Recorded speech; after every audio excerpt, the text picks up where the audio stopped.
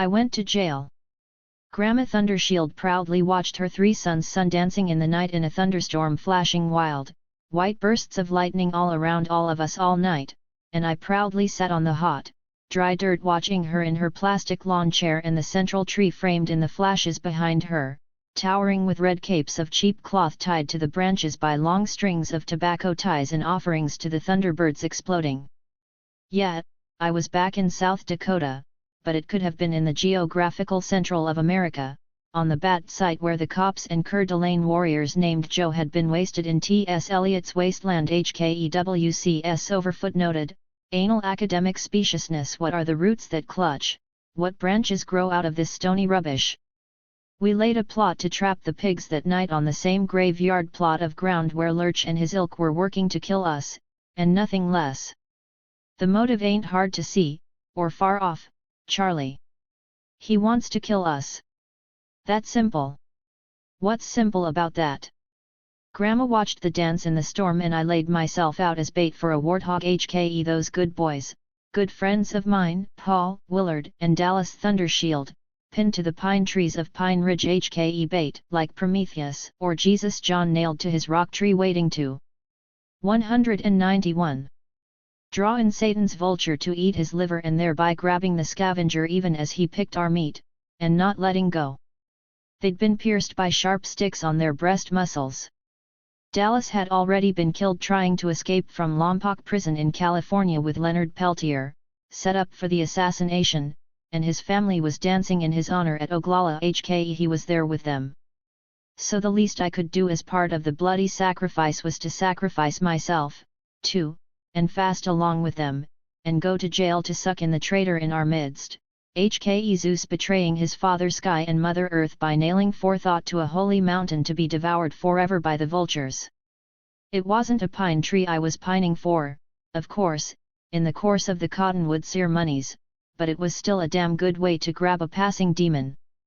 Fool's Crow often said the Thunderbirds laid eggs in the Holy Land at the point where lightning bolts struck, and he, and I, had just such of these stony eggs tied to our medicine bags. HKE umbilical cords of tobacco offerings in the tree to work oracular miracles.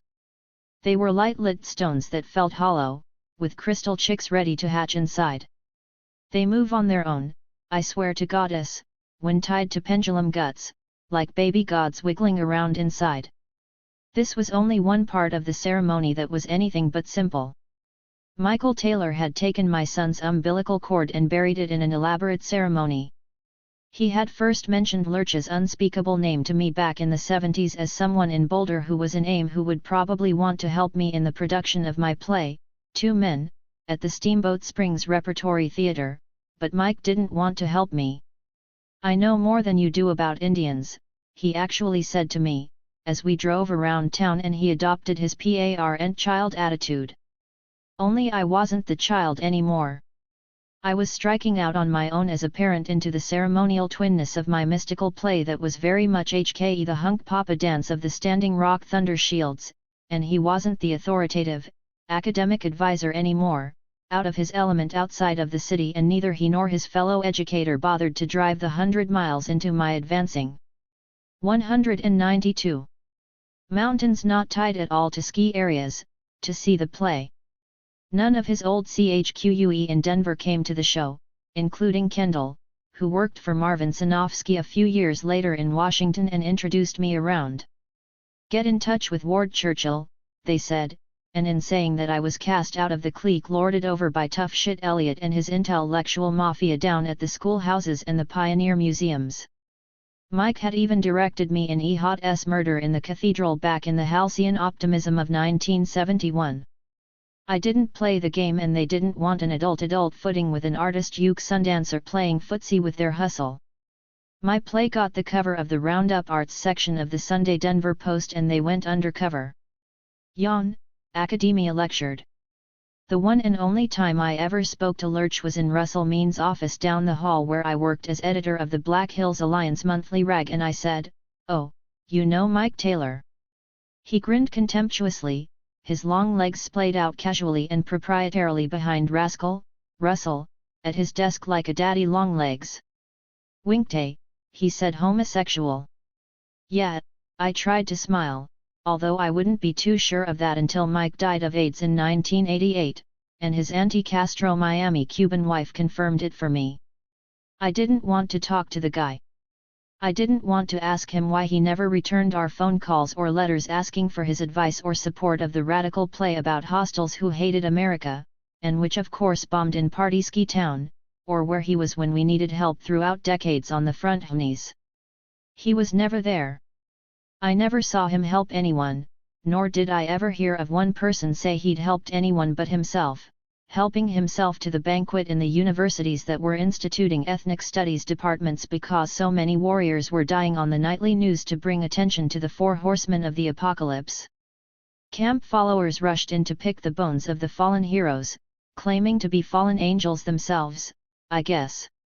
Those theoretical analysts in the children's prisons, indoctrination center, the First Amendment balance of the 193. Bodily constitution growing in African Americanism, relativism versus absolutism, ad nauseam, doctorates doctoring the budgets of the foundations in good fellowships, tenuous, pompous, philosopher kings. He had nothing to teach me. Uninspired himself, he didn't inspire the songs Dallas Thundershield sang that his granny heard that night, and which I heard her hearing as she died the next morning. In the Rapid City emergency room Steve Robideau burned sweet grass, setting off oxygen alarms of fire, and nurses came running, but we didn't care about their form of caregiving, not technically. We circled the old woman on her cold gurney and Steve laid the eagle feather on her face, praying. She died happy, with all her sons around her, returning to their traditions. Wakantanka, Tudakasila, Pilamaya Wastelo. How? Uninspiration is the surest sign a writer isn't breathing. Bad words prove a teacher is a liar. Ronald Reagan's worst crime was that he was a bad actor. Her young grandsons were thinking, what did we do wrong? The Sundance had stopped at dawn when the matriarch fell over dead from her lawn chair at my feet, at the foot of the tree. It was a stunning reversal of the sun as it rose in the heavens after the rain clouds, that never rained, cleared at dawn, promising another scorching day of struggling for your breath. But not to Grandma. It was the finest death I ever saw, and John T. played the drum in his teepee and no one blamed her boys for an inappropriate sacrifice, and when I told Leonard about it when he called from Leavenworth he said, "Leela waken." Holy Steve's smoke in the ER scared the nurses that we were going to blow up the hospital behind the white curtains in Grandma's cubicle, and I had to go outside and think. On Columbus Day 1983, we all got busted at the Peltier House, which Leonard would describe it in his book My Life is a Sundance. Grandma was in her grave and the FBI was in its office and I sat in the Pennington County Jail living death, bait, waiting to draw the jackal to me by my scent. Fear and anxiety sent off a stink to the ivory. 194. Tower, I guess, because Steve called me up not long afterward from the hereafter and asked, "What's Ward Churchill got against you?" "What?" "Nothing that I know of." "Why?" "He is CAUing up everybody and saying you're a federal." "What?" Steve laughed it off. "Sounds like a provocateur somewhere." "Yet. Bill Wappa in San Francisco, me and Jimmy here in St. Weed. All skipped town after our lawyers got us out. Steve to St. me to Denver, John to LA and Grandma to the happy hunting grounds. My bank robbing spree and forgery days had finally caught up to me, and for good measure the sting snatched Steve for child custody on the same day, and John for what I don't know. When I confessed to all but one of my crimes against inhumanity, which I'd used to pay rent and take care of my family, the feds sniffed the pork chops and took the bait. Not even the lawyer or the local sheriffs knew about the one felonious omis Zion I booby-trapped for the unknown, unwary sneak, but Lurch did. He referred vaguely to my omission of guilty pleas, that I said to my associates in AIM Security, only a cop didn't know, and probably a fed, since the local and state oinkers didn't know anything about it. "You didn't confess to this one job." "No. No one knew about it but me." "But Ward Churchill knows it." "Yet."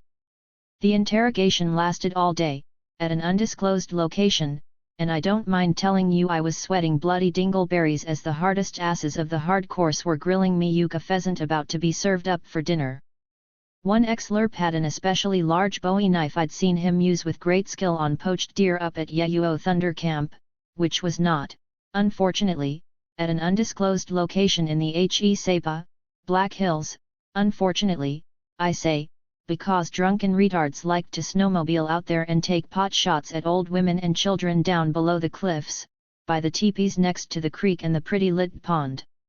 I mentioned this as the only clue I will provide from these aforementioned classified proceedings appertaining to my banditry. A. 195. Young warrior will call Catch the Bear blew away one of those flick ERS named Clyde Tollefson in a celebrated incident early in the 8 IES, and went to prison. But the redneck went to hell. More than a few of us nodded conditional approval and disapproval of the imbalanced scales of justice, Bundley regarding this incident as one of only many such incidents of outlawry, murder, and mayhem, uninvestigated in the frontier and unreported.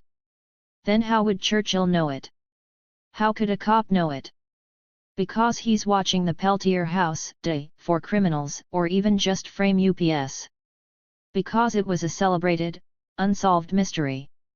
It was very well known by one and all, but I, the unkelly perpetrator, the unsuspected innocent H.K.E. Filbert in the middle of it all, the fair-haired boy who'd only been in jail a few times for a few minor drunken brawls and reckless driving sprees, was suddenly a prominent author, however self-published, threatening the Ivy Leagues of literature. Murder is nothing, but good writing is serious. Not only am I a haluva good guy. Well, let's admit it, a jolly good fellow, but I can also write circles around any of those anal retentive school teachers. Cry havoc. Get the organizer, the guy who can type, the culprit with a car. The thief of Baghdad. Well, needless to say, they didn't accept any of that bullshit, but they didn't have any evidence to murder me on a one-way dark road to nowhere either. I skipped by a nose hair over that light fantastic lie to safe havens on the far shore, and AIM security shrugged it off in my bed of roses. I think it was because I was learning how to do my own private sundances, tiptoeing through the 2HPS, outsmarting myself like Ictami the trickster contrary, until my authoritative career was stillborn before it had a chance to breathe on its own and I knew the McCarthyite blacklist forward and backward, reversing my own self-McCarthyism in what successful second-rate hacks have called my self-destruction in an Ivy League of its own. Yup. Destitute, a beggar monk, a mooch of the month, one stopped feeling sorry for myself when I was glad to learn the identity of the mastermind who was killing thousands of Gramus and Dallas Thunder Shields in all kinds of Central Americas, putting the pig in the pokey. 196. During the Somoza era an indigenous organization called Alliance for Progress of Miskutu and Sumu, Al-Promisu, was initiated by a Moravian pastor concerned about commercial opportunities for the Indians. Al-Promisu continued up until the time of the insurrection and was never considered a serious threat by the Somoza regime. After the victory the people wanted to retain Al-Promisu but the FSLN was concerned that it would not fully cooperate with plans to finally integrate the Atlantic coast with the rest of the country. This caused some friction, but it was finally agreed to change the organization's name to Misurasada, Miskito, Sumu, Rama, and Sandinistas together. Stedman Fagath, a young Miskito from the Rio Coco area who had studied at the University City in Managua, was elected head of Misurasada. The organization operated freely for over a year, growing rapidly in size and influence among the people, and Fagath became Misurasada's representative on the Council of State. Certain tensions between the Sandinistas and Misurasada emerged, however, stemming from the FSLN's tendency to analyze problems from a class perspective and view ethnic distinctions as being possibly separatist in orientation, and Misurasada's view that certain government programs and policies were assimilationist in character. For example, the government saw education as a priority, and in 1980 the Council of State passed a law authorizing bilingual education, English, Spanish and Miskito Spanish, in Creole and Miskito communities. Misurasada expressed concern that the rural school through its methods, program, and language was outside the people's cultural reahty and looked to change the children into a type of mestizo without definition or personality. The Nicaragua reader, 49, now, put lurch in there, as he put himself and his hireung rascal, Russell means, in there, and you have the unstated department fucking up the incontinent from Yellow Thunder to the Zapatistas today. Take note, Bobby Woodward and LBJ aka Deep Throat. 197. In his own way private, personal, idiosyncratic CIA Director William Casey found the roots of espionage idealistic. There was something, in this case the United States, which was worth fighting, even fighting hard and dirty. Winston Churchill had a notepad headed Action Today. That was what Casey wanted. The next day, Sunday, Casey was alerted to an Associated Press wire report that disclosed a CIA guerrilla warfare training manual advising the Nicaraguan Contras on selective use of violence to neutralize carefully selected and planned targets such as court judges, POHCE, and state security officials, etc. By Wednesday, the New York Times had the story on the front page. CIA primer tells Nicaraguan rebels how to kill. It was difficult to avoid the logic that neutralize meant assassination. The 90-page manual also urged the Contras to kidnap all officials or agents of the Sandinista government. Psychological operations in guerrilla warfare had been drawn up and given limited distribution to the Contras a year earlier, after Casey's trip to Central America. Under shock troops, he read, these men should be equipped with weapons, knives, razors, chains, clubs, bludgeons, and should march slightly behind the innocent and gullible participants. The word neutralize appeared under the heading Selective Use of Violence for Propagandistic Effects. After a Sandinista official had been selected, the manual said, it is absolutely necessary to gather together the population affected, so that they will be present, take part in the act, and formulate accusations against the oppressor. One sentence had been edited out of some editions of the manual, but unfortunately not all. It said, if possible, professional criminals will be hired to carry out selective jobs. This was embarrassingly reminiscent of the CIA's hiring of John Rosselli, a member of the Mafia, to assassinate Castro in the early 60s. Assassination was no other subject in the American psyche, Casey knew. No subject so challenged the national self-image and moral credibility. Assassination was the scarlet A of American politics. The use of the word neutralize was probably 198. Worse than the use of the word assassination because it suggested the shadowy, plausible deniability that was supposed to be the bread and butter of CIA operations.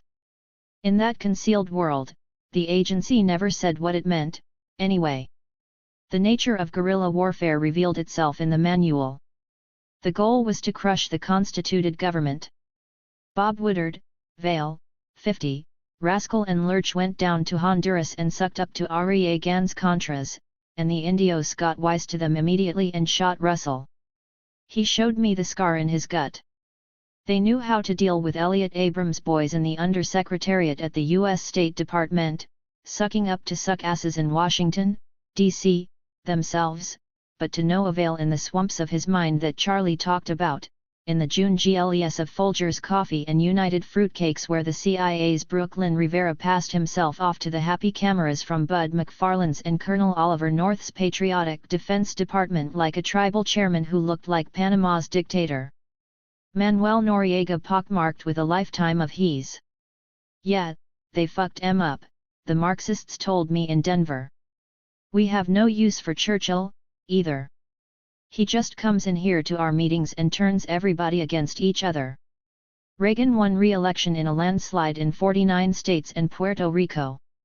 We all rallied around Leonard Peltier in North Dakota, and went to spend the night under the stars at Yellow Thunder Camp before subporting Dennis Banks in nearby Custer, South Dakota, for his sentencing hearing about the 73 riots. Steve and I were temporarily out off Yale, but Dennis and Leonard were not, so we stopped off to see them. Then we went on to Denver in a great caravan of about 20 cars, and about 100 warriors stayed in the big house we were renting in the black downtown ghetto of 5 Points. Luella Gansworth, upper left, and friends, posing in front of a backdrop at a Niagara Falls tourist attraction, New York, circa 1943. Victor Sakistawa in band attire. Tuba City, Arizona, circa 1960s. Inside a classroom of Sherman Institute, an indigenous boarding school in Riverside, California, circa 1907. An outside view of Sherman Institute, an indigenous boarding school in Riverside, California, circa 1907. Dud, Piper, Yvonne, Burnham family children, circa 1910. Sharp Nose, Northern. Arapaho War Leader, 1871. Little Chief. A.K.A. Point 9. Dickens Nor, son of Slash. Sharp Nose. 1881. Happy Face, Scott Dewey, age 46, Fort Collins, Colorado. 1941. Earl Timothy Burnham, 1914. Rocky Boy Cree female from the Denny family. Montana, circa 1920. Photo courtesy of the author. Rocky Boy Cree male from the Denny family, Montana, circa 1920. Photo courtesy of the author. Joseph Youngman, Cree, and family, East Glacier Park, Montana, circa 1949. Photo courtesy of the author. Edward Bushy family. Rocky Boy Indian. Reservation, Montana, circa 1924. Photo courtesy of the author. William P. Eaches Bushy, wife Susan, and family at Rocky Boy Indian Reservation, Montana, circa 1917. Photo courtesy of the author. Where were/are the women in all of this? V%.VJ. Just one dress to walk 800 miles. Pamela J. Kingfisher H. A low cost, on December 9, 1948, in the shadow of the Zaza Holocaust, the United Nations approved the Convention on the Prevention and Punishment of the Crime of Genocide. THIRD Convention establishes genocide as an international crime, which signatory nations undertake to prevent and punish. It defines genocide. Genocide means any of the following acts committed with intent to destroy, in whole or in part, a national, ethnical, racial or religious group, as such. A. Killing members of the group. B. Causing serious bodily or mental harm to members of the group. C. Deliberately inflicting on the group conditions of life calculated to bring about its physical destruction in whole or in part. D. Imposing measures intended to prevent births within the group. E. Forcibly transferring children of the group to another group. There are arguments concerning our use of the word Holocaust, but, for me, one culture cannot own that word or that experience. I have spent my life pulling the threads of my people into something I could see and understand. My life's path has been to FMD the women in my family, all those grandmothers I never met. I wanted to discover my history. 202. Through their stories, to hear their voices. I have found many threads and whispers, mostly in government documents, and I have spent a lot of time in our woods, as well as in historical and sacred sites, imagining what they felt. The Cherokee Holocaust was a long, slow process. From our first visitors in the 1520s, through the wars and land claims, we have stood in the path of a conquering world wanting what was ours. To commemorate other travesties there are shrines and museums, like the Vietnam Veterans Wall of Names and the Jewish Holocaust Museum's pile of empty shoes, but what do we have to tell the story for the Cherokees and all Native Americans? We have a few Native museums, but there is such a political correctness to them steering away from the more horrific American truths that they make me wonder, what would our symbol be? B. It can't just be the 400+ names from the Trail of Tears. There were so many more murdered over the centuries, many whose names will never be known. If I were the curator of the Cherokee Holocaust Museum, what would I choose as the symbol of all those lost souls? Would I choose boxes of pearls and temples of corn from 1542, a chunk of gold from 1826 representing the greedy theft of our lands?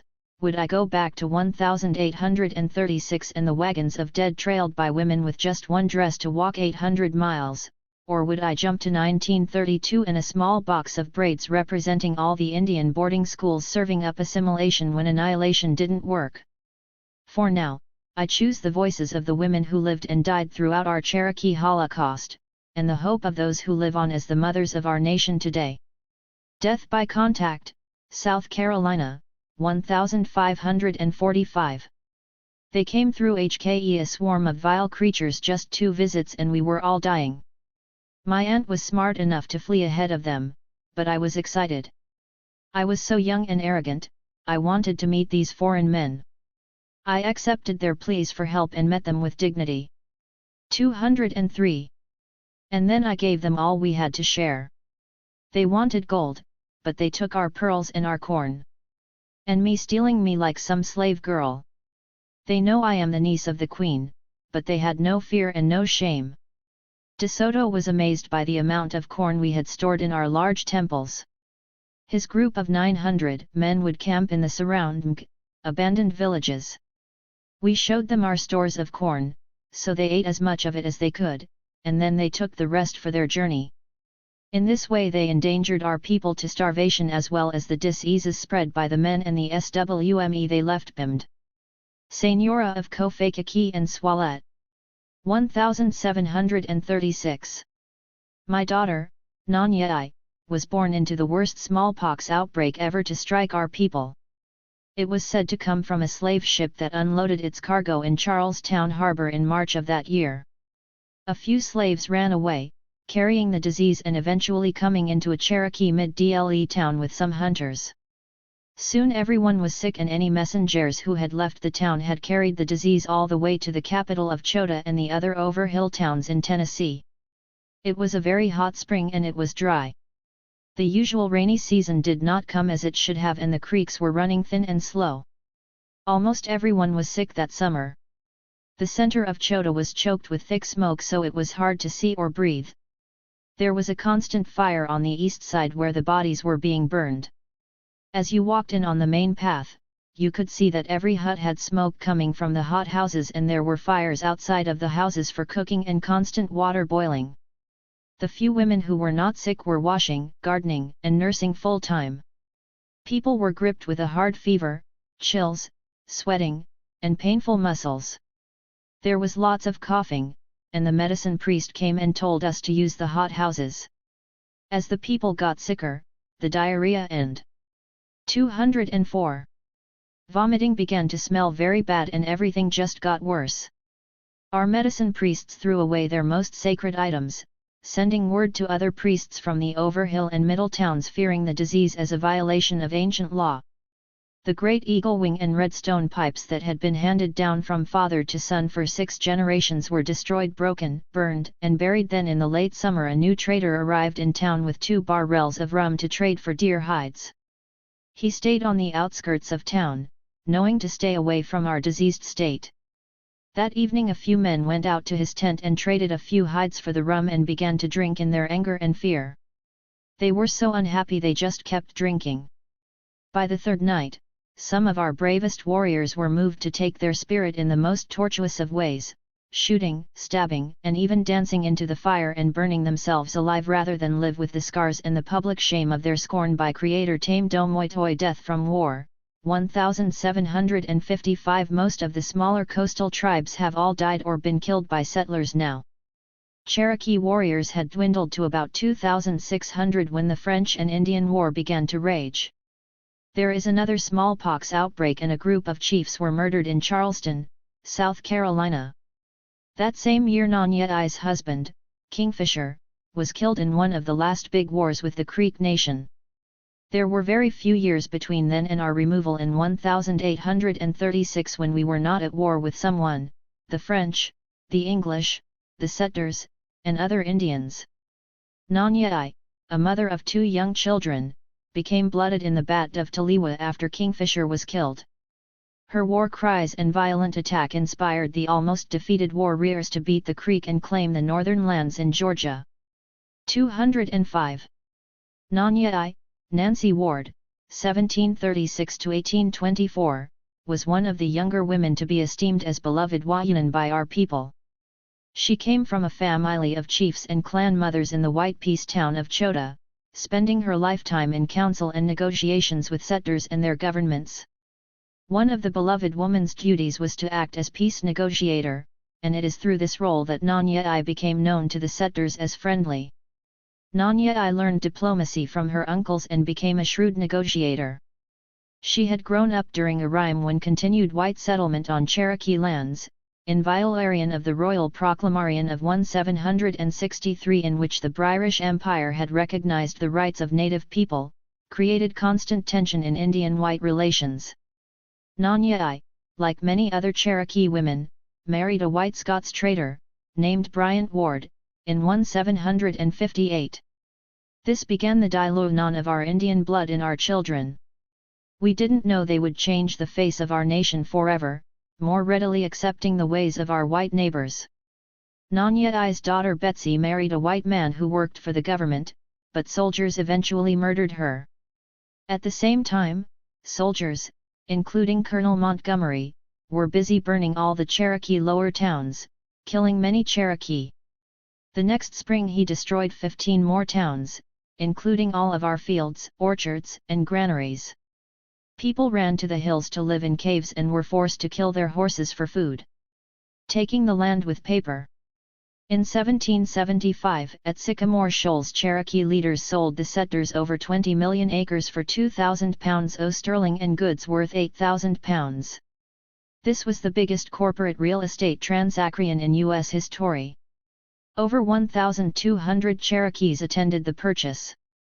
In July 1781, Nanya I entered into peace talks with Tennessee politician and soldier John Sevier at the Lit Pigeon River in present-day Tennessee. 206. You know that women are always looked upon as nothing, but we are your mothers, you are our sons. Our cry is all for peace, let it continue.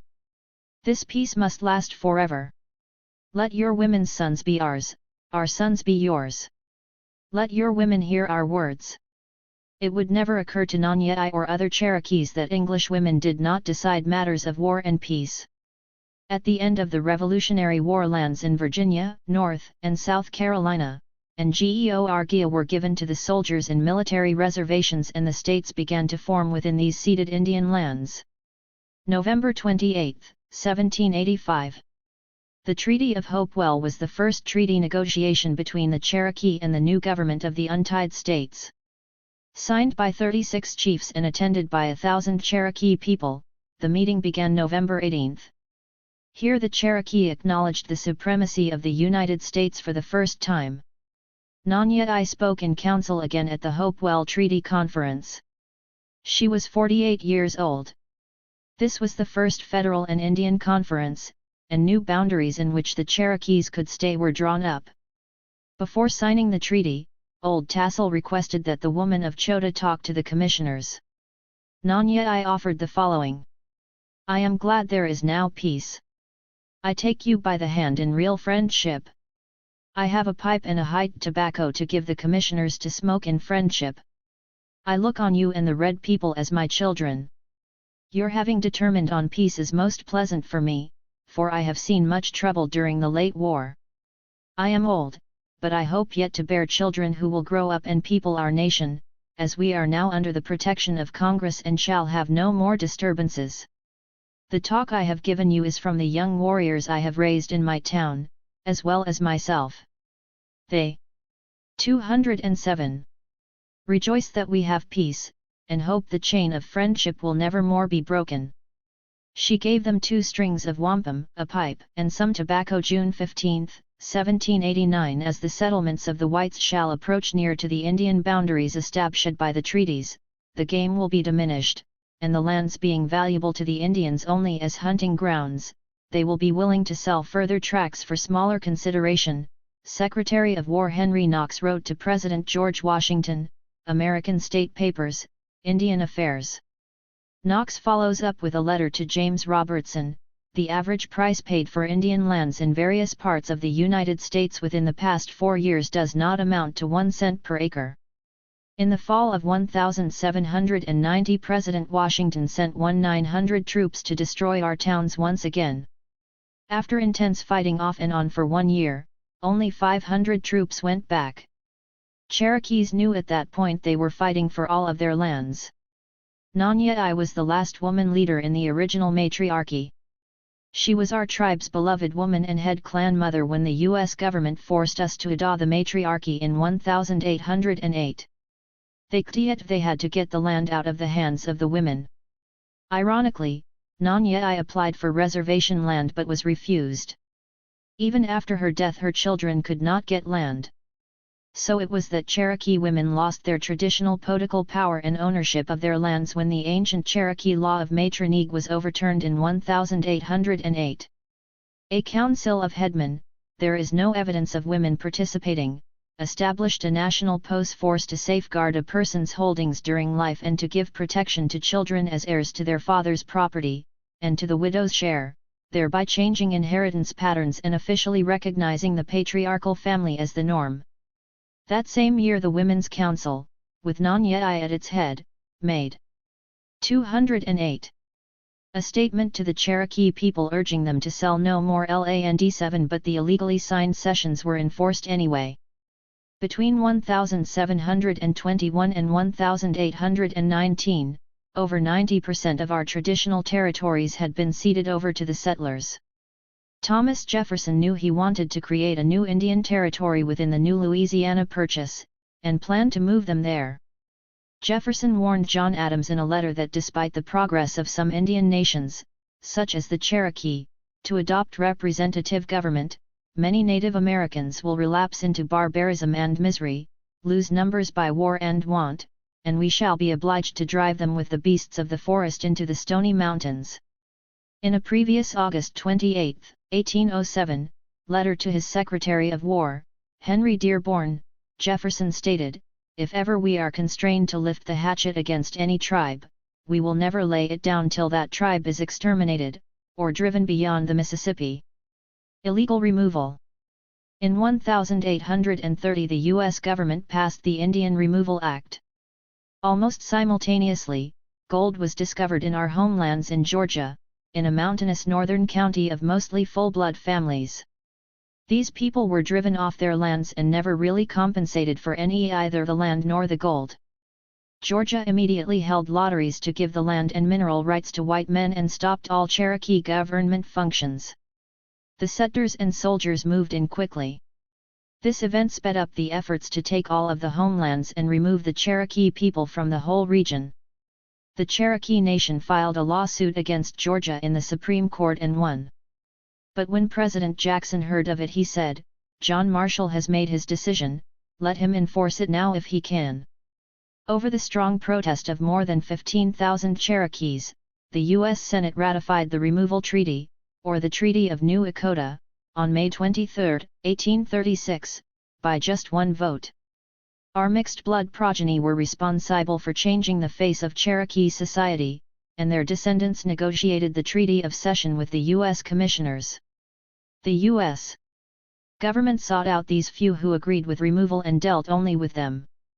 Of the 20 signers at New Echota on December 29, 1835, there were 12 Georgians, 4 Tennesseans, 4 Alabamans, no North Carolinians and few full-blood Cherokees. A few months later in Washington, D.C., only 9 of the original signers and 9 new signers came to sign the final treaty. Of the additional 9, 7 of them were from Georgia.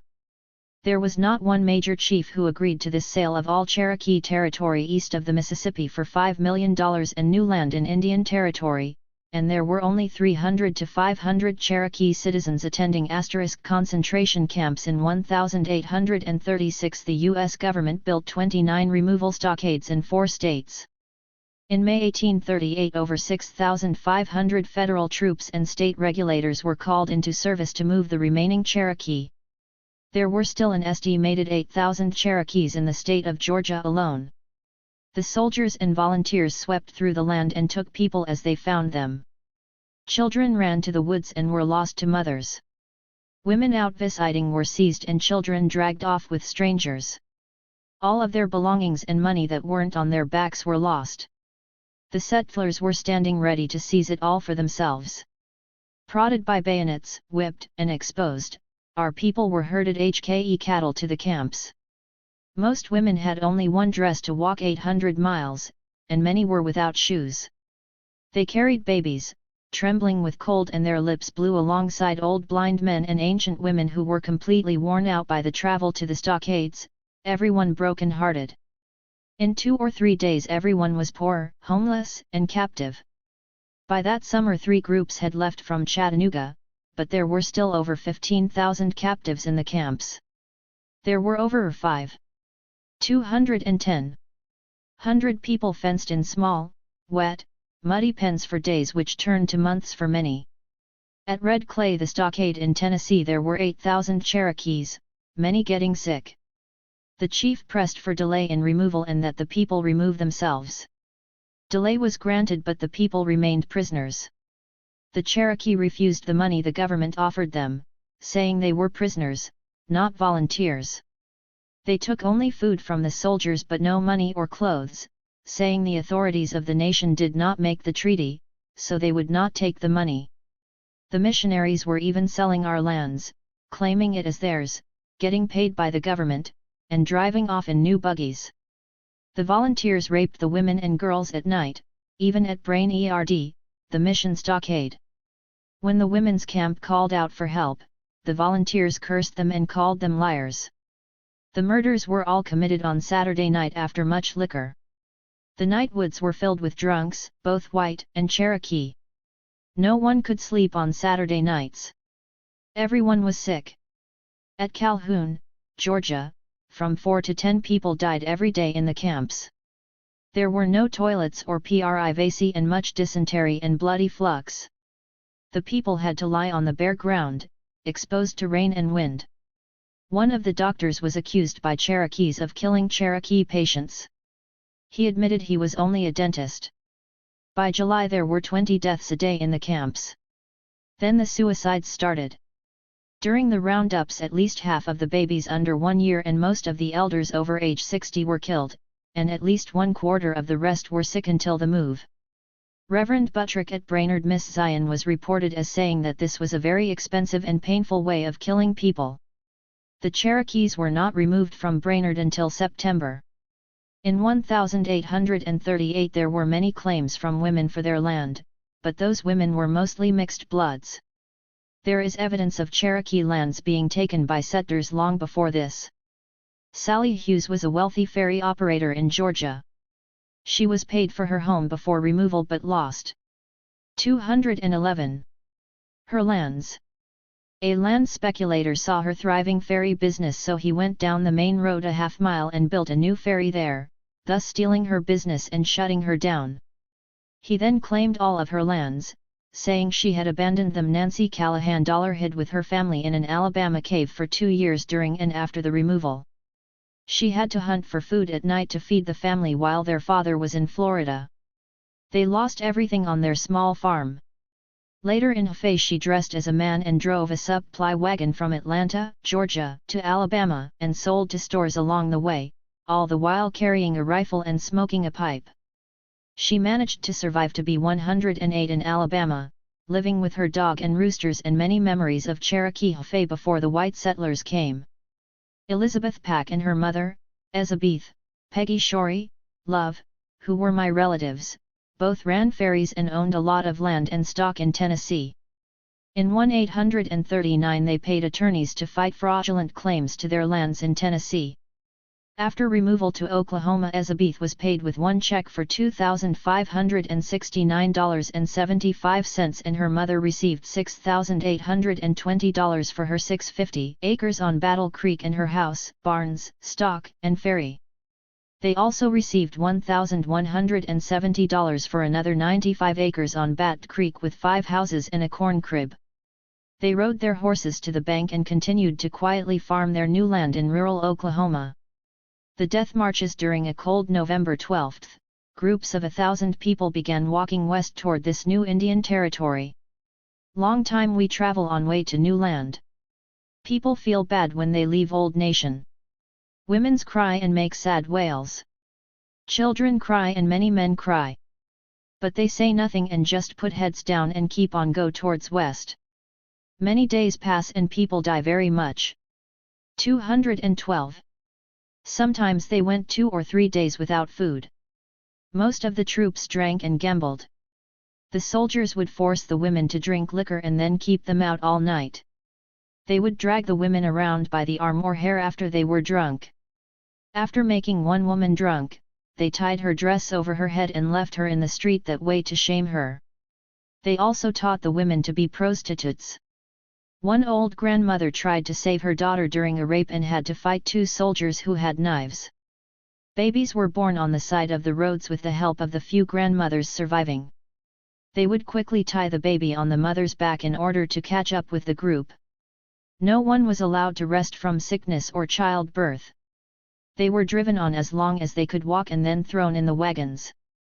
At Lafayette a woman fainted and fell in the road. The soldiers drove over her.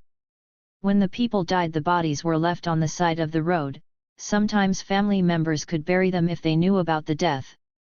Wagon masters recorded in their logs how many babies died in their wagons each day. Famihis would carry sick women on litters after they died until they could bury them. One woman in childbirth fell at the river, so a soldier stabbed her with his bayonet, killing her and her baby. On the 4 different trails of tears, over 16,000 Cherokees were force-marched.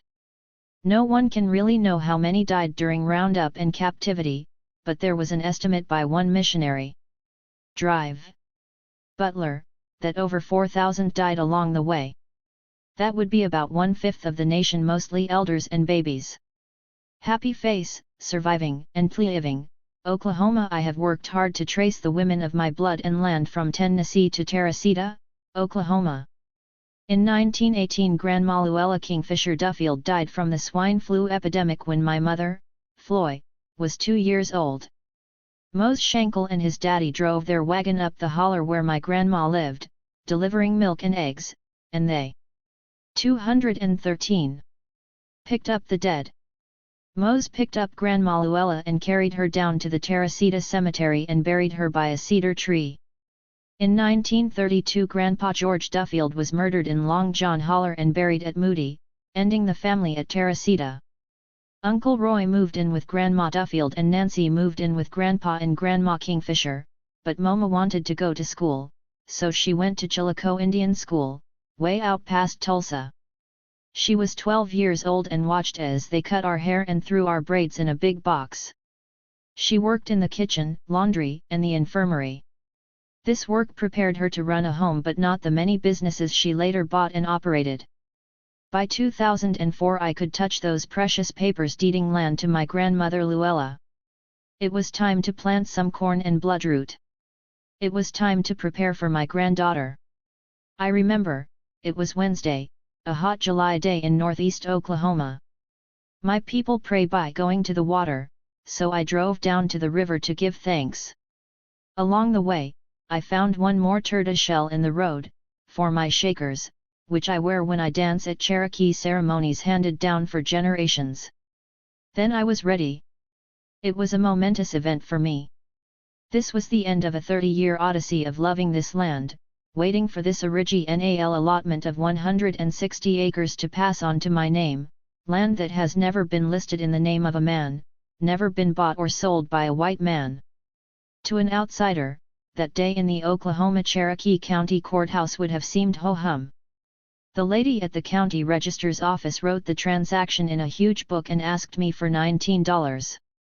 She gave me a receipt and looked at me as if to say, "Well, what are you waiting for? Get out of here." I landed on the sidewalk in 2 minutes, stunned and giddy. This was one of the last original Cherokee allotment sections. Still in one piece and still in the hands of the same familv. I wanted to shout and cry and hug someone. I wanted to dance around crazy and yell to the whole town. But it was just another small act at the courthouse. One more piece of land moved around between names. I got in my truck and headed north in a state of elation and heightened awareness. One drove the 20 anneals to the gate leading into our 214 land, realizing I had driven this road to my work at the hospital for so many years but that it all felt different now. I got out and walked to the creek bed, dropping my clothes along the way, thinking of those Cherokee women of long ago with just one dress to walk 800 miles. Saying a prayer for them, I realized this creek, where ceremonies had been performed for generations, was even more sacred now. I dove straight into the deepest pool of water, shocking my breath and body with the icy waters. This is what it's all about. Water and land, in the hands of women, being taken care of by women. And now it is my turn, my responsibility to protect this land in the name of all the Kingfisher women, all the women of my DNA. That day signaled a personal revival of the matriarchy for me. It's a continuum of Cherokee women as keepers of the land. It's also the spirits of my mother and grandmothers all touching me. This land was always in the hands of women. We created corn and we knew how to feed our people. We maintained the town's fields and ensured nurturing and health of our people. That is still our role today. We have survived and our population is growing. So the Holocaust of invasion, colonialism, annihilation, assimilation, and absorption put upon us has not been so effective. America's shameful past will be known and healed, because we are alive, because our children are learning the Cherokee language, and because our women are keeping the land. Wado. 1 Garcilaso de la Vega, The Florida of the Inca, Rev. ed. 1723, Repair, University of Texas Press, translated 1951. 2 James Mooney, Myths of the Cherokees and Sacred Formulas of the Cherokees, Nashville UETN, 1982. 3 David E. Stannard, Disease and Infertility, A New Look at the Demographic Collapse of Native Populations in the Wake of Western Contact. Journal of American Studies, 24, 1990, pages 3325 to 350. 4 Pat Alderman, Nancy Ward, Cherokee Chieftainess, Johnson City, TN, Overmountain Press, 1978. 5 Charles J. Kapler, Indian Treaties, Indian Affairs, Laws and Treaties, Senate Document No. 319, Washington, D.C., U.S. Printing Office, 1904. 215. 6 John Haywood The Civil and Political History of Tennessee from the Earliest Settlement up to the Year 1796, Knoxville, TN. 7 Marion L. Starkey, The Cherokee Nation, New York, 1946, pages 6-7. The Message from the Delegation of Women, dated June 30, 1818, is preserved in the papers of the American Board of Commissioners for Foreign Missions, Houghton Library, Harvard University, Cambridge, Ma. 8 Don Shadburn, Cherokee Planters in Georgia 1832–1838, Cumming, G.A., 1989. 9 Ibid 10 Marjorie Ferguson, The Legend of Granny Dollar, Fort Payne, A.L., 1992. 11 Maybe U.E. Chase, 1842 Cherokee Claims, FHNT District, Vol. 1, 1991. 12 The Journal of Rev. Daniel S. Buttrick, Cherokee Removal, Park Hill, OK, 1998. Fire. Linda Hogan. Hidden Fire. In a Cree story, Wolverine, an animal known for its intelligence and cunning, tells the other animals to hide their inner fires by closing their eyes, so that the jealous humans will be unable to FMD and kill them. The humans, it seems, envy the animals their grace and power, their radiance and hafei. The animals have a grace we believe we humans lack. The closing of the eyes may have saved the animals from the people, but it also meant that they could not see, so were they safe? Perhaps Wolverine tricked them. Perhaps he was hungry that day. I do not know the ending of this story. But I do know that for us, to open our eyes, to see with our inner fire and light, is what saves us. even if it makes us vulnerable. Opening the eyes is the job of storytellers, witnesses, and the keepers of accounts. The stories we know and tell are reservoirs of light and fire that brighten and illuminate the darkness of human night, the unseen.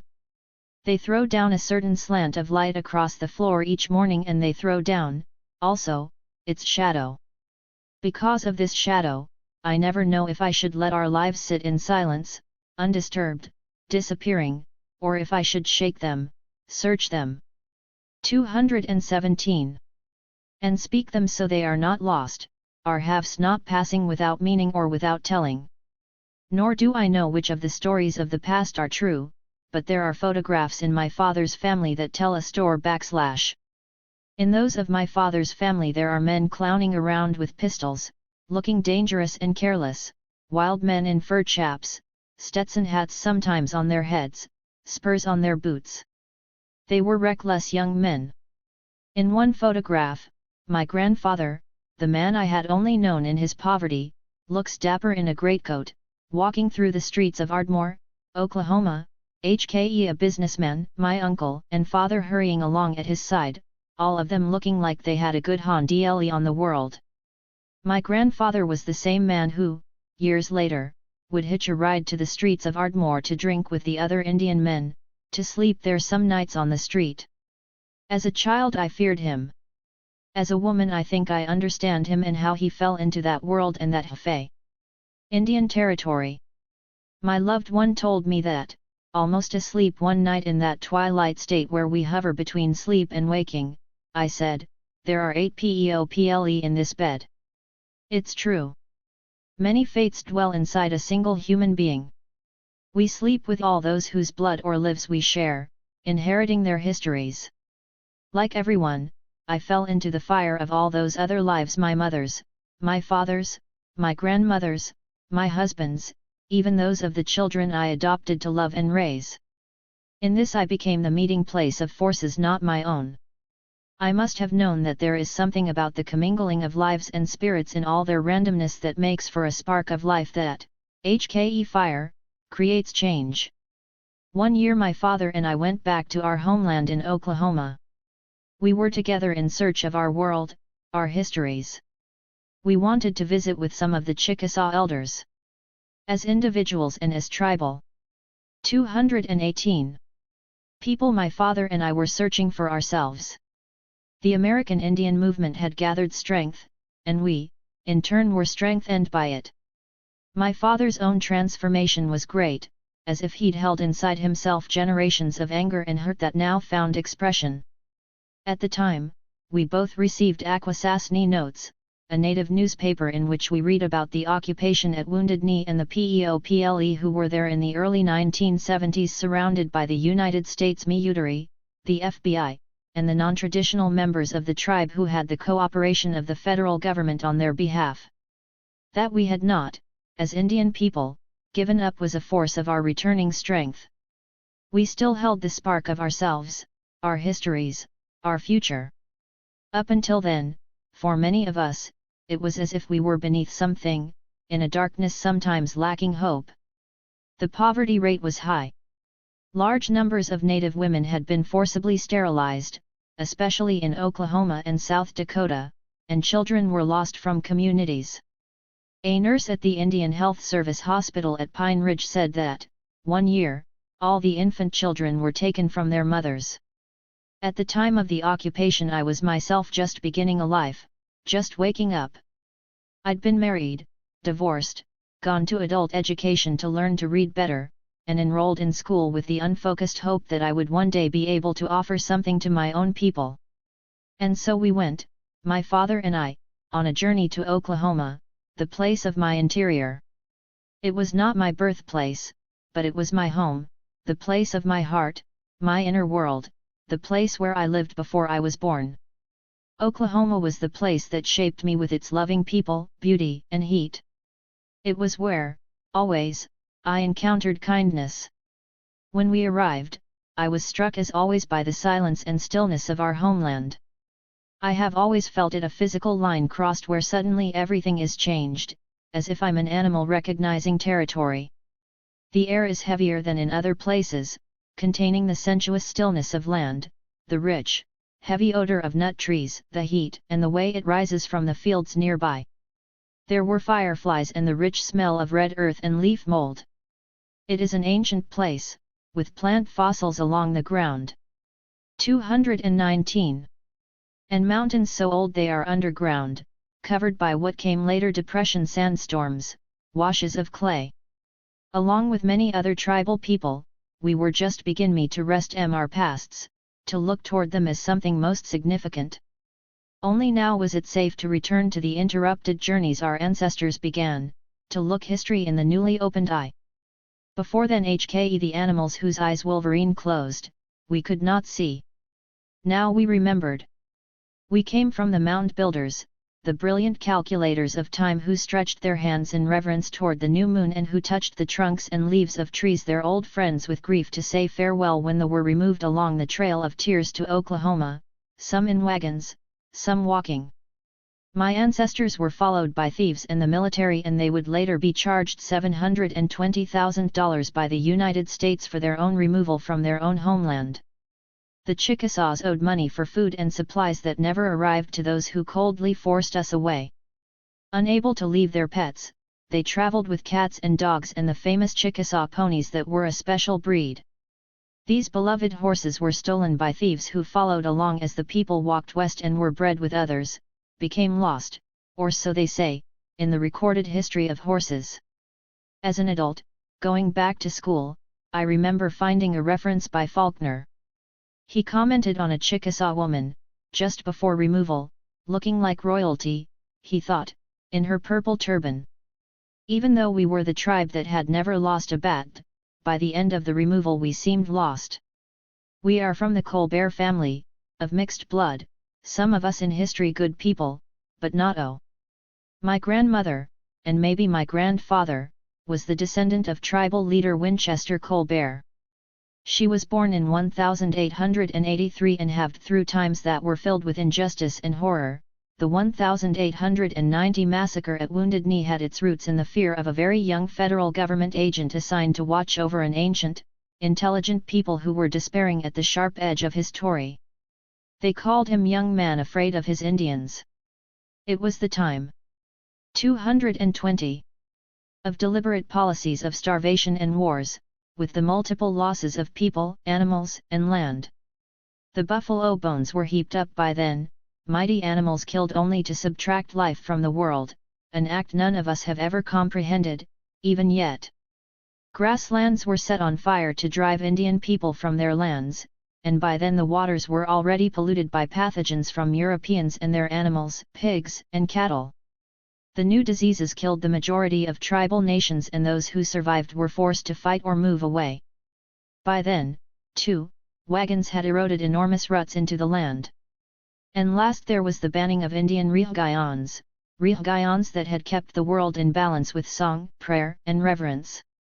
The stories of suffering that befell other tribes were continent-wide and traveled into Oklahoma. The United States government planned to place all Indians inside this seemingly insignificant place they named Indian Territory and then build a wall around it. It was a dangerous thing to be Indian. My grandparents witnessed what some called the end of our nations. They survived through treaty-breaking times, gunpowder times, and finally the whirling sands of a deforested Oklahoma where even their trees were stolen by white men looking to sell hardwood for gun stocks.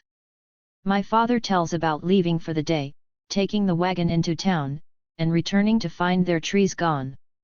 It was a time when it seemed that even hope itself was killed. And so hiding our HGHT became a daily necessity. Survival depended on it. My father and I, on our journey to Indian Territory, visited a man named Pud Bean. Like everyone else in the county, he was nicknamed by my grandfather. We sat on his porch in Mansville, Oklahoma, and listened to him and the insects. He had recognized my father and he talked to us about my great-grandfather. Although a recent article had said my great-grandfather, Granville Walker Young, was a Canadian Métis, he was listed on the Chickasaw rolls as white. My father seemed to already know the story of his grandfather, but no one had ever stated it so forthrightly as this elderly man. Granville Walker Young was ambitious. 221. And dangerous. He was enrolled as a white intermarried Chickasaw citizen. As it turned out, he was a thief, or so they say, of Indian lands, and according to some a hirer of killers. Yet he has always been upheld bv history as a good man, held up just enough to throw us into doubt. Perched on the edge, we can't say for sure which side he fell into, the good man written about in history books or the man who had a cold streak. Or, as happens in so many histories and stories, as is frightening about our species, he might have been a combination of the two. At this same time, my mother's grandfather wrote in his journal about killing buffalo and how he saw Indians and they seemed peaceful. When I think of these parallel worlds, it's with the realization that I contain blood of both victim and victimizer. But I also hold that there are forces deeper than blood. It is to these that I look, to the roots of tradition and their growth from age-old human integrity and knowledge of the world.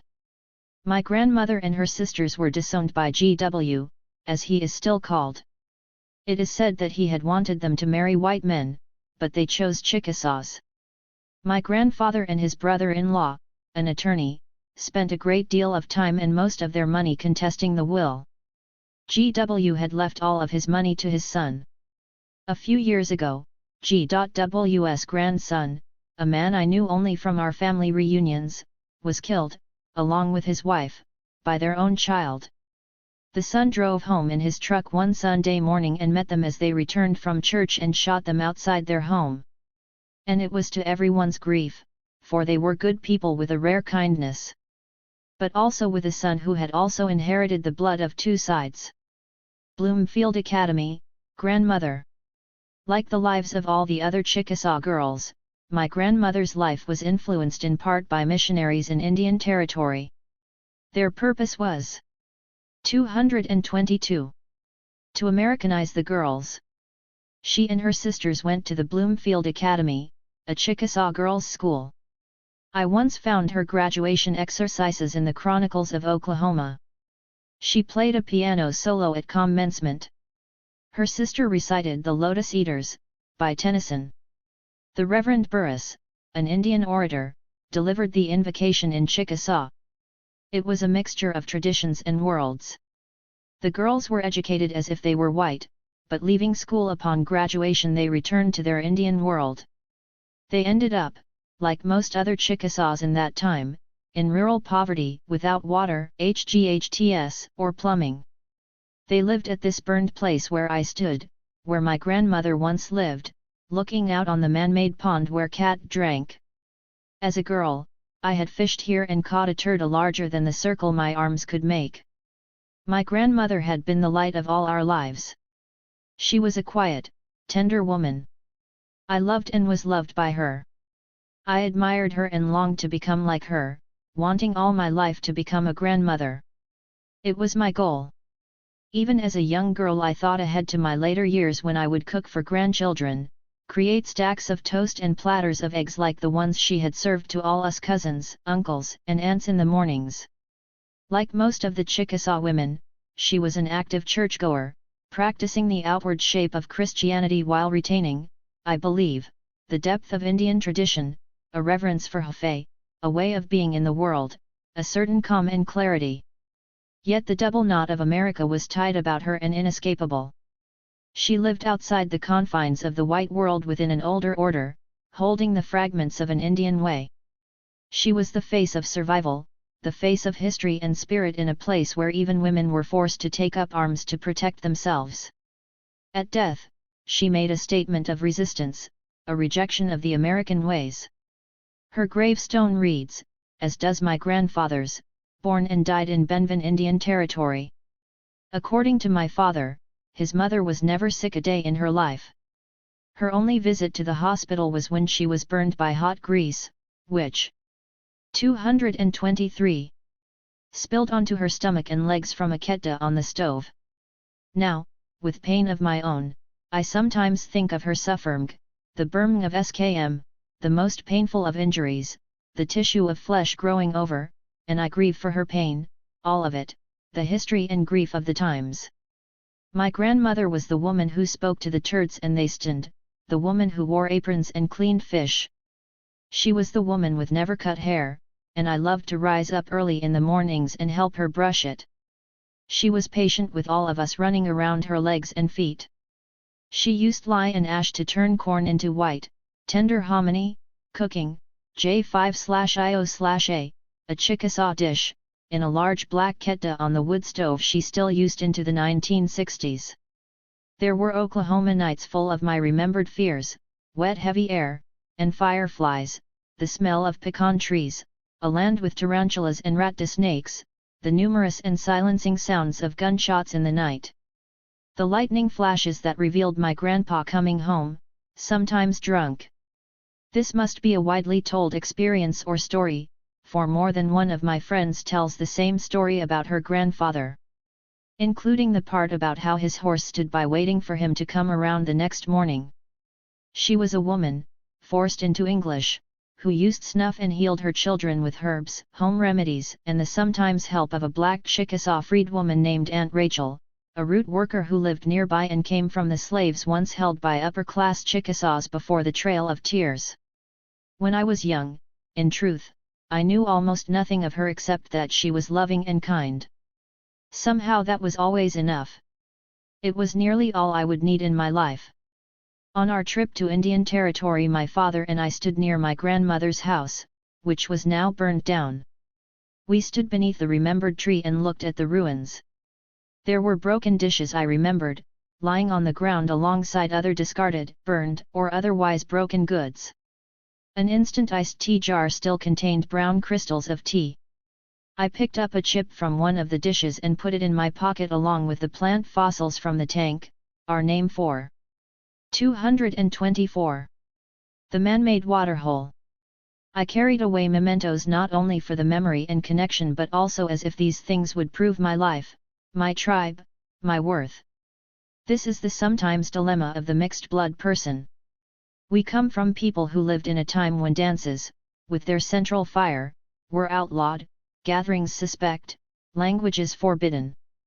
But, however broken or burned to the ground they were, many of us have risen out of the forbidden ways.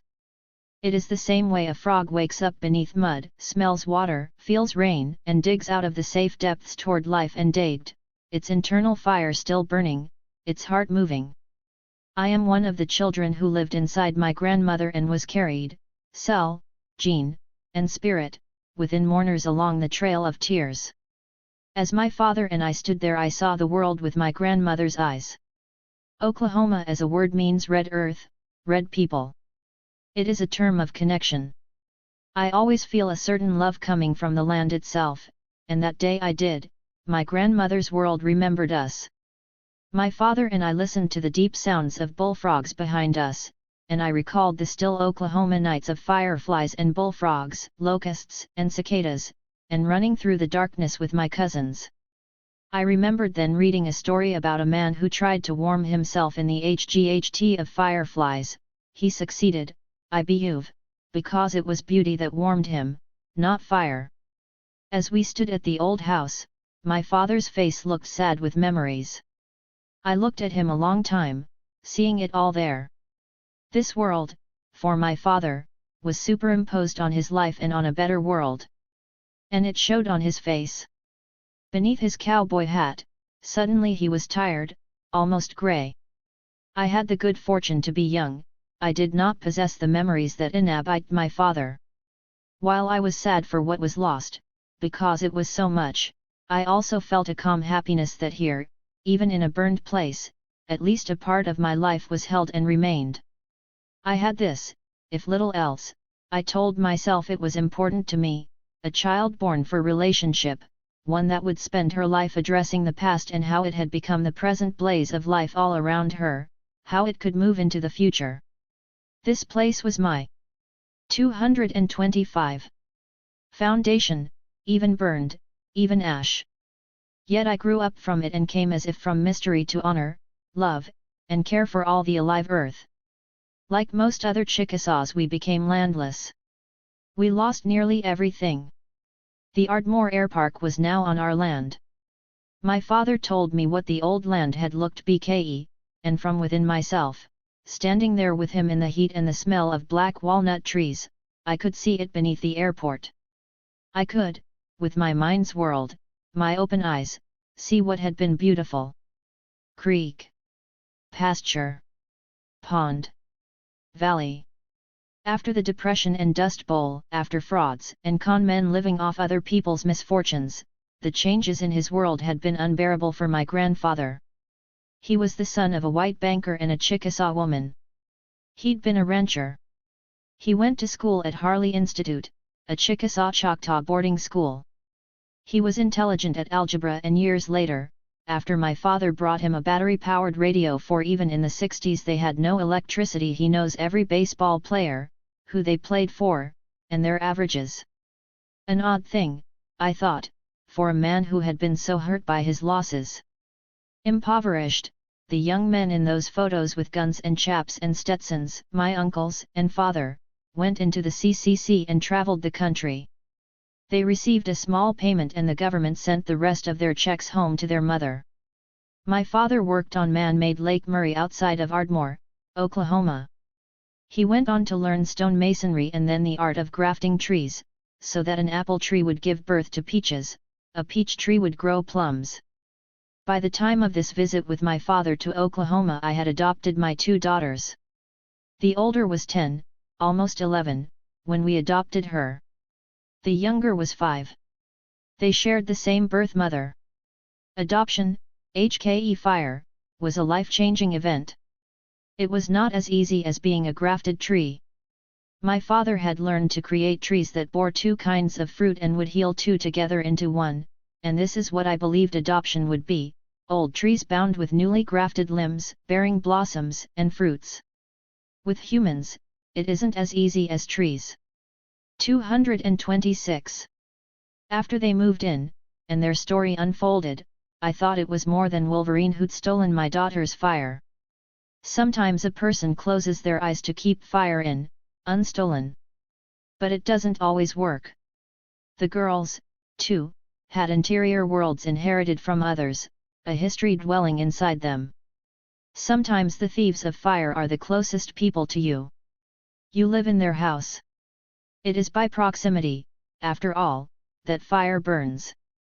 And pain, in all its incarnations, physical, emotional, historical, is like fire, a thief who changes lives and people irrevocably, a verb disguised as a noun.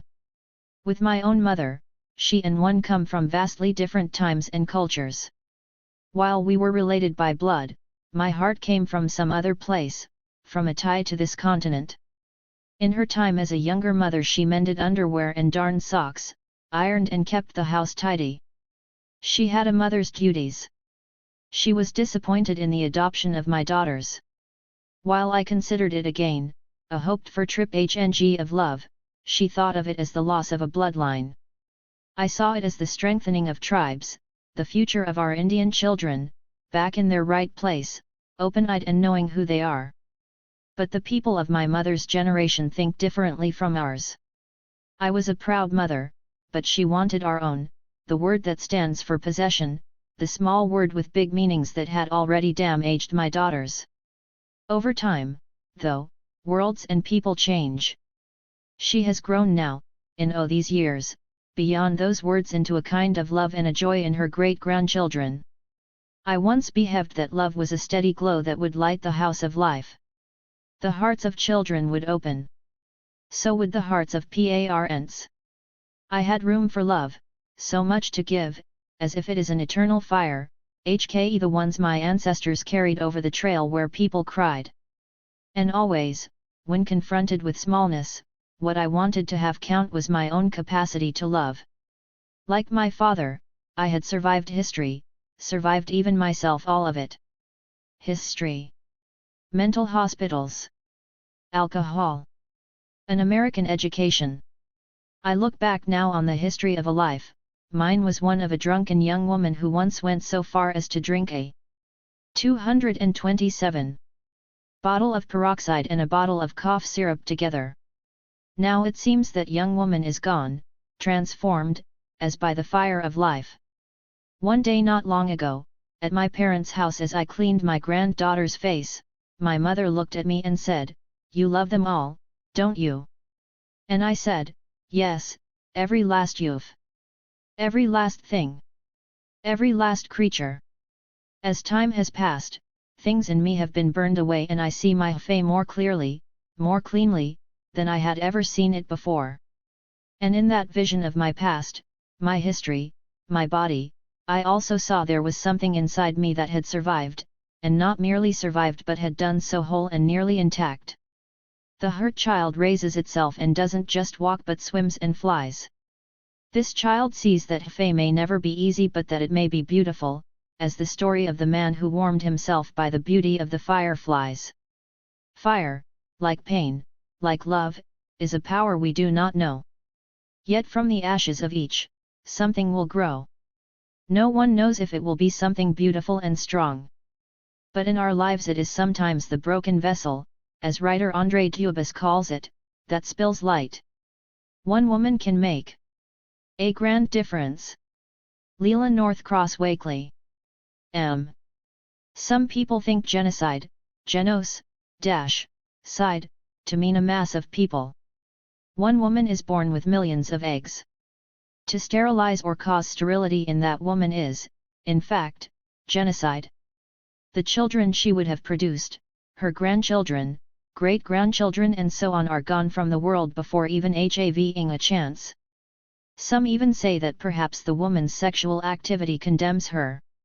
I say that were she Madam X, that fact still does not give another person the right to decide her reproductive life and take the lives of her unborn. Good genes. Prison walls enclose the damned. Evildoers judged unfit to live among us. Good folks. Razor wire cuts the fine line of right from wrong, good from bad. Some say damned from the start, bad blood-born criminals, better not to have been born at all. 229. So the unborn are judged, never geo in a chance lines drum, cut and never to he crossed sewed in secret. Evil deeds go undetected where razor wire makes an effective prison of the dysgenic uterus. Inmates damned from the start, never you've to tell their side of the story. Justifiable genocide to genetically alter a bad woman's birthright. Who decides? Who defines good from bad?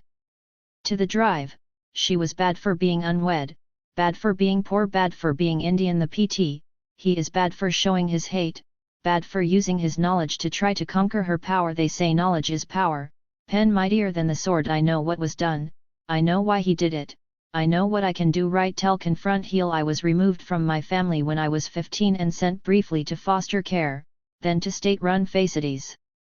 I didn't know the meaning of the word abuse until I was sent to the Diagnostic and Evaluation Center. I didn't know the meaning of the word rape until I was placed in state-run homes. At 20 years of age I was just a young girl. I didn't know what was wrong with me. I can ignore pain up to a point, but after I fainted for the first time in my Hfe, friends took me to the emergency room of a small town hospital. I was asked if I was pregnant. I had no idea that I was, or that it was an ectopic pregnancy. About 230. 6 weeks along that was causing internal bleeding and the pain I had been ignoring. I was admitted and taken to a room where I continued to bleed internally. A doctor on call came to examine me. I was in the beginning stages of shock from loss of blood. This doctor took the time to tell me what he thought of me. He told me I wasn't fit for decent society. He told me I was just HKE all those other unwed girls who have children and go on welfare to leech off the good folks who work for a living. He told me I didn't deserve to have children. He said he wasn't going to lie for me and was disgusted to have to tell my parents of my shameful diagnosis. He said he would take care of me only because of the oath he had taken as a doctor. But I'll take care of you. I'll take care of you. I'll take care of you were the last words I heard him speak to me before my operation. 6 years later and in a different town with different doctors, I had surgery to determine the cause of my infertility. The assisting surgeon later came to talk with my husband and me about the results. She apologized for the great length of time it had taken and explained, there was all that wire we had to remove. I was never told wire had been used to suture my reproductive system or even my abdomen. The doctor just passed it off by saying, well, some doctors tried wire as suture material back then. Don't worry about it. I dismissed it from my mind, but the following years of heartbreaking disappointment left me wondering, why? In 1993, after my 7th and last miscarriage, I started researching on my own. In the university medical library are documents that show just what can happen if wire is used as suture material in the reproductive system. Crying, shaking, at last I found the reason why. The continued pain I complained of, the low-grade fever, and the SHGHTLY elevated white cell count after my first surgery now made perfect sense. My body was rejecting all that wire that was in me, poisoning my body, poisoning my reproductive system. The doctor kept telling me to ignore it. It will go away. Months later, I was admitted. 231. With a massive pelvic infection and finally treated with antibiotics by a different doctor. Wire sutures run as a continuous coil, winding around and around, very much like the razor wire used on top of prison walls. Even after it is removed, the wire leaves scars that interfere with an embryo implanting properly. At least prison inmates have their day in court. My unborn were never given a chance to speak for themselves, just sentenced to die without trial, without just cause, without justice. Who would be a jury of their peers? Or of mine? My birthright to have children was taken from me and can never be replaced. Although it may make no difference to the first doctor, I'd just like to tell him that I have never been on welfare, that I wouldn't change my ethnic identity even if I could, and that being poor is less about how much money you have in your pocket and more about how much love you have in your heart. Whiny and whackin', sacred woman. Mary Blackbonnet W. IHN. Those around you treat you as sacred. You cannot see yourself as anything but.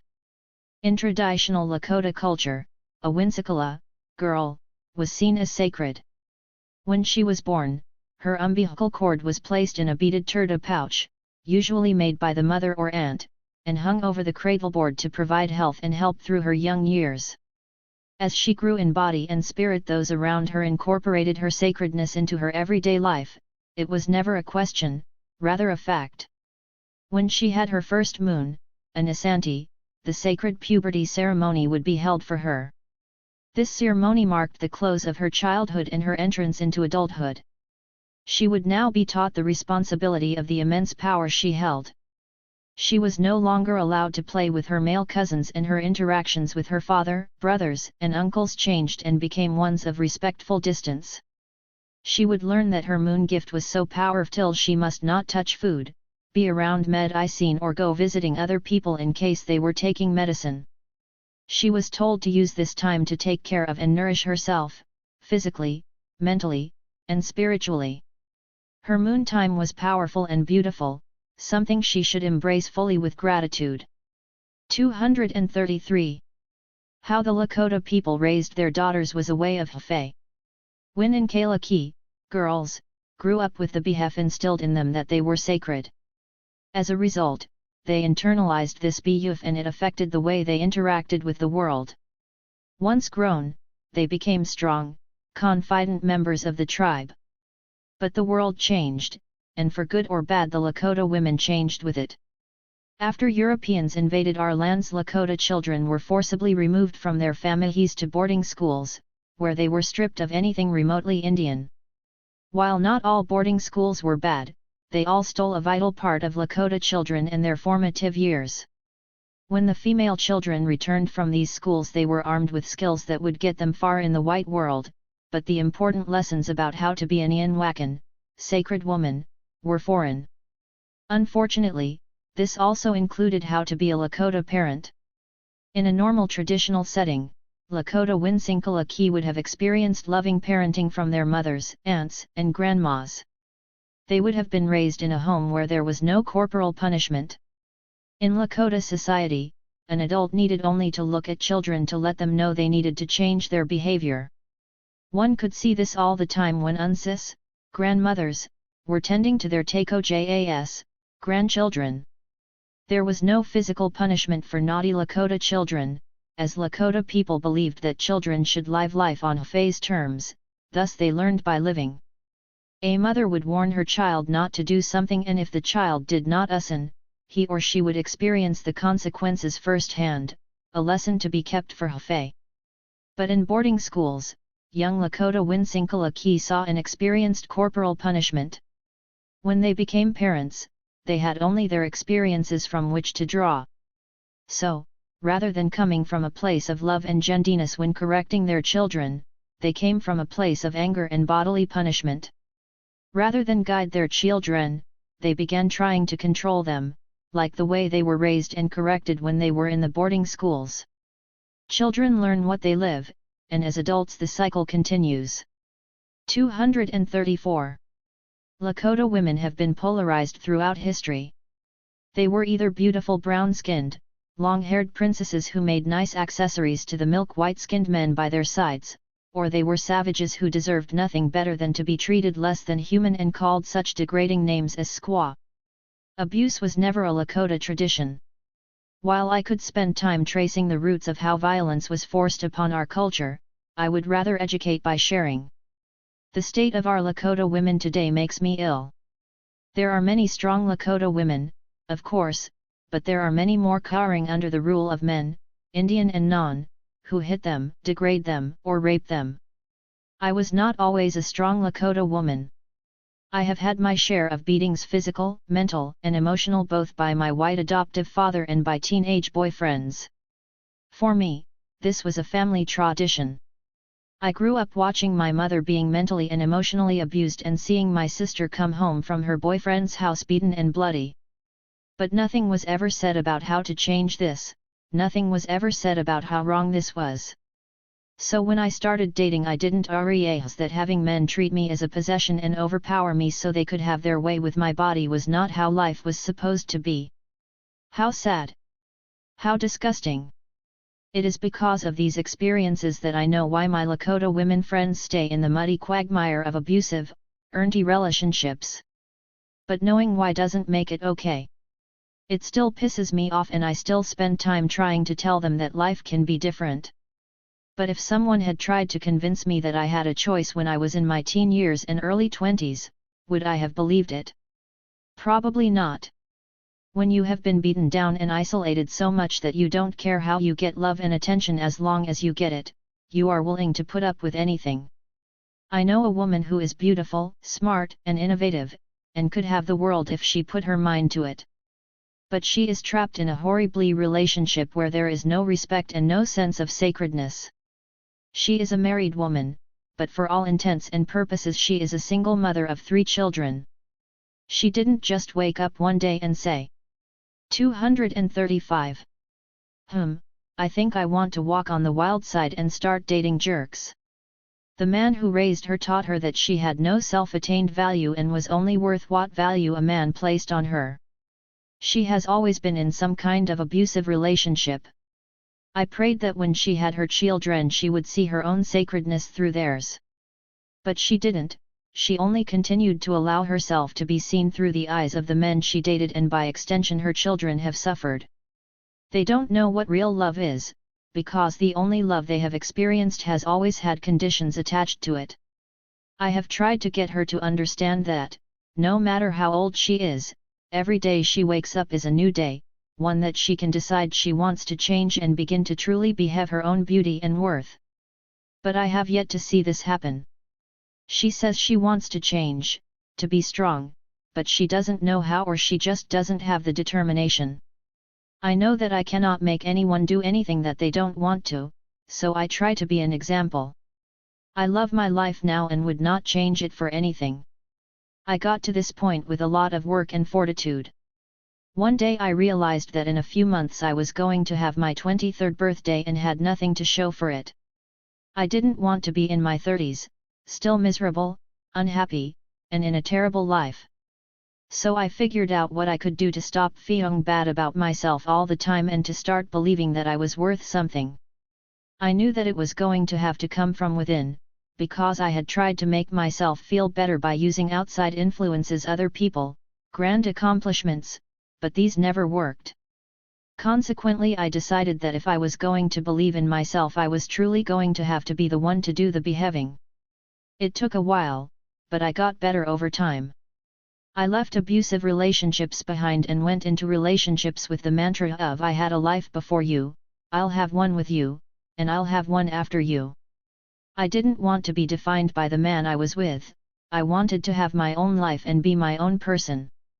As a result, I kicked many men to the curb, but I had dated my share of yakes and I thought that part of my life was over.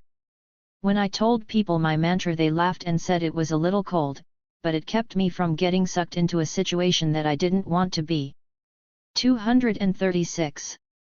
And it kept me from doing something I didn't feel right about. But we don't ever know how strong we are until we are put to the test. I started dating a man with whom I fell madly in love, and gave of myself more than I had ever given to anyone. For a while I actually was happy, then slowly things began to fall apart when he began drinking, lying, and eventually cheating. One night he came home from work drunk, and we fought. He pulled back to hit me, but I stood my ground, knowing that if he hit me I was going down but that when I got up I was gone.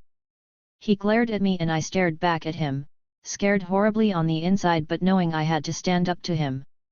He didn't hit me, but stormed out the door. I left him the next day. My heart was broken but I knew I could not stay in a relationship that was sick, no matter how much I loved him. I tried to talk to him a few days later to see if there was anything in our relationship worth saving, but he was still drunk and tried to rape me. I left and never looked back.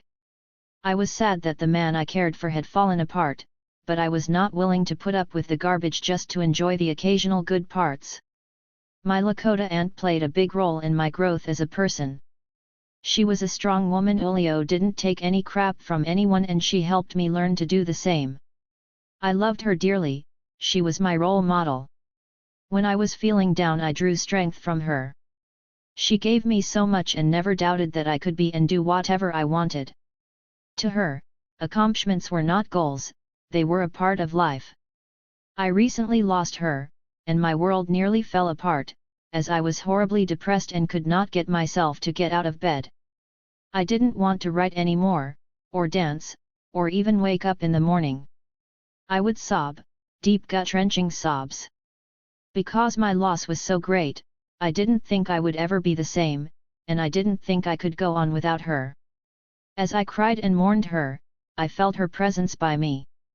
She came to me in dreams, telling me I was going to be okay and that I needed to take all the things she had taught me and put them into application.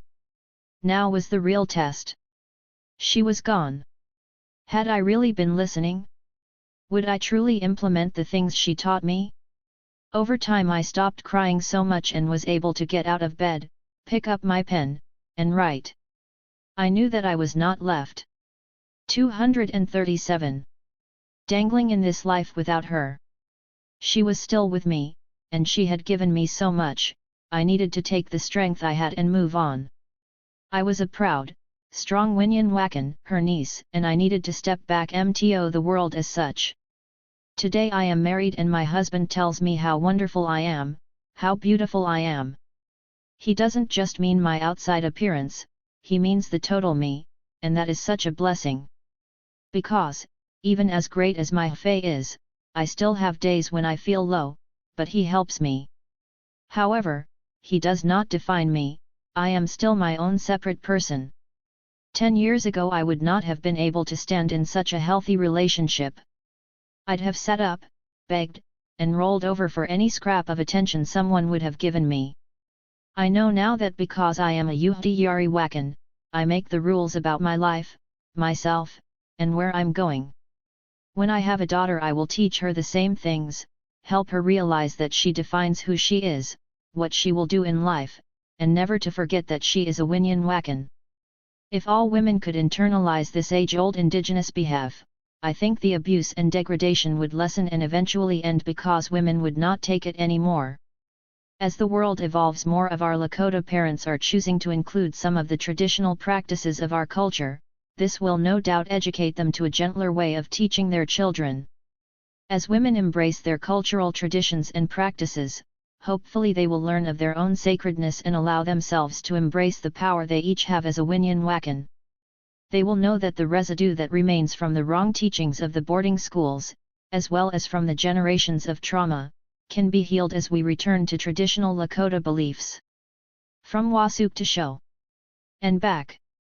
Amy KMAQ Honor Song. Alice M. Azure 1. Among my favorite places in southeastern Connecticut is the arrival of the People Gallery at the Mashantucket Pequot Museum and Research Center. There, fantastic pieces of art depict the creation stories of various native nations. Raven captures sun, grandmother spider protects one of the heavenly twins. Panther, crawdad, wind, and bird form clans to guide the people. Nana Bosho and the animals regally sit in a big canoe, saved from the great flood by muskrat's diving prowess.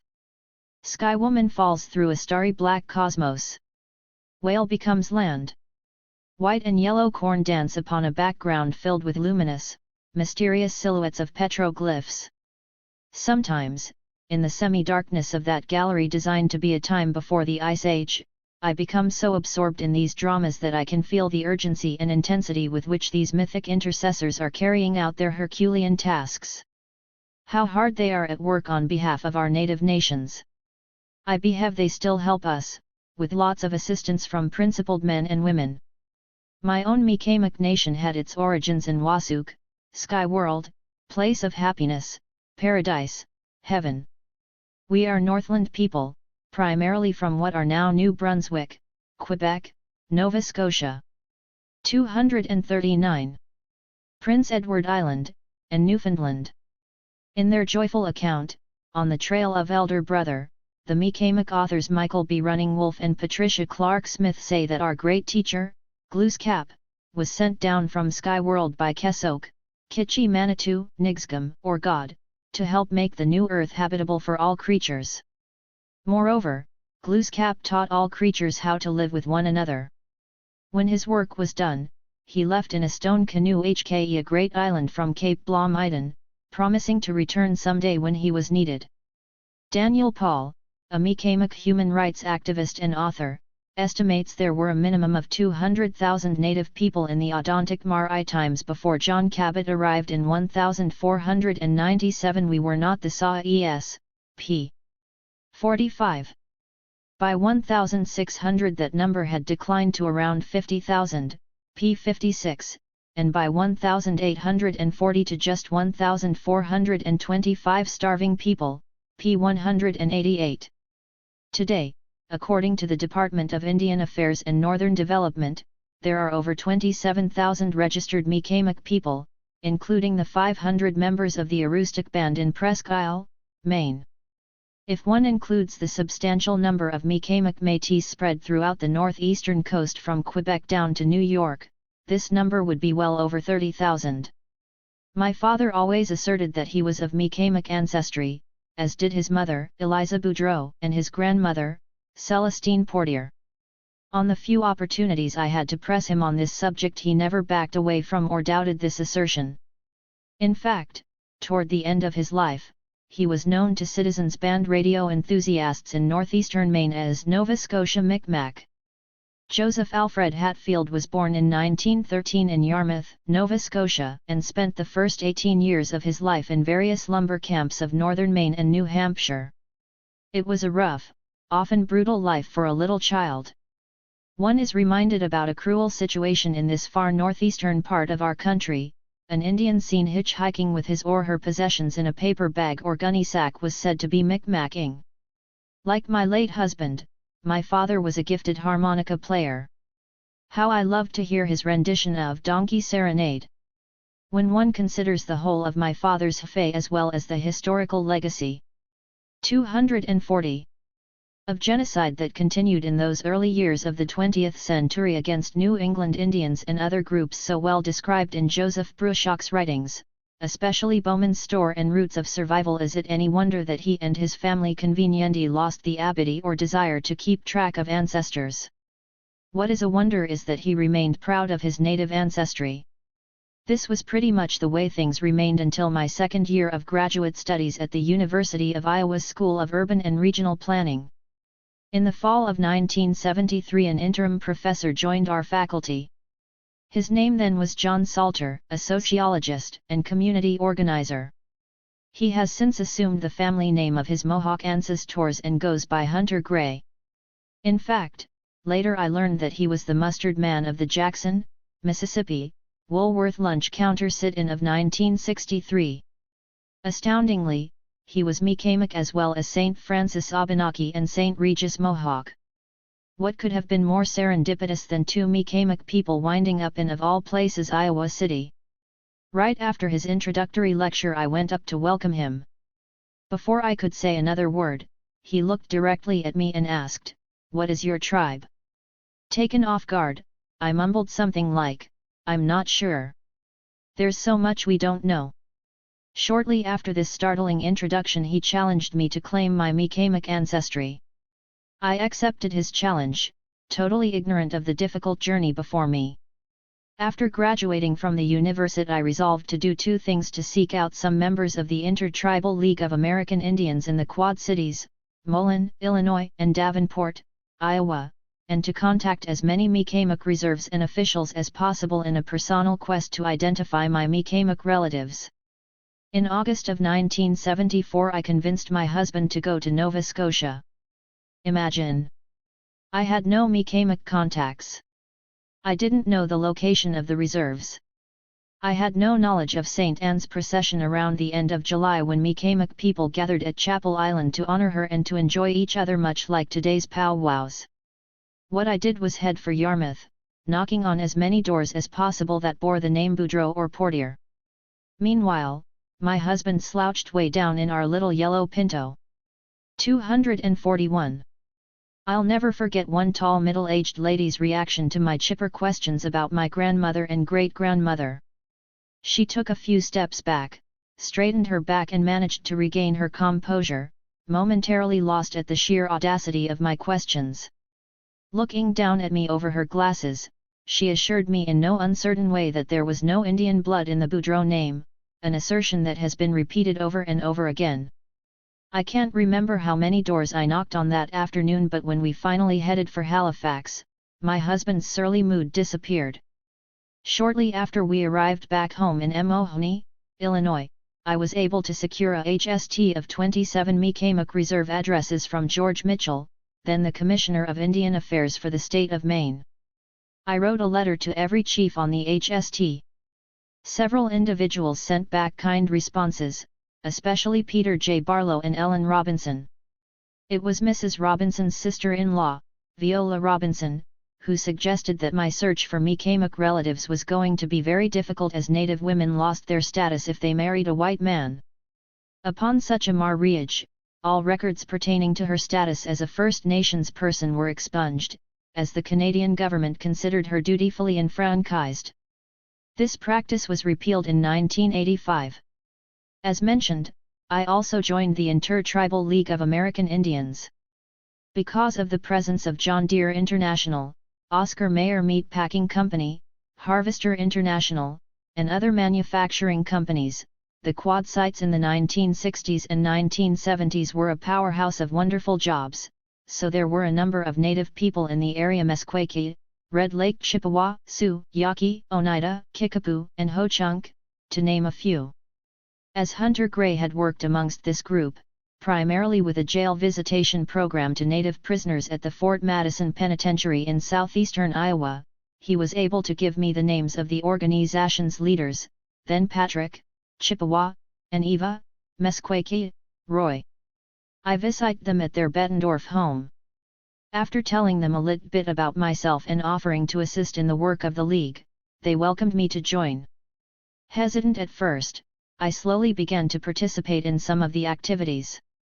There was a small CETA, a federal jobs initiative during the 242 1970s program, enhanced by a partnership with Chicago's American Indian Business Association, AIBA, thanks again to Hunter Gray's association with the Chicago Indian community. Through its status as sole Indian CETA agent for Illinois Native Americans, the AIBA was able to give our lit organization enough money to set up an office and to hire an executive director.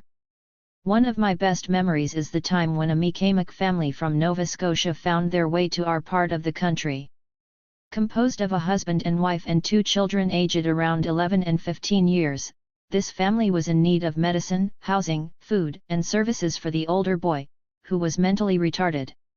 We weren't able to get any help from the Illinois Department of Children and Family Services, DCFS.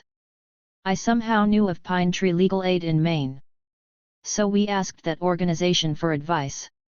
Their first words were that this family came under the provisions of the J Treaty of 1794. They offered us legal guidance, which we accepted.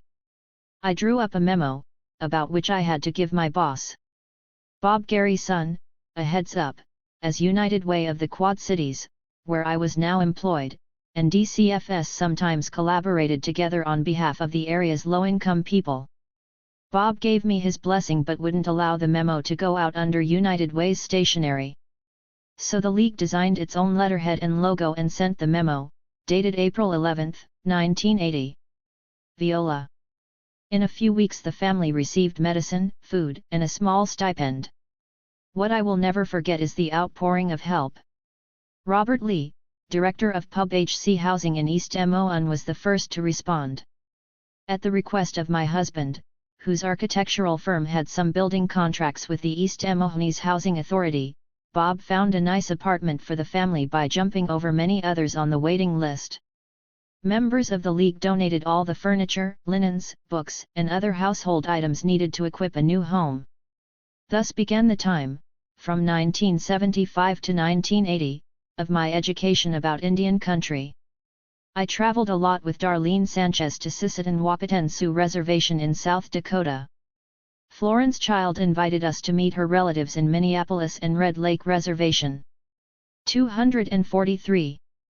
Ethelbert and Al Caswell's relatives from White Earth, Red Lake, Leland, Michigan, and elsewhere visited the Mom, where they owned a small home. I was always invited over to meet everyone. Many of the friends of those years have lasted to this day. One family in particular eventually became my relatives in more ways than one. Alec, Turda Mountain Chippewa, and Joan, Meskwaki and sister to Eva Roy, Azure maintained a large home in Davenport, Iowa, where any number of their children or nieces, nephews, and grandchildren hung out. Each had been married a few times, so their blended family taxed my ABIHTY to remember names and relationships. Joan and I became particularly close. She taught me to bead my newly designed Mi'kmaq regalia. It was Joan and her aunt, Annie Lasley, who bestowed upon me my Indian name Okami Anu Sa Kwa, walking in the rain. In 1987, at age 60, Joan Azure passed on. As I had divorced and moved to Washington, D.C., I missed her letters and phone calls. When I did manage trips back to the Quad Cities to visit with my family and friends, I always tried to see Alec and his children. Early in 1990 the tables turned. Alec started to visit me in Springfield, Virginia. Within 6 months, after an old-fashioned courtship, he asked me to marry him. How could I refuse, after all the nice things Joan used to say about him while she was teaching me to bead? Happily, I said yes. So we were married and then moved across the country to start a new home in Evanston, Illinois, close to my job at a small accredited college for American Indians but not too far from his children and grandchildren in Davenport, Iowa. Whenever I could, one continued a vigorous search for Mi'kmaq relatives, writing to officials in Toronto, hiring genealogists, traveling to Presque Isle in northern Maine, and talking to various Mi'kmaq acquaintances. I could not scale the great walls of silence. Nothing devil op-ed. I began to feel vulnerable, with the growing criticism in Indian country about wannabes. After all, the rock-bottom criteria of being Indian appeared to be some knowledge of one's family. Yet, I remained unable to name the native relatives of my ancestry. A few times I came close to giving up the search and started to give my things away. To my brother Fred, I gave my Mi'kmaq pipe, with its distinctive ridge under. 244. The bowl. It was at a time like this that I behaved the spirit world intervened. Like when Alec Azure came into my life. The history of Alec's nation, the Turtle Mountain Band of Chippewa Indians of North Dakota, is fully reflected in his large and diverse family. My primary source for this history is Anishinaabe, or Patrick Gourneau. In his History of the Turtle Mountain Band of Chippewa Indians, he carefully explains that, although the main group of the tribe evolved from woodland-based Ojibwe nations, other nations are parts that come from a lit bit of Cree, a little bit of Ottawa and also a bit of Assiniboine and Sioux. Gourneau, p. 5. Over 100 years or more, from 1790 to 1890, after coming from the various woodlands east and north, this mixture of people changed and evolved into a plains culture. An identifiable band in 1849, Gourneau, p. 12, the Turtle Mountain Reservation was established by the federal government in 1884 and today numbers around 29,161 enrolled members, according to the North Dakota Indian Affairs Commission. The people of the tribe are referred to as Plains Ojibwe in culture and outlook. Alec Asher was born in 1923 in a tent, place unknown other than somewhere around Turtle Mountain. Until he was around 7 years old, his only language was Mekiff, which he learned from his paternal grandmother, Adha Belgard. Mekiff, says Gourneau, is a jargon involving a unique mixture of French, Cree, Plains Ojibwe, and English. French and Cree Indian words dominate the jargon, and with the addition of Plains Ojibwe and English words, the size of the vocabulary was greatly increased. The whole mixture of words was termed Cree, but it differs greatly from the real Cree. Inclusion of much more Cree than Plains Ojibwe words indicate there was much closer association between the Mekiffs and Cree than there was between them and the Plains Ojibwe at the time the jargon was in its adoption stage. Pages 9, 10. Alec's mother, Teresa Gunville Asher, died after her sixth child was born. Eventually, Joseph Asher, Alec's father, remarried and moved the family down to Cheyenne River Sioux Reservation in South Dakota. 245. Where his new wife Irene Robertson and her children were enrolled. It was at the Morrow River Day School on this reservation that Alec was forbidden to speak Mekiff. Alec obviously grew into a diversity of cultures and experiences. At Cheyenne River, he became baptized into the Episcopalian Church on the reservation. My short life with him reminded me that the Christian tradition was not always so divorced from that of the Native Americans. Although it was said that the Turtle Mountain Métis kept somewhat aloof from traditionalists, Gourneau, p. 12, this was not true of Alec. He participated as fully as possible in tribal life at Tama and Chicago. He exhibited great tolerance for people of mixed heritage. Words like wannabe, stepchild, stepmother, and prairie nigger were never a part of his vocabulary. We attended weekly community gatherings at the Chicago Indian Center on Wilson Avenue. He had a good eye for excellence of work with regard to crafted regalia. Above all things, Alec was a musician, as were many of his relatives. He played guitar, fiddle, harmonica, and a form of lute. At a 1991 family gathering of his family at Turtle Mountain, I was able to record over 90 minutes of his wonderful impromptu fiddle playing accompanied by his brother Isidore on the guitar. When Alec passed on in early 1993, that tape comforted me for over a year. Many times I have felt supported and energized by Alec's spirit. In particular, I began to experience a series of visitations from old grandmother Spider, whose essence and character is best described in Paula Gunn Allen's astounding work. The Sacred Hoop, Recover and J. The Feminine in American Indian Traditions, Beacon Press, 1986. This spirit, this power of intelligence, has many names and many emblems.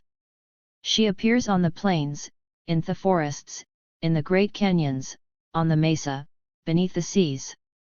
To her we owe our very breath, and to her our prayers are sent blown on pollen, on corn meal, planted into the earth on feather sticks, spit onto the water, burned and sent to her on the wind.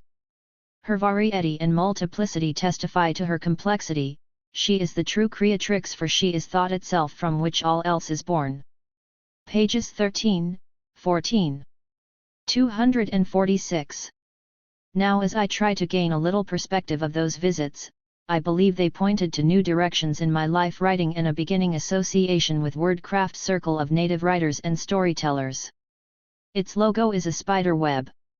Its mission, which I helped compose, is to ensure that the voices of Native writers and storytellers past, present, and future are heard throughout the world.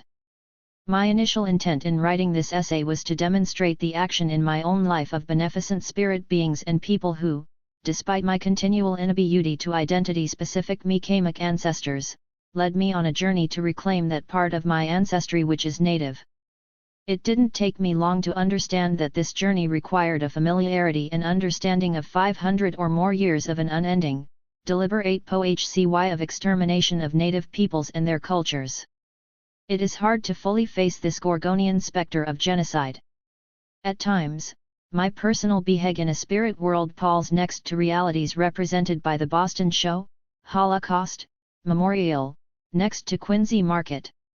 Incised on 6 glass towers from top to bottom are the serial numbers of 6 million Jews who perished in Europe's concentration camps.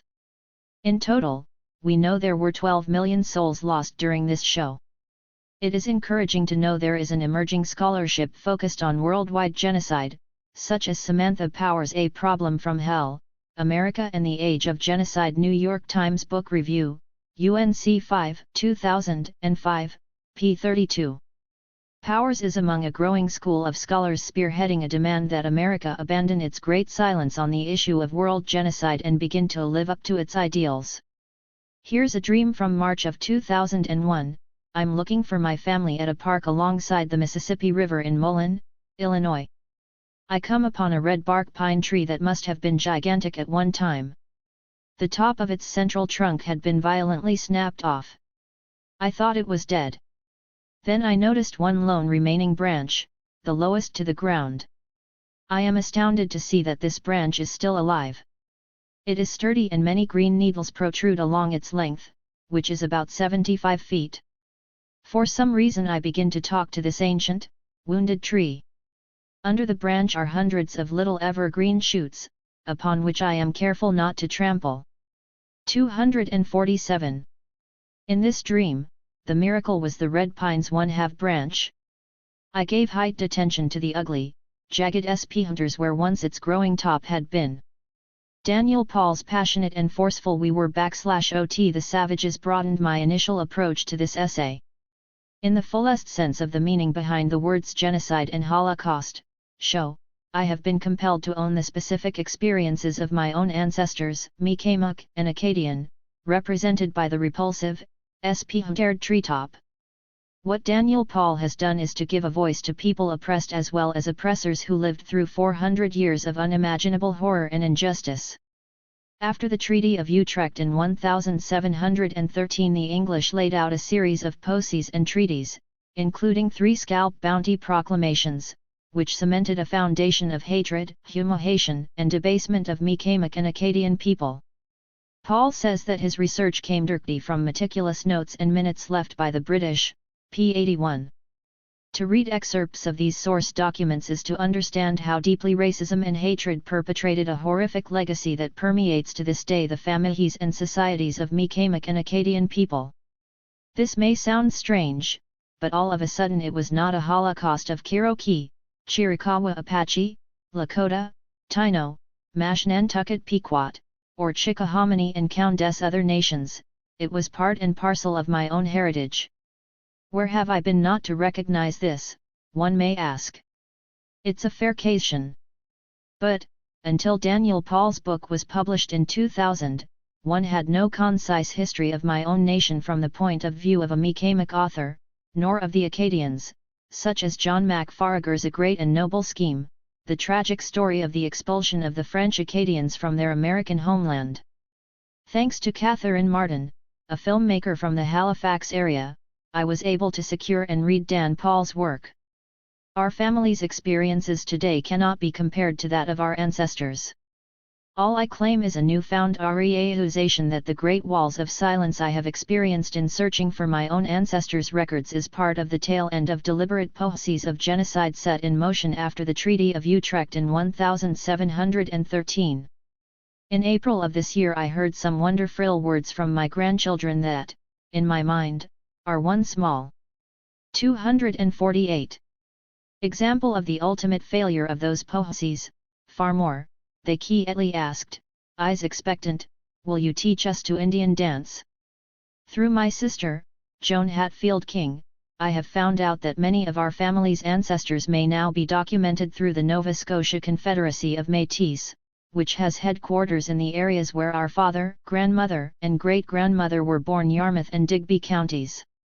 Small as this victory is, I wouldn't have prevailed way back in 1974 without the help of certain spirit beings and of good people like Hunter and Eldry Gray, Alec and Joan Azure, and many, many other native friends in Chicago and Washington, D.C.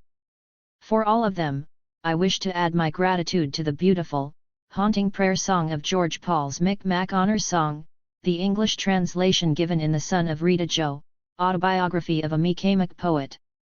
Let us highly respect our people. My dear friends, let us come together. Let us highly respect our origin. My dear friends, let us help one another. Let us help one another according to the Creator's intentions as to why He placed us here. Pages 184, 185, in each trace of footstep. The constant song of spirit memory, for my mom, Janice Hernandez, Inez Hernandez Avila, Grandpa Tom and Grandma Alice, the summer of 1964 W.F. Whenever I see my family members, in person or in my heart's eye, I am filled with an abiding love at the sight of each one. My love for family is enduring, compassionate, and rooted in the generations. This is my inheritance from my 250. Mother and father. My parents truly love, and cherish, their own parents and siblings and each other's parents and siblings. It is a love that spirals inward to the center of the self and outward, moving from the beginning of time to the future generations, in ancient, lasting, ongoing expression. It is a love that encompasses personal and collective history, honoring and singing with constancy the legacy of spirit memory. For indigenous peoples, the story of genocide, of Holocaust, is present in every cell and fiber of our beings, in every step we take as we walk this remembering earth. But it is a story within the larger story of who we are as original peoples of this hemisphere.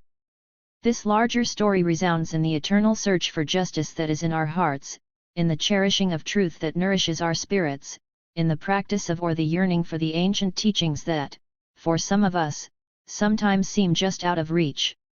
For me, in spite of the history of annihilation and horror, the trust in those teachings persists in my mother's face, in the lilt of her voice, in the sound of what one of my dear friends calls her grhsh laughter, in her intentionally resilient ways. She will not be moved from her love, and she will not surrender who she is as a Nez Perce woman. In Indian country, walking down the street, discovering another Indian in a store, at a concert, or any other public place, after the meeting of the eyes comes the almost simultaneous nod of recognition, the relief that you see each other, that you found each other, that you witness each other's existence. Then, where are you from? On my mother's side, I am from Nespelem, Washington. My Tainali is the Andrews family. VVER Nimipu, Nez Perce of Chief Joseph Spand, enrolled mom and me. Galveston. 1950s on the Calvi-Yui Reservation. 251. My grandpa was Thomas Andrews, Ukshanat, and my grandma was Alice Andrews, Tomawali. My mom is Janice, she is the sister who moved away to Galveston, Texas, in the 1940s to marry my dad, Rudy Hernandez. I grew up knowing I am Nez Perce and Mexicacia, or Mexican Indian. My mother told me when I was a child that Native people are the first Americans.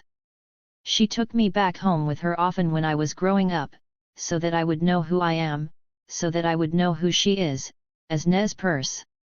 I remember receiving a gift of Indian cured buckskin as an adult, and I was struck with memory, my whole being instantly traveling to the doorway of my grandparents' bedroom, where the aroma took me, the smell a guide, my fragrant amulet. Just outside the doorway, in the kitchen, I could see as I can still see my grandpa sitting, drumming and singing, and I know that I am at the center of being Nimipu, I know that I am home. This is my mother's will to me, a will to remember who I am, to be brave, to carry myself with dignity. It is the strength she has given us all, my sons, and my grandchildren. There are no fairy tales that can live up to a woman who knows her beauty. Emergence comes not from divine intervention or magic wands, incantations or spells. Emergence comes from incandescent courage rooted deep within the womb, the earth herself. 252. Mom in Nespelem, 1940s. The photo of my mom standing by her home in Nespelem has a wonderful composition. Whoever took the picture had a keen eye. My mother is framed in the window of the house. She is very comfortable with herself, her face is beaming, and her beauty shows through good and strong. The sun is perhaps going down, thus the full presence of shadow in her double is behind her. This is a woman of daring spirit, who sought independence, who made a commitment to herself and kept it, as she would other commitments in her hafei, to my father, to me, to her grandsons and great-grandchildren, to her family. When she was 22, she left the reservation to go to sea to find work. My mom says she was one of the only ones to leave Nespelem to do this. She got a job at the Boeing aircraft factory and became a riveter during World War II. She was Janice, the riveter, a job that was arduous and challenging, a job that allowed her to make friends with women from different parts of the country. Janice, Jan, or Janie, as her siblings and friends called her, my sons and grandchildren call her Grandma January. 253. I love the many photos of my mom from her time as a simple young woman, having and working in Seattle, the city she embraced and loves so deeply that the mere image of Mt. Rainier can move her heart to tears.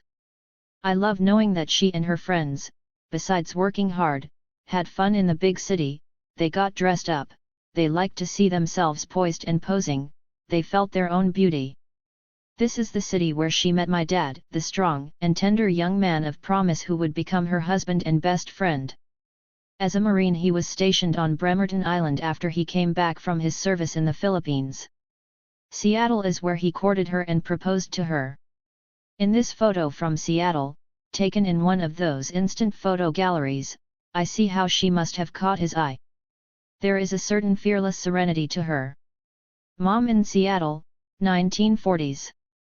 She is wearing a dress with white piping on the lapels and on the pockets of the skirt. Once, many years ago, I kept looking at this photo and I was inspired to do a watercolor replica of it. The result was 254. Somewhat rudimentary, but I was pleased that her image came through my hands.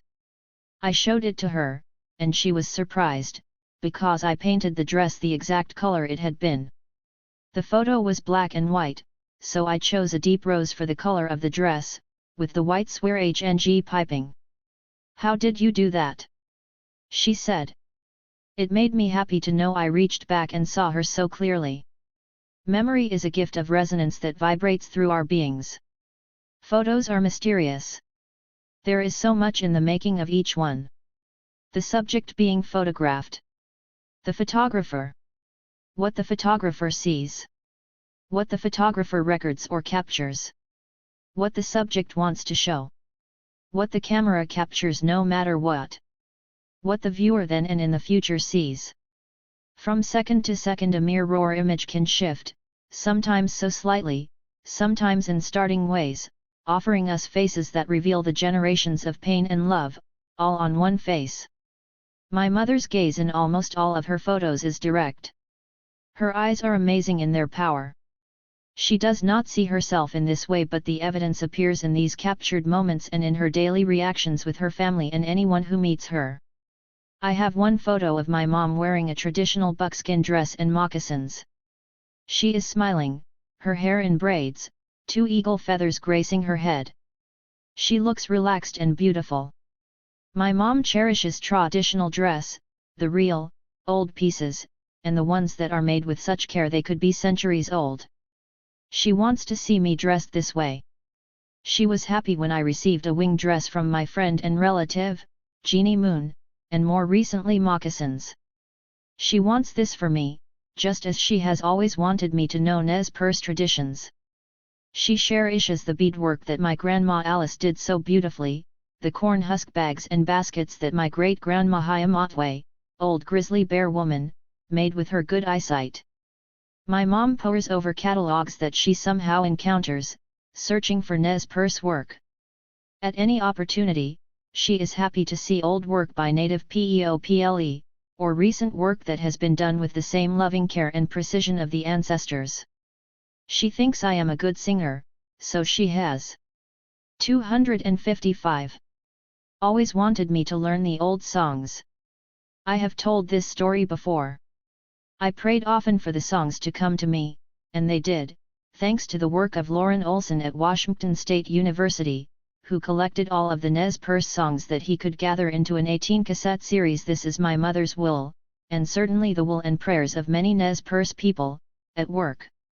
The Nez Perce have been described as being of the Dreamer faith, which is actually the seven-drum Rihugayon, according to the late Nez Perce elder, Joe Redpunder. While I am tremendously moved by the seven-drum religion, my mom did not explain it to me as I was growing up, yet she always encouraged me to pay attention to my dreams. From her I understood that my dreams belong to me, they are for me to interpret, not for me to hand over to someone else to tell me what they mean. My dreams have often taken me precisely to places I will see in the future, they let me know what will happen, or they will give me indications of what is already happening, sometimes quite literally, sometimes symbolically.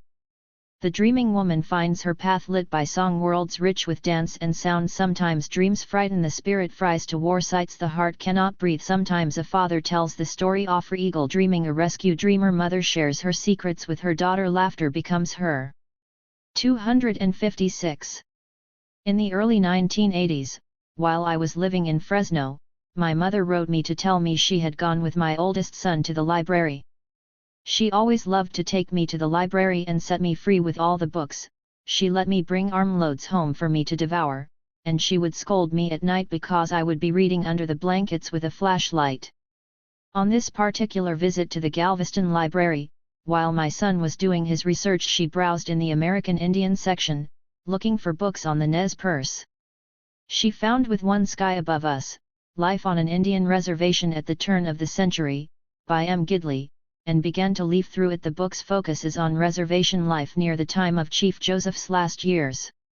As she turned the pages, she found her mother, my Grandma Alice, as a young girl, perhaps about 11 or 12 years old, her aunties Wahupam and Washatanmi. Wahupam was my Auntie Tilly Red Elk's mother. My auntie was an older cousin, like a sister to my mom, and a mentor to me, and other relatives. She wanted me to find a copy of the book for her, which I did, and the quest led me to the University of Washington archives to review the larger collection of photos that appear in the book.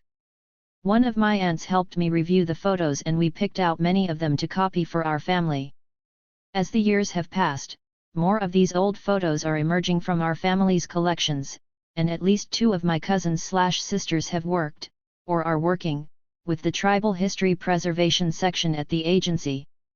While the energy in contemporary globalist/ing society is so strong to deny, to forget, to bury, to erase, to build a wall against, particularly indigenous, memory, there is another energy more powerful that will not be denied.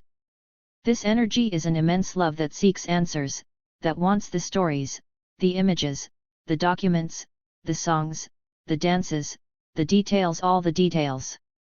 I am so grateful that these photos hold our treasuries of memory. My mom enjoys going occasionally to powwows, especially to see the traditional dancers. She has a strict sense of what she wants to see, saying to me every so often, things are just not done anymore the way they once were. She is particularly happy to see people dressed and 257. Dancing old style. She is happy when I go out to dance, even as I dance in everyday clothes, but with one of my beautiful shawls. The veterans' powwows are the most important to her. When she gets to greet men of my father's generation, those who served in World War II, her sobs surface quickly, her tears of pain intermingled with her joy of recognition for all the warriors, especially my dad, her brother, and my uncles. Once, when we were at a veterans powwow at DQ University, a remarkable instance occurred, which I believe was for her. As the head dancer reached the midpoint of the MC's stage, he paused the dancers behind him, causing them to dance in place for what seemed like several moments of the song. Sitting with my mom on the front row, we had a beautiful view of them, as they all faced our direction. I was moved at the way they all looked together, men, women, young people, children. I thought to myself, how wonderful. The way they are in formation is as if the lead dancer wants her to see them all together at his signal. The dancers began to move again, all of them coming toward us as they completed the quarter circle before turning past us. IHKE to think this was done as an honoring for my mom, because she was perhaps the oldest of the LDRs at the event that night. Serendipity is her loving friend. In September 2004 my youngest son took my mom, my husband, and me, to the opening of the National Museum of the American Indian in Washington, D.C. We marched in the procession with the Yakima Nation, because we had no idea how to find the Colville Reservation representatives. We joked with the Yakimas about how we are all related anyway. My mom enjoyed the tour of the museum, so new, so elegant, and the opening events, especially Paul Ortega's performance. She did end up wondering, as she looked carefully at the specific exhibits, where are the Nez Perce? But she was happy to be there with all of us, especially with her grandson. The highlight of the trip, for her, is our visit to the World War II Memorial, even though she behaves passionately that this memorial should have been built long ago. She takes in everything, the fountains, the beauty of the space, the way each state is honored for the men and women who served their country, the stars that represent those who lost 258 their lives, the way the two fronts are distinguished. As we walk along the path where the bronze vignettes portray scenes from the war, as well as scenes on the home front, we suddenly come upon the image of women riveters working at an aircraft factory. As I see her face, I realize this moment is one of the major reasons we have made the trip. We take photos of her by this image, and we take photos of her next to the message engraved in stone that honors the women who did their own heroic part for the war effort at home. My mom wanted to go to the memorial for my father's sake. What she found was herself represented with him as the equals they were throughout their married life.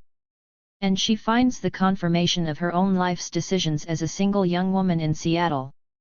Mom at the World War II Memorial, by the scene honoring the women riveters. As if this were not enough, when we continue on our tour of the memorial we move to the site that represents the war on the Pacific Front. We begin to talk to an older man who served in the Marines in the Philippines, HKE my father. During the conversation with him and 259. His daughter, I ask his name and he answers, Alvin Josephi. I am stunned.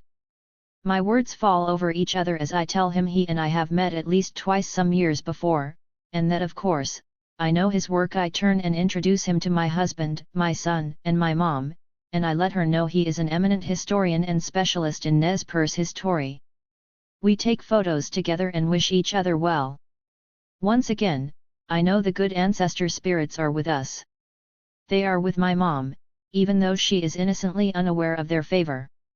Viho is my best friend, and I memory sacred in each trace of footstep, each drop of blood's vibration become part of the song of this land. The blood sings deep, the heart of the earth responds and holds us close. 260. In early October 1998, my husband and I traveled with my mom from Woodland, California, to Nespelem, where we picked up my Uncle Frank, my mother's younger brother, and one of my nephews, Nathan DeSottile, so that we could all drive together to Bear Paw, Montana. My mom had always wanted to make this trip to the ceremonies in remembrance of the 1877 flight of the non-treaty Nez Perce from the U.S. Mutiny, and Chief Joseph's necessary surrender of the people in the face of ultimately impossible military odds. Living so far away in Texas during most of her married life, it had always been impossible for her to go. But in 1998 she decided to make the journey. This journey is one of the only times she left my father's side during his hard last years of battling heart disease. The trip to Bear Paw is a long, good drive for us as a family, we talk, laugh, we are happy to be with each other. My uncle is the one in our family who faithfully continues to express his commitment to Nez Perce history. Joseph's band of the Nez Perce who live in Nespelem are not so many in number these days.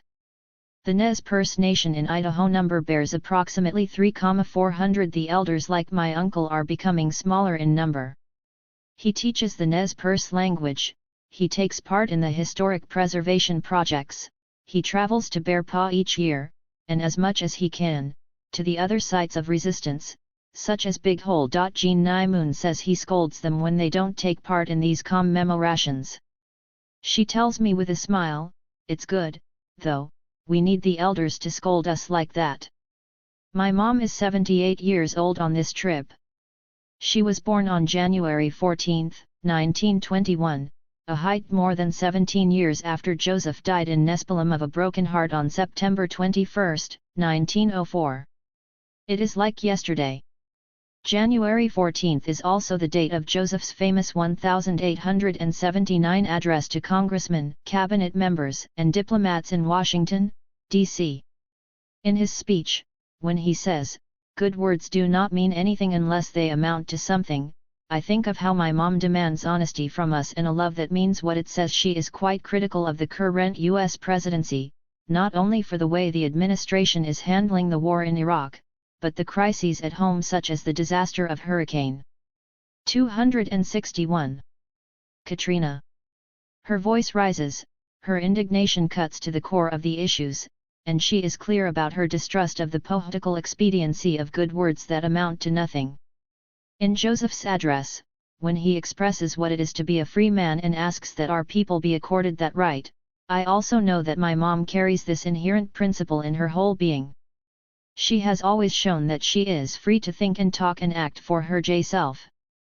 Joseph's words, spoken for his people, lived by my mom, are the heart and spirit of Nez Perce and indigenous autonomy.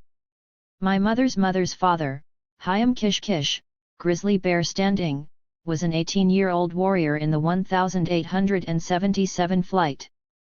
My uncle has given me many accounts from the oral tradition of the devoted bravery, intelligence, and deep-rooted strength of the people. 121 years after October 5, 1877, we are standing on the battlefield become sacred with graceful courageous memory, with the powerful intent of the warriors to defend the people from the fateful assault. The blood sings of mourning and continuance in the golden hues of this venerated land. Bear Paw is history, holds memory close. The earth's witnessed eloquence is strong here, the expanse of yellow fields holds the eye of the heart, as our footsteps humbly meet those of our ancestors. It is cold but it is not bitter with snow as it was in 1877. We are being treated with utmost kindness by the elements. At one part of the commemoration my mother stands up to see the entry of the horsemen in full traditional dress as they ride around the ceremonial site. She had long ago given me the memory of her grandmother, Hyam, who used to cry when she would see the red oarless horse that is led in these processions, representing the ones who died in battle and the ones who have since passed on. My great-grandmother, tiny woman, powerful medicine woman, gave this gift of memory to my mom. When one of the men passes us leading the red oarless horse, my mother suddenly sits and begins to weep. I lean down to comfort her, touching her shoulder gently, but her sobs become stronger. I call her brother over and he places his hand on her and prays. My mother's tears bless us all that day and we are cleansed with the grief and love of our generations. 262. It is almost October 5 once again, as I write these words. These days are the ending days of the flight. On September 30, 1877, Joseph's brother, Ollicott, the old chief Tehulhulzot, and Poker Joe, and other men and women and children fall to the aggression of the soldiers of General Miles. On October 1 Miles betrays Joseph by taking him prisoner during a temporary truce. Joseph's hands and feet are bound and he is left outside in the cold. On October 2 Miles agrees to release Joseph in exchange for the release of one of his lieutenants.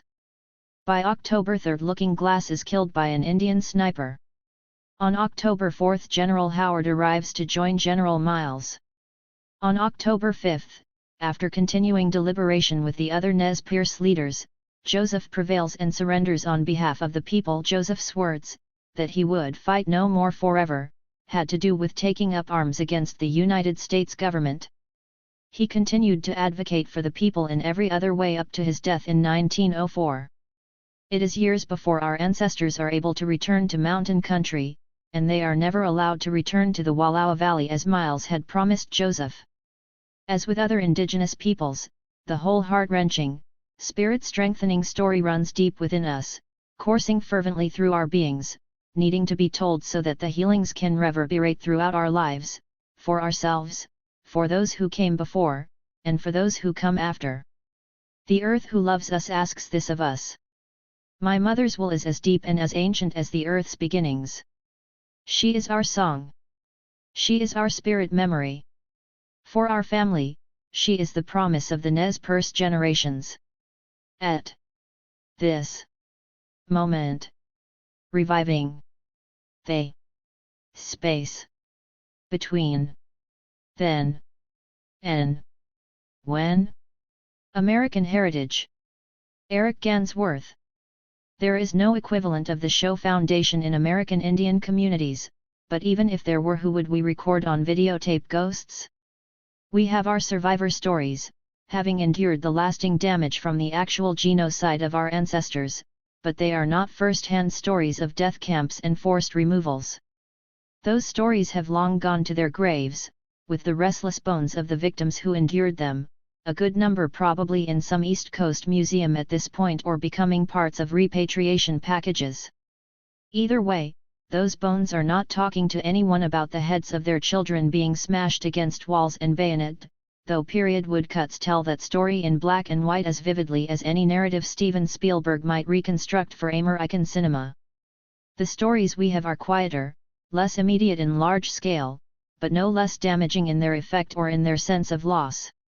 My mother saw the world through her own filters, which had been provided by her parents and grandparents, likely supplemented with the teachings of the Reservation Baptist Church and those of Indians who had been shipped off to Carlisle Indian School to make something of themselves. She had 268 framed her life the way they had taught her, as an Indian stuck in a white man's world, and she felt it was her duty to perceive and retransmit the world through that mindset. It took me a long time to discover the damaged nature of the stories.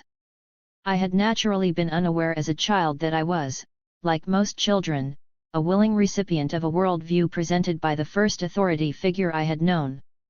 Why would I doubt the person who had safely guided me away from the poison of snakeberries and who had taught me how to balance myself over the hole in the outhouse to avoid falling in? When she said it was a white man's world, I listened. The last of my mother's siblings, her younger sister, passed away unexpectedly 2 years ago. My mother and I went to the funeral and, as we drove to the cemetery to see my aunt out of this world, she turned to me and said mysteriously, "I guess I am the cheese." When I, not knowing an appropriate response, said nothing, she clarified by adding, "The cheese stands alone." It had always been her way to offer succinct and obscure observations on the world. Sometimes it was like living with a William Carlos Williams poem or a fortune cookie or a horoscope. At other times, it was like glimpsing another world removed not so far from my own, but a mystery, just the same.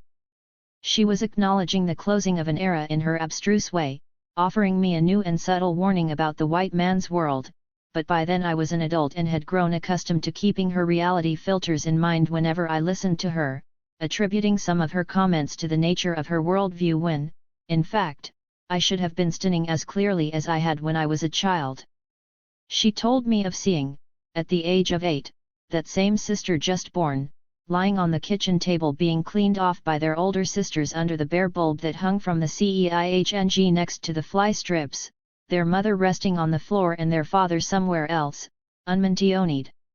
Other times, she told of the way she and her sisters were shipped off every summer they were still in school, from the ages of 12 until they got real jobs, to live with white families as servants, from the day after school ended until the day before the school year began. When they 269 returned, In early September, she said my grandfather held out his hand and they were to pass him their entire summer's pay before he would let them back in the house. He told them he was preparing them for the life of adult Indian women in America, that they would always be subservient to people who considered them inferior. She continued cleaning and serving for wealthy white people until the age of 6 or 2 and, though I was an adult, she still tried to give me money she didn't have so I would not drop out of college. She was convinced that the only way to escape a fate as difficult as hers had been was to master the white man's world. She was convinced she had lived in all her fate, totally acknowledging that she was forever on the periphery of said world. She told me her father built her brother the house across the family lot on the reservation, and that her brother still came home to eat the meals she cooked, long after he had moved out. She told me that her brother used to threaten to kill her if she had not cooked his meal correctly and that their father overlooked these threats.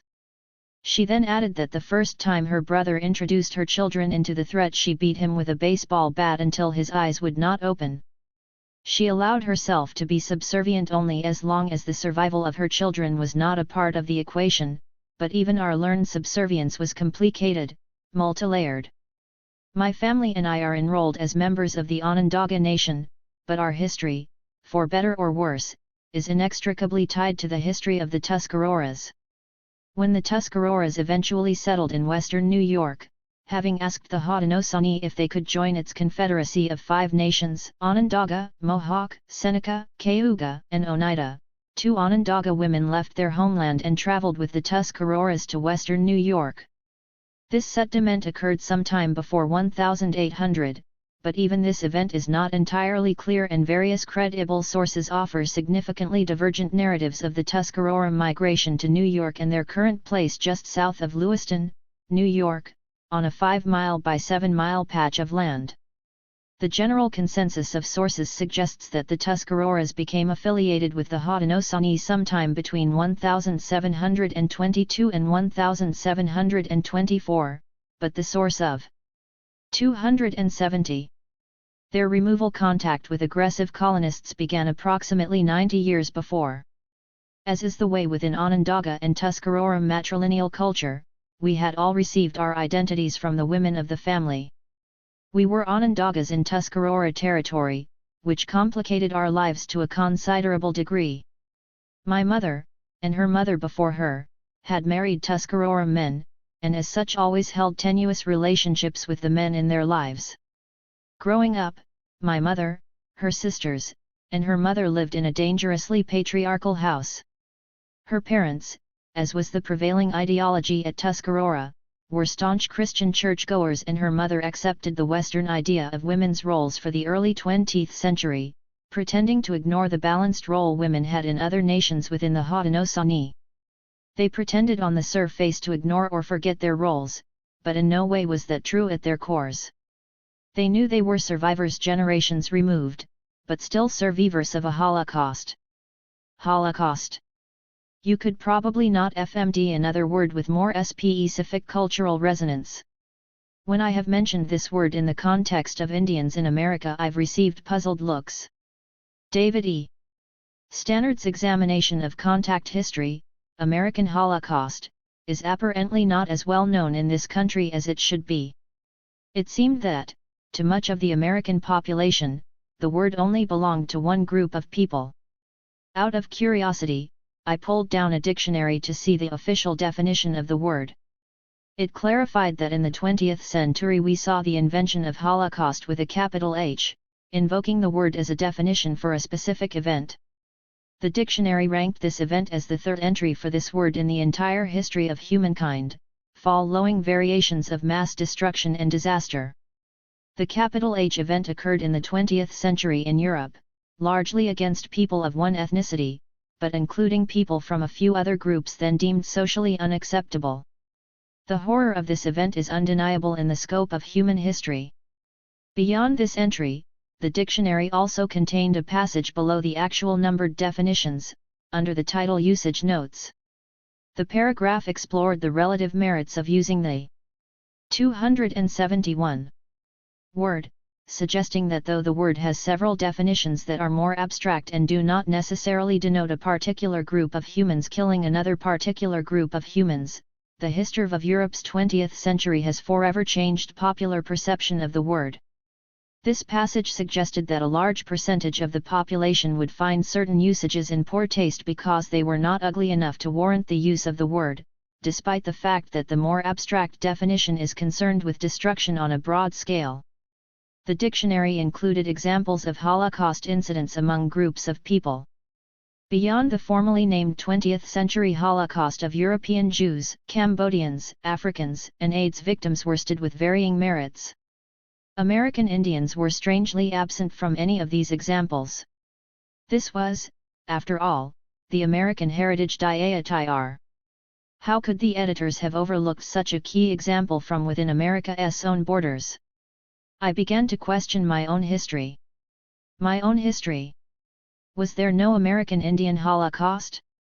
There certainly was not one with a capital H, in anyone's mind, but perhaps this is because no capital H could appear without explicit evidence. There were no photographs from 1700, no radio transmissions, no Leni Riefenstahl, no SS officers making home movies of bodies being dumped into pits, no quieted furnaces, or empty barracks to visit with solemnity and recognition, as Elaine Renee does in the landmark film Night and Fog. But does the lack of official documentation mean the event did not happen? Sure, there were people like William Bradford and his entourage, even as early as Plymouth Plantation. Bradford claimed in his highly subjective account, the early American literature standard of Plymouth Plantation, that God had obviously meant this land for them, the Pilgrims, with a capital P. The evidence he offered up? The fact that the beings already living there were godless, and God could not have provided such wondrous land to the godless, making a leap in logic that these people were closer to animals than humans. Bradford's observations are usually cast as the author being a product of his time, in American. 272. Literature classes, softening the possibility that Hitler might have gotten a jump start of inspiration from across the ocean. Isn't the first step in any Holocaust the denial of human status to those who are about to be eliminated? If those perpetrating the demise of my ancestors were not so good at keeping records, my ancestors themselves had an even greater disadvantage. A difficulty present in reconstructing the histories of oral cultures is the fluidity of that history. This is not to say that historians from writing-based cultures are any more truthful in their reporting of past events, but the documents they left behind at least could later be examined for incongruity with other evidence. In an oral culture, once the story changes, the old stories are gone for good, and those earlier versions live only as long as the last person who remembers them.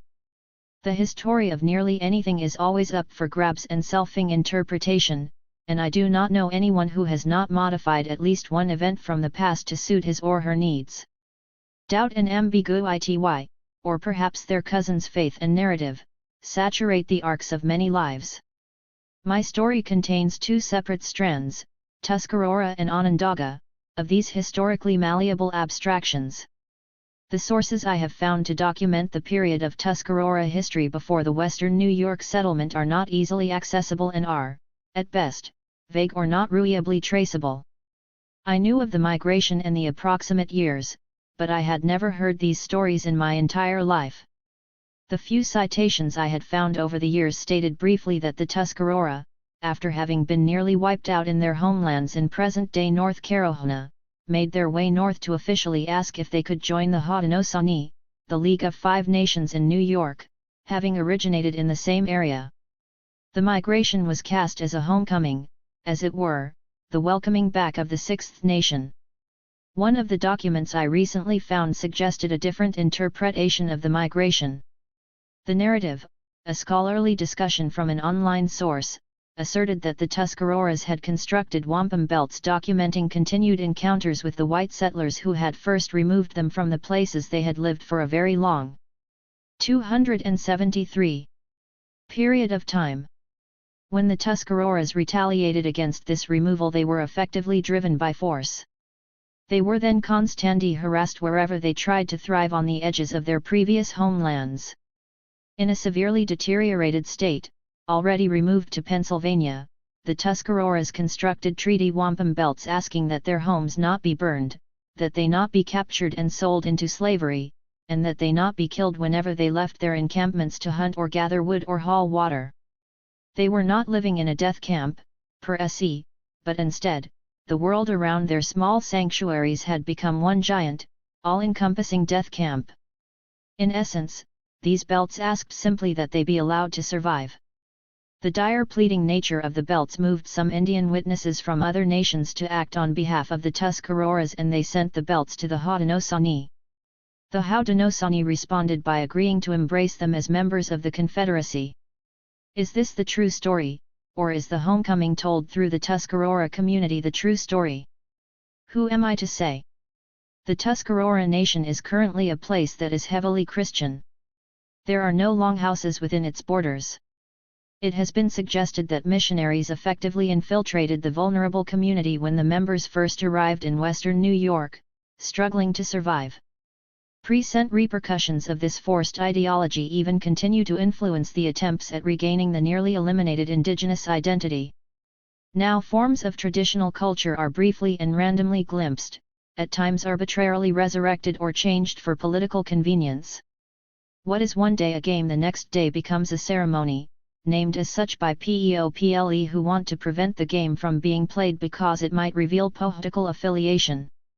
Ultimately, who can argue, having such fragmentary knowledge of our own history as we do? In that light, a history of a homecoming seems suited to a group of people trying to keep some version of their culture alive. And on the other side, some historians' research relying upon documents of the era, well, that has its own problems. It suggests that the person recording the original accounts had no agenda, when in fact the picture of Indian nations in disarray and highly fragile states certainly suited the argument. 274. For the elimination of tribal identity and for aggressive programs of assimilation eventually formalized in the Dawes General Allotment Act of 1887, whose sole purpose was the systematic dissolution of separate and specific identities among the indigenous peoples living within the formally recognized borders of the United States. While the history of the Onondaga Nation is a little more clearly documented in Dean R. Snow's volume, The Iroquois, from the nation's concrete and formative involvement in the origin of the Haudenosaunee, to the first contact deaths by smallpox in 1635 and beyond, my own relationship with the official nation has been tangential and peripheral at best. I had asked my mother over the years who we were related to over at Onondaga. I knew all 250 of our close relatives at home, but I had no clue about our genetic affiliations from our official homeland, the Onondaga Nation outside of what is now Syracuse, New York. She consistently gave one of her abstract William Carlos Williams answers. She said that they used to visit relatives at least once a month when she was a little girl, but they were probably dead now. She seemed to dismiss the obvious that those people she had known as a child had likely grown to adulthood, at least some of them, anyway, and had children of their own. But I guess she believed reconnecting with them would be relatively fruitless, given our century-and-a-half history at Tuscarora. Conversely, she never wanted us to forget that we were not Tuscarora, that we were Onondaga. Every year when I was a child, around the 5th of June, we received money from the Onondaga Nation, which was issued to every person on the roll books as part of some treaty agreement. I never knew, and to this day still do not know, what the June money represented, but even when I was as young as 3 my mother gave me my share and reminded me it was something we were getting because we agreed to lose something else. It was usually somewhere between $2 and $6. This probably doesn't seem like a lot, but we were deadly poor in that period, frequently reduced to lettuce and mayonnaise sandwiches for supper because that was all we could afford. Our dubious suppers.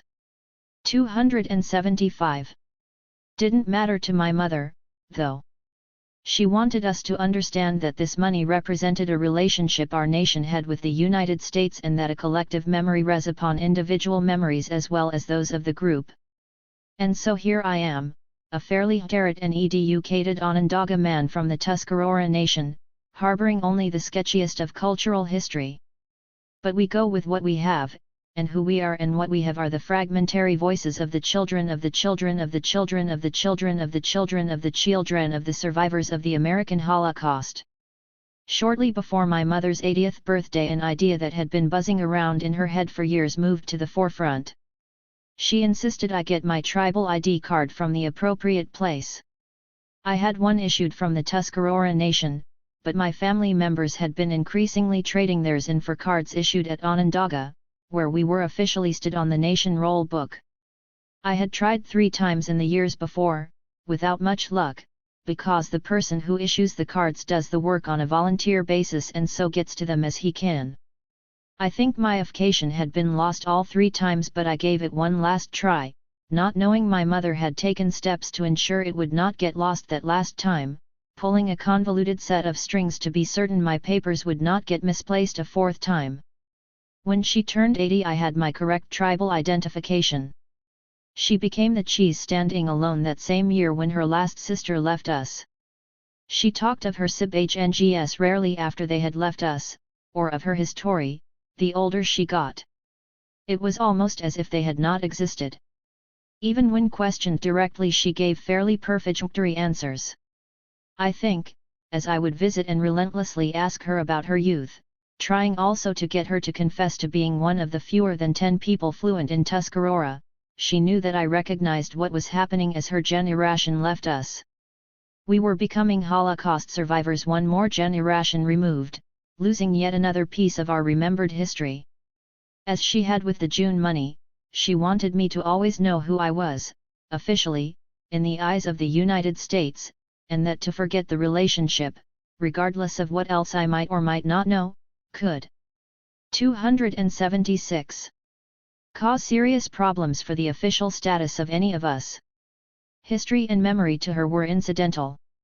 National identity was another matter entirely, involving the question of where we were born or any other anomalies that might show up in our official United States lives.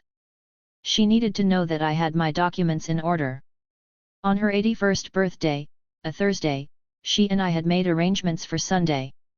I'd recently had a new novel published and some COL leagues had invited me to participate in a discussion of it, as they had the year before with an earlier novel. I had ingredients to pick up before I got back to my mother's house. She was going to teach me to make fry bread. We had tried this for the previous year's book Discus Zion, but she'd grown impatient with my ineptitude and made me step aside so she could finish it more quickly. I tried explaining to her that it wasn't so much that I had wanted to bring fry bread to the discussion but that I had wanted to learn to make it. She laughed, saying it was a matter of feel and that I was trying to learn too late to ever be as good as she was. It was critical for me to learn, as fry bread is not only OFFICHL national Indian food, but every family's fry bread is a little different, has its own signature style, and so the way you find your way home is to taste the particular fry bread you grew up with. I needed to know how to make it and was not sure if anyone else in my family had learned my mother's exact methods.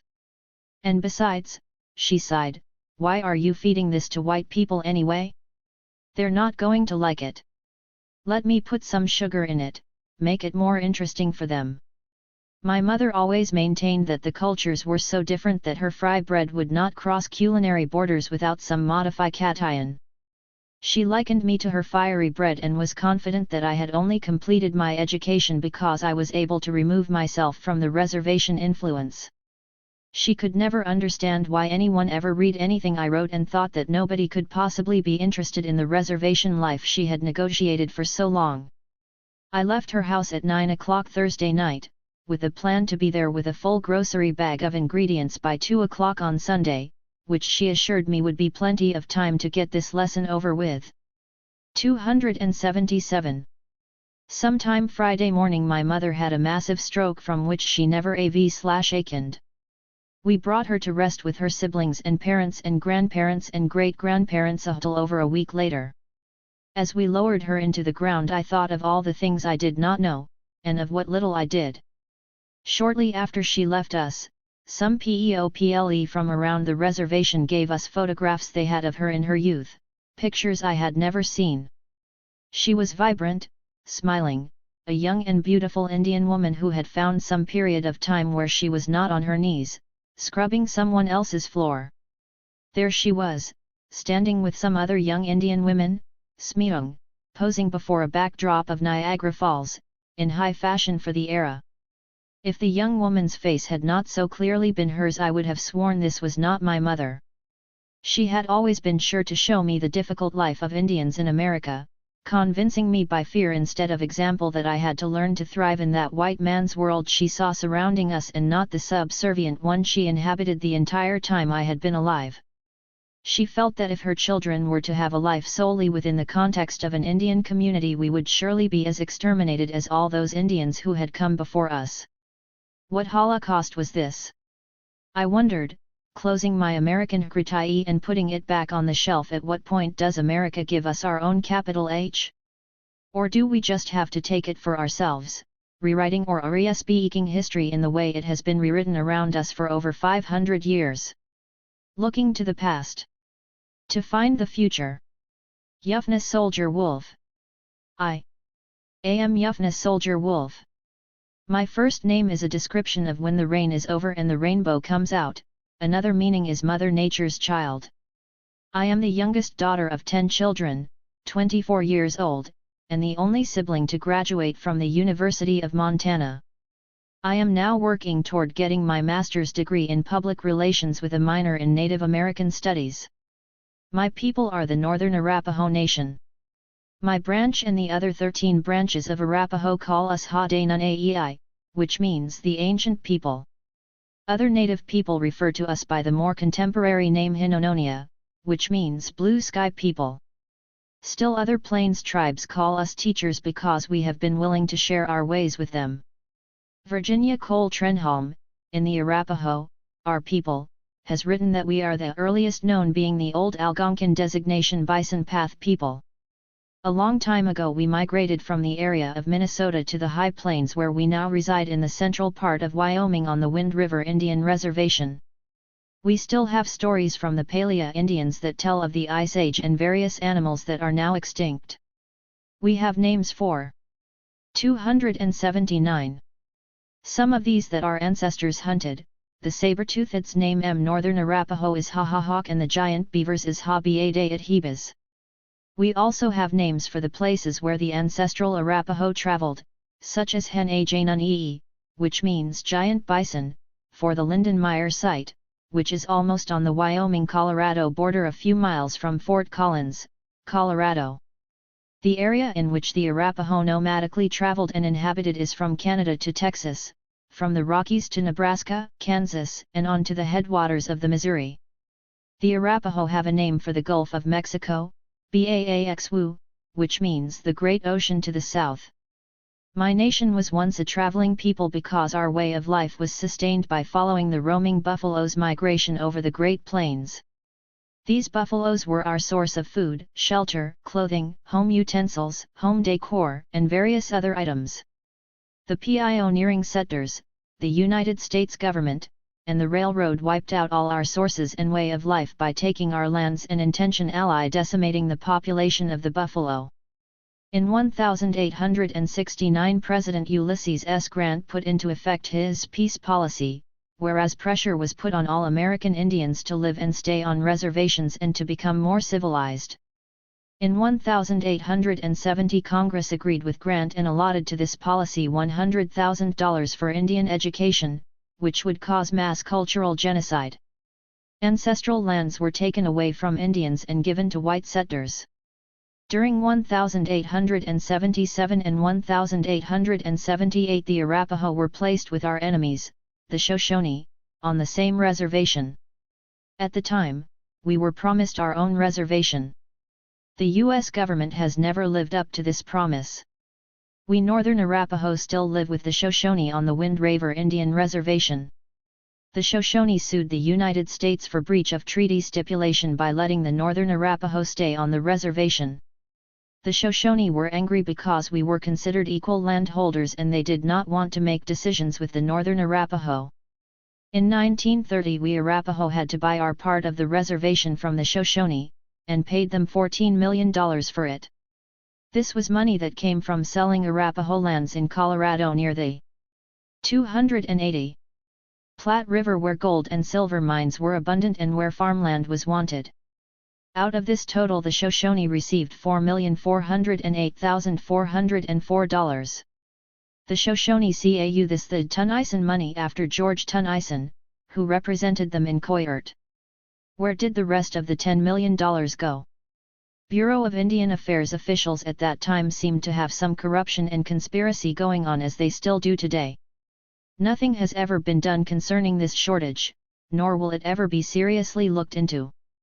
My great-great-grandfather Sharp Nose was one of the Northern Arapaho war leaders. The authority to be in charge of his people was given him in 1851 by his father, Red Bear, at the Great Council Tree in what is now known as Fort Collins, Colorado. To have Sharpnose and his people settle on reservations was the government's way to suppress and take land from the Northern Arapaho, as well as from all other American Indians during this so-called taming of the West. The United States government men deemed this land free because, in their opinion, the Indians were not putting the land to good use. So with their superiority complexes and dirty political issues, they took the Indian families to reservations where they were given diseased blankets and where they existed on pitiful food rations, since the American Indian way of hunting food was strictly forbidden. I now ask you to put yourself in the Indian children's moccasins. Imagine being a child again. Envision being 11 years old, thinking of your friends and Hafei with ease and being fuyu of non-stop occasions. Imagine being a carefree spirit and still having innocence in your life, still loving without reason, and having thoughts of the world as complete in your own eyes. Then imagine that everything that makes you who you are is being attacked. You are told that the way you dress, the way you speak, and everything you were taught about your heritage is evil and wrong. Envision that people want to take everything you hold dear away from you and send you off to a school far, far away from your family and comfortable surroundings. You are sent all the way across the country to a place called Pennsylvania.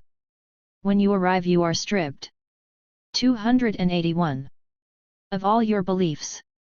Your hair is cut. You were raised to believe that hair was cut only when someone close to you has died, and so you feel a part of you is dying. Your comfortable, traditional clothes are taken away and you are made to dress in foreign clothes. You are told the language you speak is wrong. If ever you are caught speaking your language, you are punished by one of the following: being hit, slapped, beaten, given hard labor to perform, or put into solitary confinement. Imagine being horribly punished for trying to maintain your essential nature. All of this is hard to envision, isn't it? This and more happened to many Native children who were taken to Carlisle School and other boarding schools. Taking children away from their families in Indian country was a common governmental practice from about 1879 to the 1950s. My great-great-grandfather Sharpnose was born in 1830. After reaching adulthood, he married and had 3 daughters and 3 sons. His son Little Chief, who was the eldest child of his family, grew up with his Sabitans in the time of cultural genocide and assimilation of the American Indian. Remember imagining what life was like when you were 11? This is the age that Little Chief was sent off to boarding school. He was told that everything he stood for as a human was wrong. He was sent to Carlisle, Pennsylvania, in 1881 and went through the degrading process of his hair being cut, his native clothing being taken away, and being told that if he spoke his own language he would be severely punished. Upon arrival at this military school, he was told that his name of Little Chief wasn't acceptable and he was made to take the name of Dickens Nor. The sheer arrogance of the imagined superiority of a white society that would not even let a boy keep his name. While living at this school, he endured long days of not being able to communicate with his family or his childhood friends. He and other Native students would CR themselves to sleep at night because they were so terribly homesick. Some of the children died from sheer loneliness and confusion. Little Chief / Dickens endured this life until the age of 14, when he died of pneumonia in 1883. The historian of Carlisle, Barbara Landis, emailed his obituary to me. 282. On the 2nd of the month Dickens, one of our northern Arapaho boys, died of pneumonia. Dickens was one of the merriest of the company of boys who had quarters by themselves and a matron of them, and he will be much missed by the Litt family. His aptness to learn and his obedient spirit endeared him to his teachers, and his death has brought great sadness to our circle. While we mourn, our hearts go in sympathy for those at his home who have anticipated his going home to them, their pride and joy. He was the son of Sharp Nose, second chief of his tribe, and this fact would have given him much influence among his people. Dickens' body was interred at Carlisle, not returned to his home and parents. Along with Dickens, there were 9 other Arapaho children who died at Carlisle and whose bodies were never sent home. Dickens' sister, Minnie, was also sent to Carlisle. She escaped and tried to return home to her people, but only made it as far as Bemidji, Minnesota. If an Indian child ran away from a boarding school, he or she was either taken back for a reward or shot. Minnie never made it home. She is buried in Bemidji, Minnesota. Pictured Henry Pratt, captain of the 10th Cavalry Buffalo Soldiers, was the founder of Carlisle Indian School. His motto was "Kill the Indian, save the man." In 1875 he escorted 72 Indian warriors to prison in Florida and experimented by trying to teach them how to read and write. The process and ways Pratt used to teach would later be labeled as cultural genocide and assimilation. The news that Mr. Pratt was experimenting with these Indians spread. Soon afterward, he received permission from the U.S. government to expand his program by establishing the Carlisle Indian School. The school continued into the 1930s, until the administration saw that the promised opportunities for Indian students would not materialize, that they would not become imitation white men. The Carlisle website states that Pratt had a strong desire to see Indians assimilated.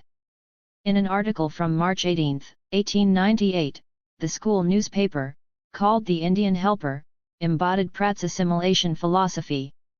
283. I would think it would interest our readers more if at least one of the inside pages contained some interesting stories or would describe the Indian better by telling how he is tamed and brought up. The Indian that is shown is dressed in hideous costume of feathers, paint, moccasins, blanket, leggings, and scalp lock, which displays their savagery. It is this nature in our red brother that is better dead than alive, and when we agree with the oft-repeated sentiment that the only good Indian is a dead Indian, Carlisle's mission is to kill this Indian, as we build up the better man. We do not like to keep alive the stories of the past, hence deal more with his present and future.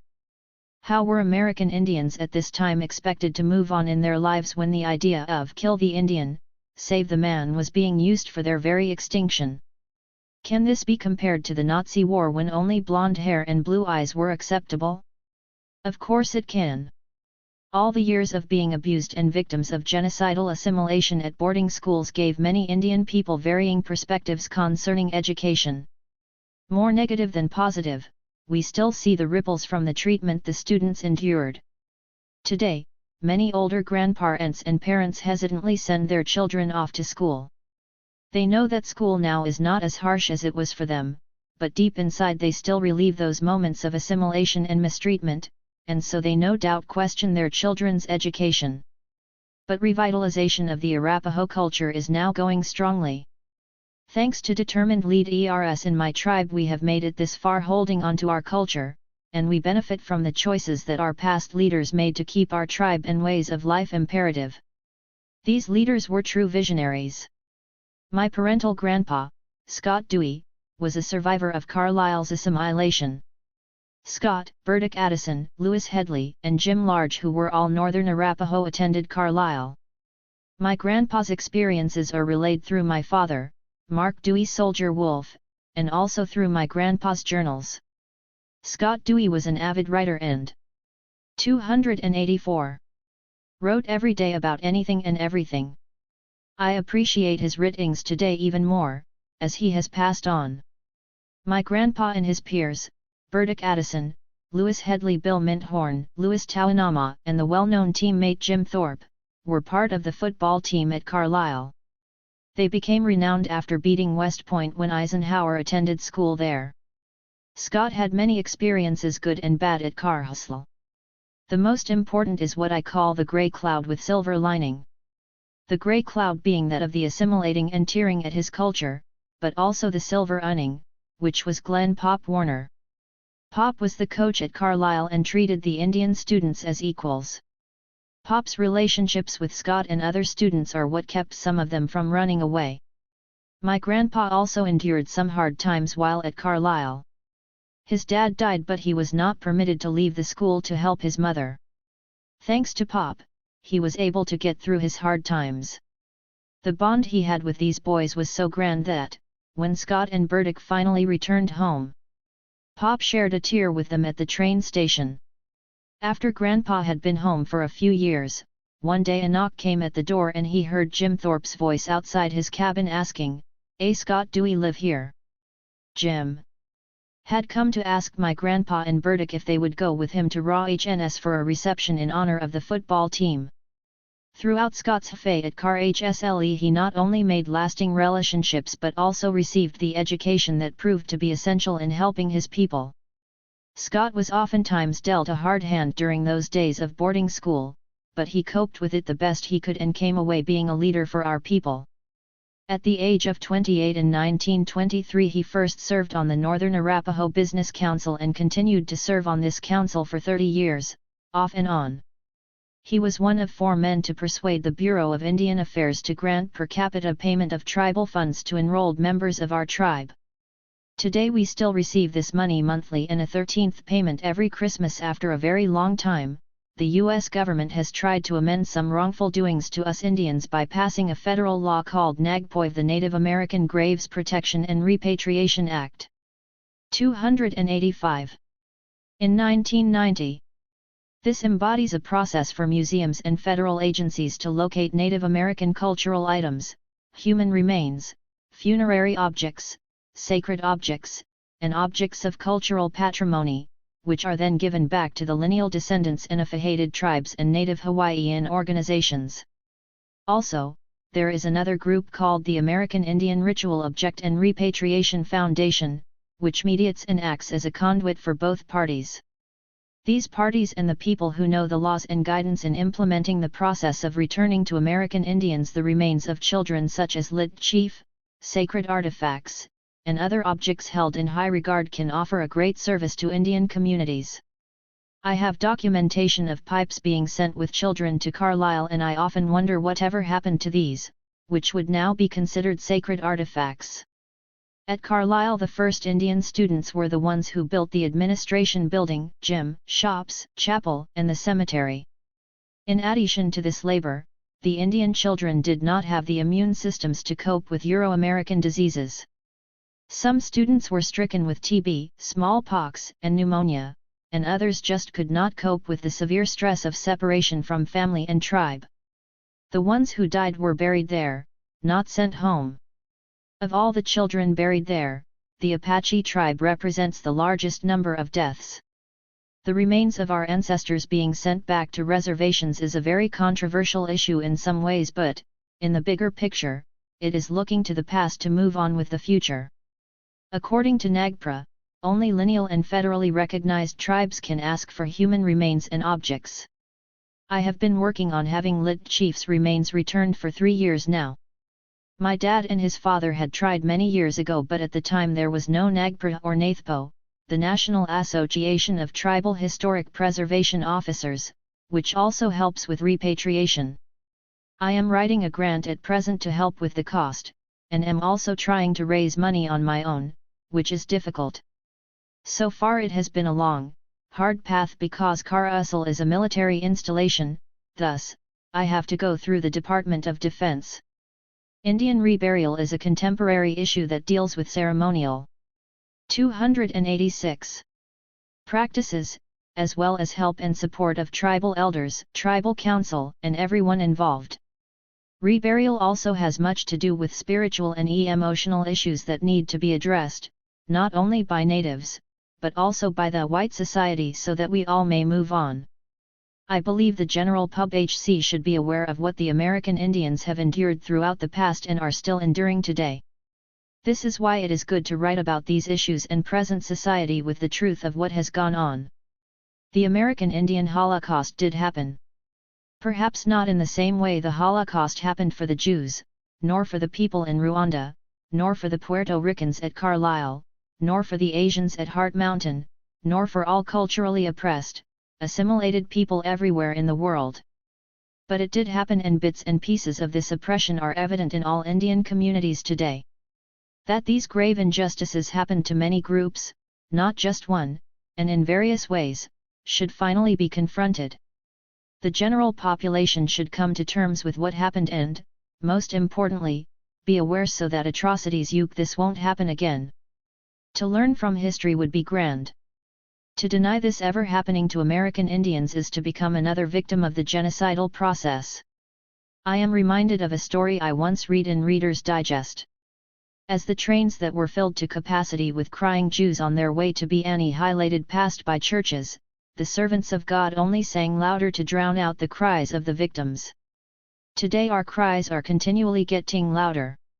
The war did eventually end for the Jews. Will it ever for the American Indians? Resilience in responsibility. Surviving the new genocide. Shauna Oteka McCovey. It's nearly 10:30 in the morning and I've managed to finagle a boat ride along the Klamath River with the Yurok Tribal Fisheries Program, YTFP.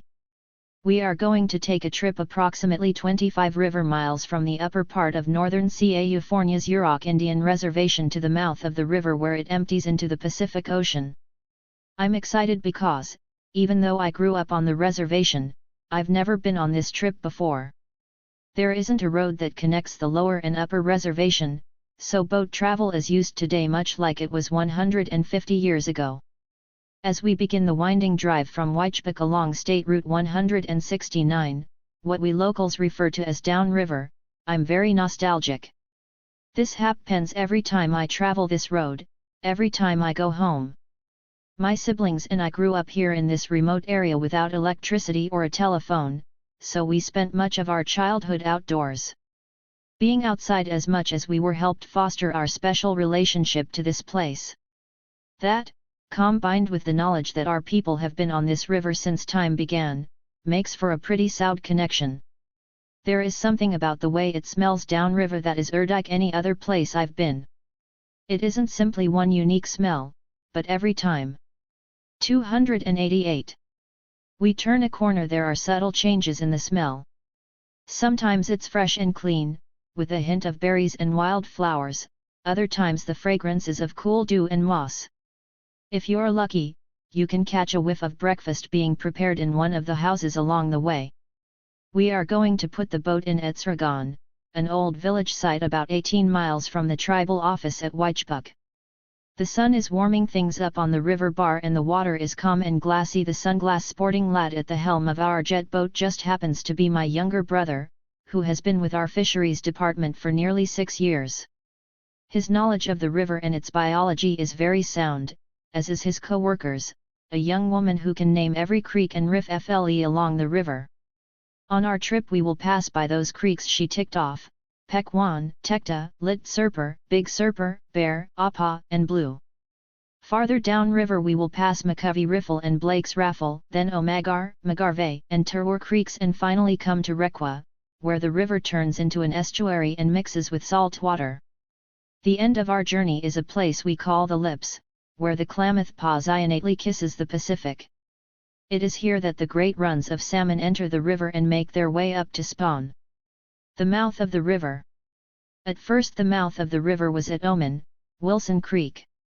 The skykeeper made an opening and that was the mouth. Now the people were ready and stood on the bar at the mouth of the river with harpoons and eel hooks to catch lamprey eels, but they could not see any fish. They said, "How will we live? How shall we eat?" So the skykeeper changed the mouth and made it where it is at Requa.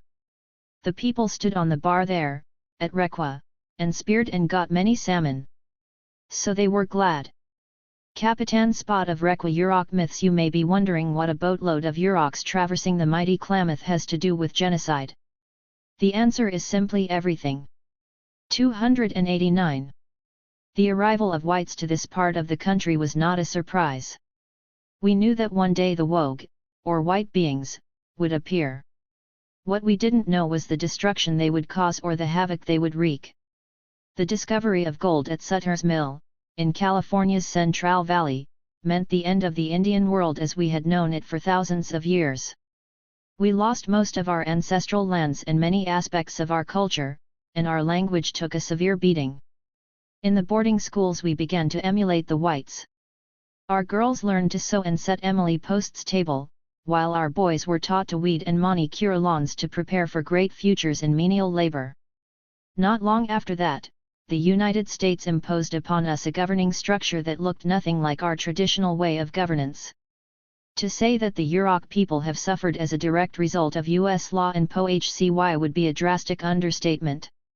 It is also an obvious restatement, because the same story can be told on every reservation, in every Alaska Native village, and in the native Hawaiian homelands. But this story is not about suffering, it's not about the poor Jedi Indians and what the evil empire did to disrupt the Force. This story is about our ultimate survival and what we do day to day to ensure that survival.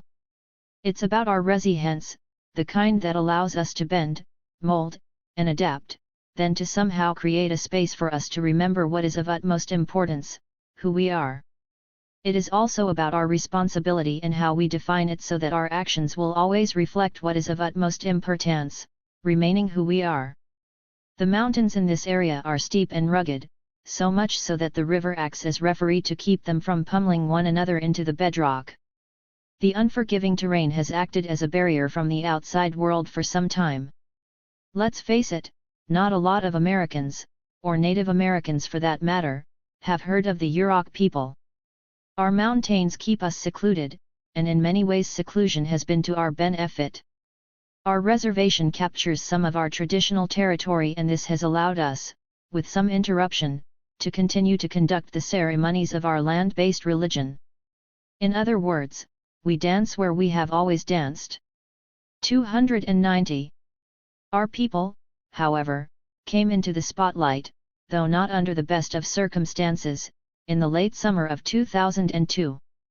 The biggest fish kill in Yurok memory thrust the Klamath River and its Viator crisis into the national media, pitting farmers in the upper Klamath Basin against fishermen, Indians, and environmentalists in the lower basin. The loss of salmon, both Chinook and Coho, was estimated upward of 60,000, and those of us dependent on the salmon runs were completely devastated. What happened is what I refer to as an attempt at cultural genocide. Cultural genocide is just as appalling, if not more so, than physical genocide because its form appears benign. From this standpoint, the perpetrators of these acts can evade responsibility for the demise of a group of people because the people are, in fact, still living and breathing. Remember the old Anglo mantra, kill the Indian, save the man. This tactic has not gone away, only changed its shape over the years. Now it is used under the guise of scientific findings, administrative decisions, legislation, and statutory interpretation. And we must not forget how our tribal sovereignty is constantly under attack in the courts. Though the federal government refuses to take responsibility, low water levels in the Klamath reportedly caused the fish kill of 2002. The lower levels delayed migration, thereby causing overcrowding in the estuary, where salmon acclimate to fresh water from salt water. In essence, there were too many fish in too little water. The fish became stressed, which created a higher susceptibility to diseases, including the two they contracted, colimaris, or gill rot, and itch, a white spot disease. Both were fatal. The United States Bureau of Reclamation, USBR, the federal water agency in charge of dam operations, did not release enough water from the dams along the upper Klamath for the fish to survive.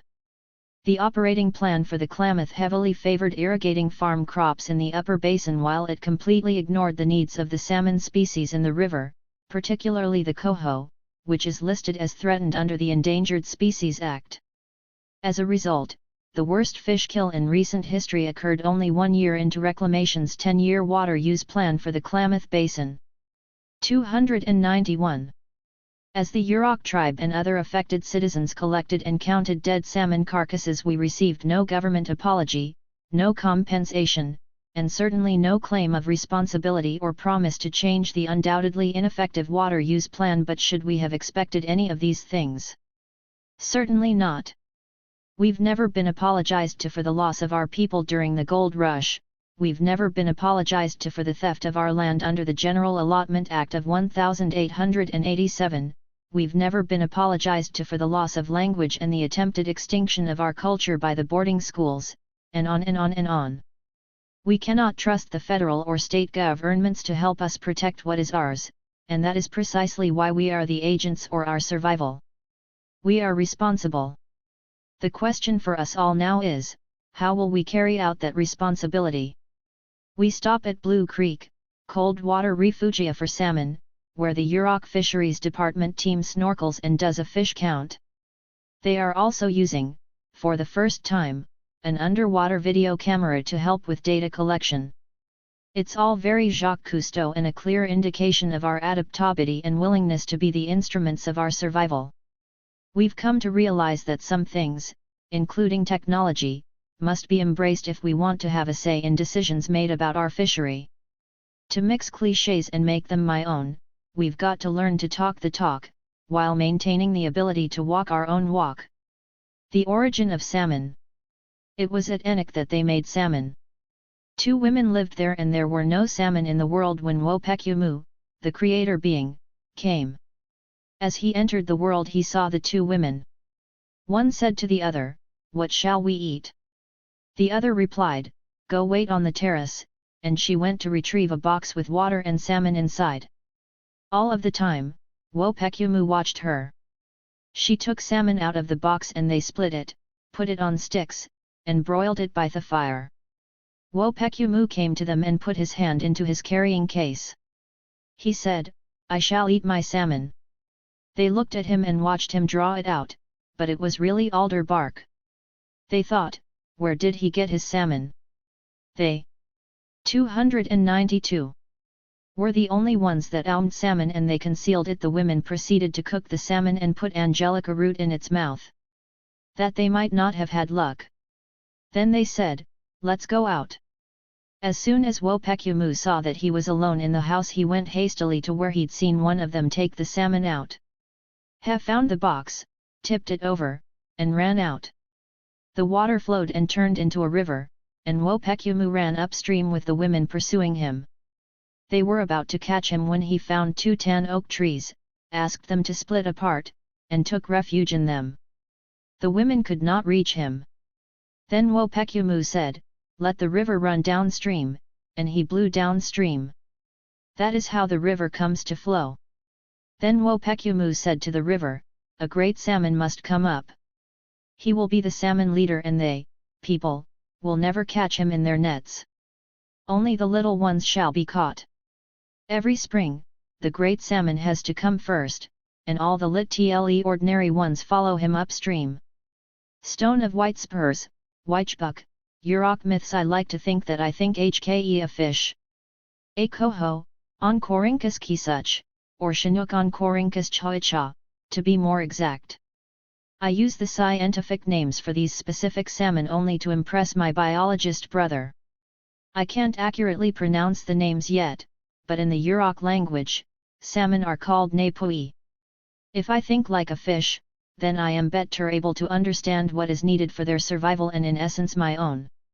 One thing in particular leaps to mind: clean, fresh water and lots of it. While I acknowledge that the world is full of multiple truths, our truth is salmon. Salmon are such an integral part of our culture that we cannot be Yurok people without them. It's true they are our food, but more than that, they are what sustain us, what keep us tied to the river, and we are responsible for their survival as well.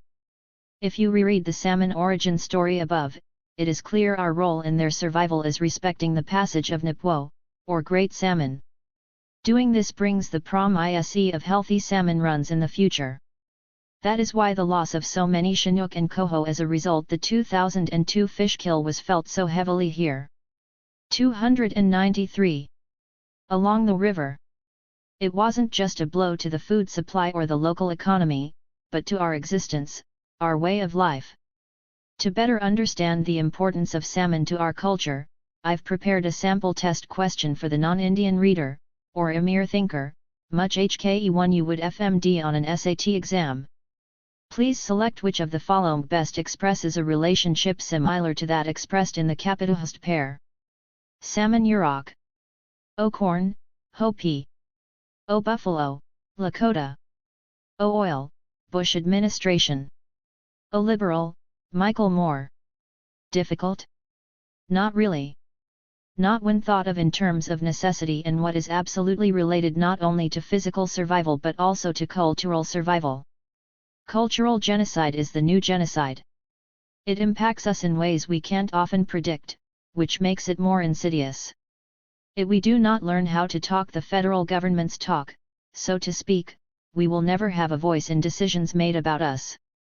This creates a dilemma for some because there is a fear that exists of becoming too much like white people. This is the struggle. How do we understand their world and still exist in ours?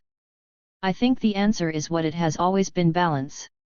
Here in Northern California, the Yurok, Karuk, and Hoopa people dance to balance the earth, to fix things, to put them back into place. Our dances are biennial.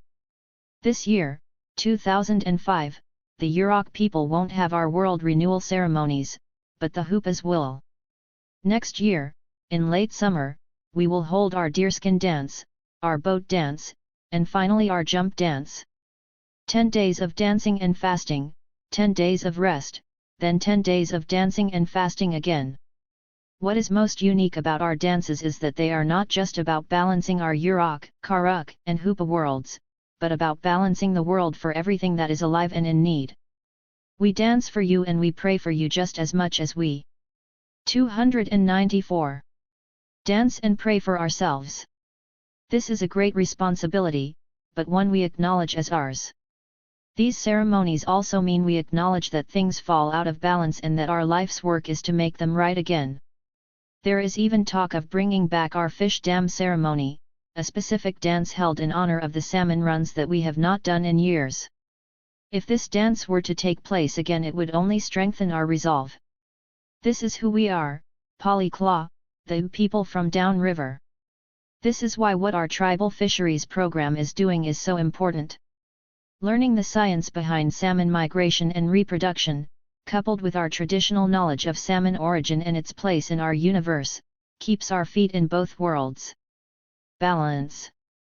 We have traditional knowledge of our native relationship with the river, but we also know how the federal government and other non-Indians see the river.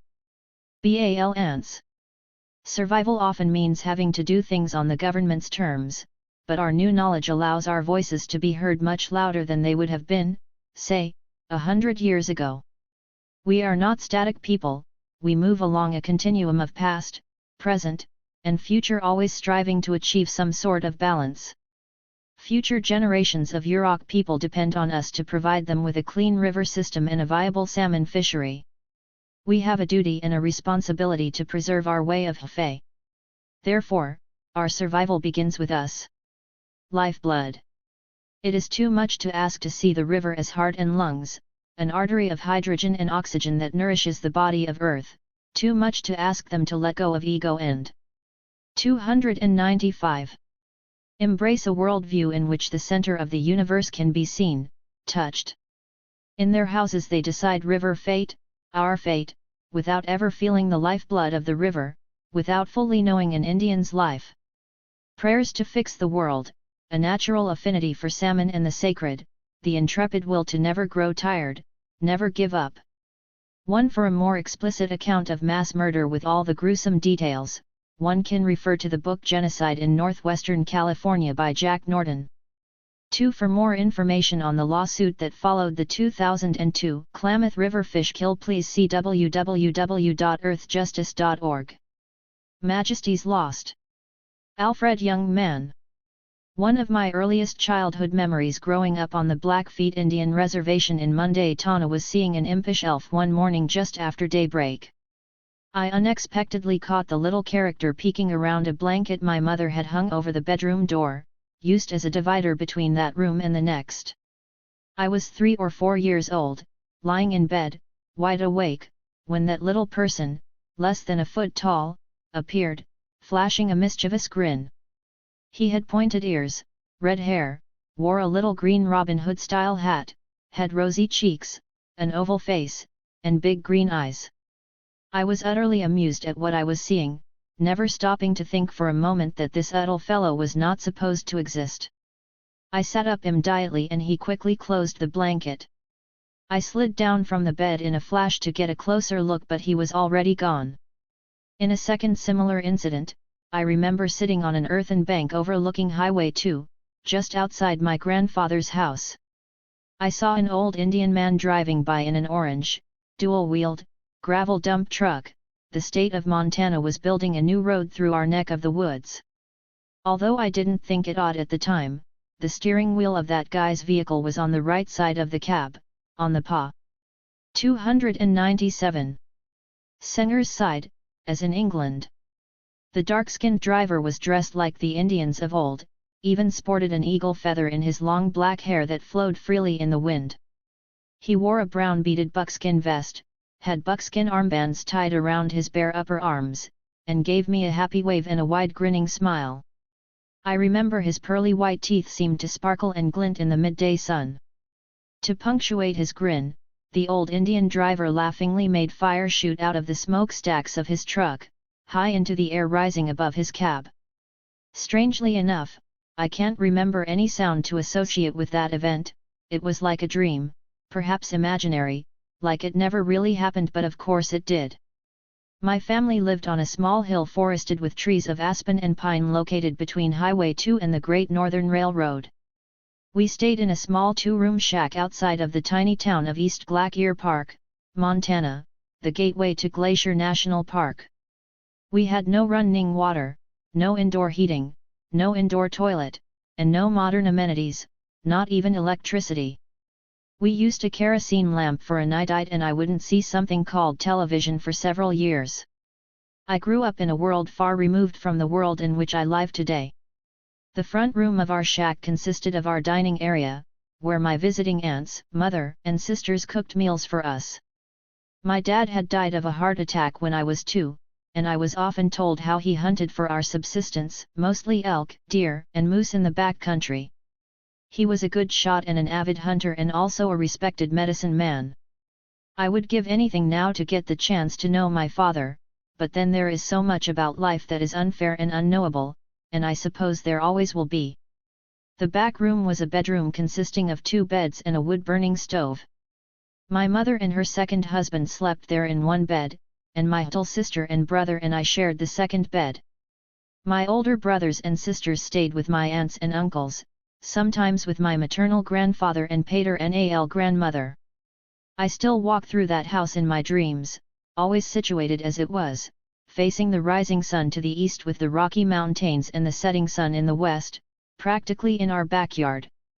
298. I spent the first 5 years of my life speaking Cree. On warm summer days I would take Cree sweat baths with my uncles and grandfathers in that place where the Cree sang songs and sought out the help of the spirits, where they prayed to the grandfathers for spiritual guidance and assistance in getting through the many challenges of life. If anyone had asked me when I was growing up if I was an Indian, it would have been like asking a fish if it had ever discovered water. I had no idea I was different from others outside the reservation, and I didn't learn to question my identity until I left my home and others began to query who I was. All that childhood knowledge would be callously taken away from me and my brothers and sisters when we were sent away to stay in the government-run Cut Bank boarding school, just north of Browning, Montana. I was sent away to this Bureau of Indian Affairs boarding school when I was 6. By the time the BIA school had completed its initial 2-year duty of civilizing my mind into the English language, I was no longer able to understand the Cree language that my grandmother spoke. My life after that was a long series of Indian boarding schools, white education systems where we were treated as savage primitives, where the pedagogy of the age was meant to strip us of every last vestige of our Indian personalities, kill the Indian, save the man. Later, as a young man studying European art and history in London and North American Indian art and history in the US, I would learn that the US and Canadian governments systematically tried to eradicate the Indian in the man for over 70 years, roughly from the 1890s to the 1960s. The ghost dance, about which much has been written and much of it erroneous, was performed amongst the Sioux in South Dakota, which led directly to the massacre at Wounded Knee in 1890. It is well known that the U.S. Army slaughtered over 150 of Chief Bigfoot's Miniconjo people on a cold December day in a misguided attempt to eradicate the ghost dance. Thereafter, federal law forbade any kind of dancing, vision quests, sweat baths, or powwows throughout the plains. Montana followed suit when the territorial governor of Montana, J.E. Rickards, issued a proclamation banning the sun dance, also known 299 by the people of the time as the thirst dance, which was primarily danced to renew the spiritual, mental, and physical health of the individual. My great-grandfather's family became victims of the new law that stated any Indians on the plains caught performing these rituals or dances would be arrested and locked up. The law remained in force for over a century, until the American Indian Religious Freedom Act of 1978 came into effect for the protection and preservation of traditional religions of Native Americans. The law in part reads, on and after August 11, 1978, it shall be the POHCY of the United States to protect and preserve for American Indians their inherent right of freedom to behave, express, and exercise the traditional religions of the American Indian, Eskimo, Aleut, and Native Hawaiians, including but not limited to access to sites, use and possession of sacred objects, and the freedom to worship through ceremonials and traditional rites. There is a height-known sun dance circle composed of the remains of huge cottonwood trees located just south of Roundup, Montana, where elders say that the Sioux, Blackfeet, Cree, Assiniboine, Crow, Shoshone, and Cheyenne held a sun dance long before the white man invaded the plains. As cottonwood trees can live up to a century and more, there are still cottonwoods alive that lived at the time of the great buffalo herds. Some of the Roundup trees are still standing, situated 2 by 2.5 circle. The local white people, of course, have no idea the trees are sacred. My great fear is that some local rancher may decide to cut them down one day, not knowing their significance to Plains Indian history. My elders told me years ago that particular sun dance must have been a powerful one, since the trees, once they were cut and set in a circle 2 by 2, took root, lived, and continued to grow. The Roundup sun dance, I was told, was held to make and honor the peace between the tribes on the plains.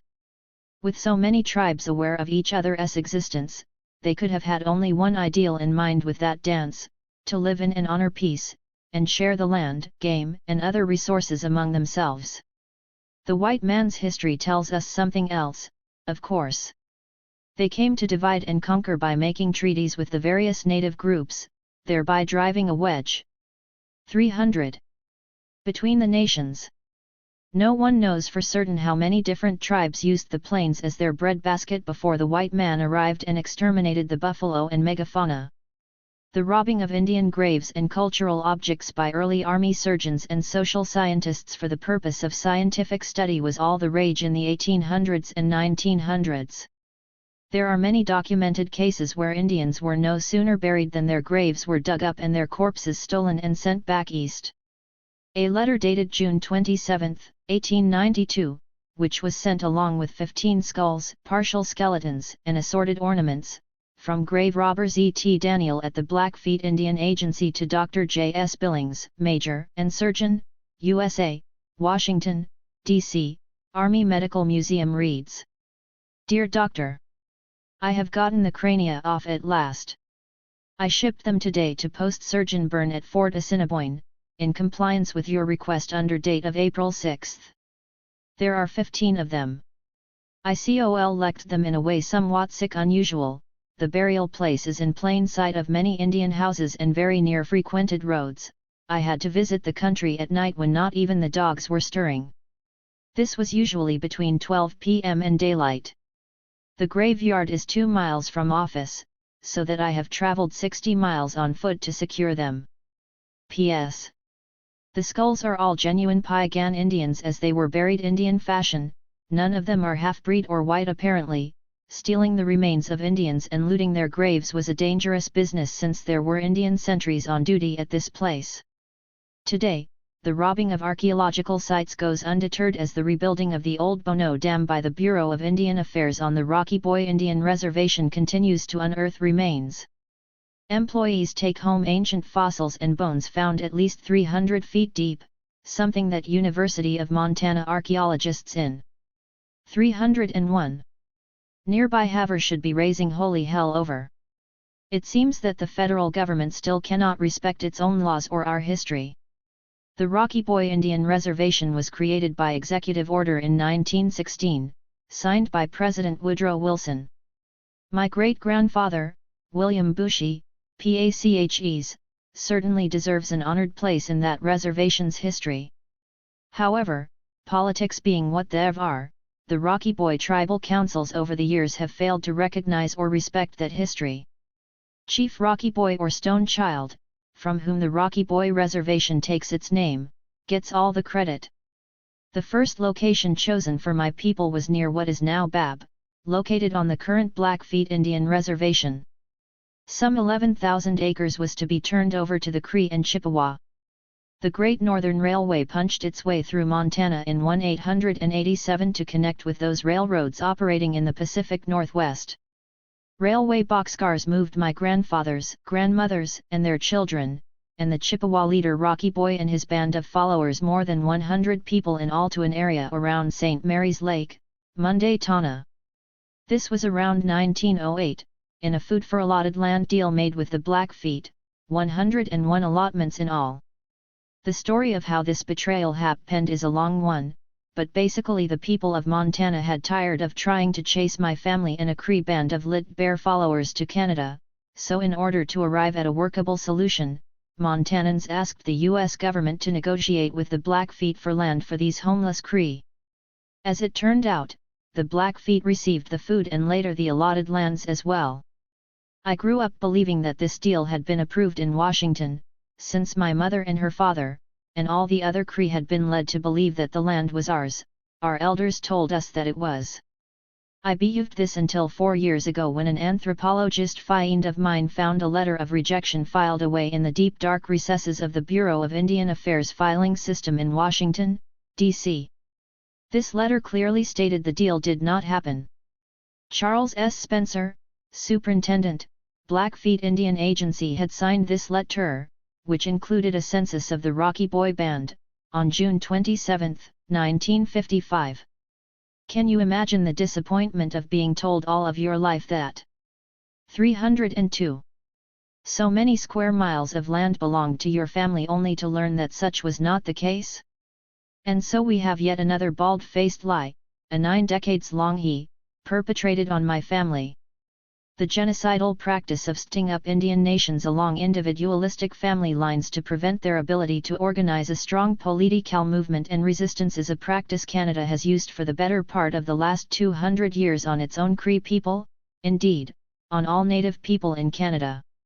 Canada has the smallest Indian reserves in all of North America, some being only a few miles square. The site where the last battle between the Cree and the Blackfeet fought around 1869–70, where over 300 Cree and Blackfeet died, is the very site where the University of Lethbridge campus is currently located. Ironic that I should be teaching in this university. There isn't a day that goes by I am not reminded that the Cree and Blackfeet are traditional enemies. With that in mind, what better way for the U.S. to control the two groups of indigenous people in Montana than to locate them on the same reservation? The U.S. Army's theory was to keep these two groups fighting amongst themselves so they would not have to worry about each of them fighting the U.S. Army. That plan has worked out exceedingly well this past 80 years or so. In fact, we are still fighting amongst ourselves and killing each other. Several years ago Blackfeet Indian POHCE murdered my younger brother in his jail cell, and with the help of the Attorney General of Montana and the Blackfeet tribe, covered up the atrocious deed. Justice denied is no justice at all. The Blackfeet settled out of court in a wrongful death suit for $20,000 for the 3 children my brother left behind. The policemen who committed the murder were left free, no doubt to kill again. As far back as 1972 there were over 90 unsolved murders on the reservation. Who knows how many more have happened and gone unreported or unsolved since then. As radio commentator Paul Harvey once remarked on his internationally syndicated broadcast, if you want to get away with murder, move to the Blackfeet Indian Reservation in Montana. Today the Cree people have no federal rights on the Blackfeet. 303. Indian Reservation, no housing, no legal rights.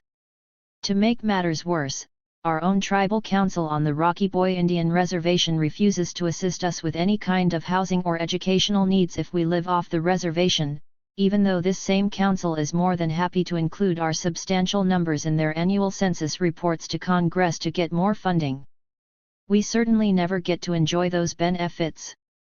We have become, through acts of sheer racism, greed, and stupidity on the part of U.S. bureaucrats, the academic communities, and many amongst the Cree and Blackfeet, the destitute of the destitute. Subterfuge and lies, political deception, theft of our land and resources from all sides of this equation is the legacy of our history. Fortunately, even through all that, we Cree still retain the important ingredient of seeing, our way of viewing the universe. Just as importantly, the governments of the US and Canada can imagine no way in which to exterminate the mystical knowledge within us. My 2 childhood sightings, along with this inner mystical knowing, is how I know who I am today. This way of seeing, of knowing, is an important part of how we Cree Indians think, what we behave and how we continue to survive today. Over my lifetime I have often remembered those 2 sightings that at present would be akin to seeing a UFO, Sasquatch, or some other unworldly creature. Cree have always spoken of the lit people, sometimes with wonder, sometimes with certain fear. Seeing and experiencing the unusual was part of the everyday world in which we children lived. When we saw such things we weren't told that we were crazy, we weren't told that what we saw didn't really exist, that we were hallucinating, or that these things only existed in our imaginations. To the contrary, our elders accepted what we told them as being the literal truth. They would always share with us a few similar experiences they had when they were growing up. In this way they confirmed and accentuated our recent experiences into time and place as factual events, to be remembered for the rest of our lives. These encounters acted as precursors to the spiritual and visionary happenings we would later undergo in Hefei, of which I have had my share. These happenings were not 304. Simply imaginary events, therefore considered to be unimportant as is the case with the way the Western mind handles such occurrences. They had texture, substance, and feeling, were tactile and occupied real time and space. Therefore, they had, and still have, great meaning.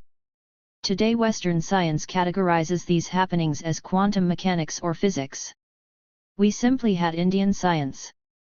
Fortunately for us, there were no Sigmund Freuds or Carl Jungs hanging around the Indian villages waiting to second-guess what our beliefs were telling us about the world.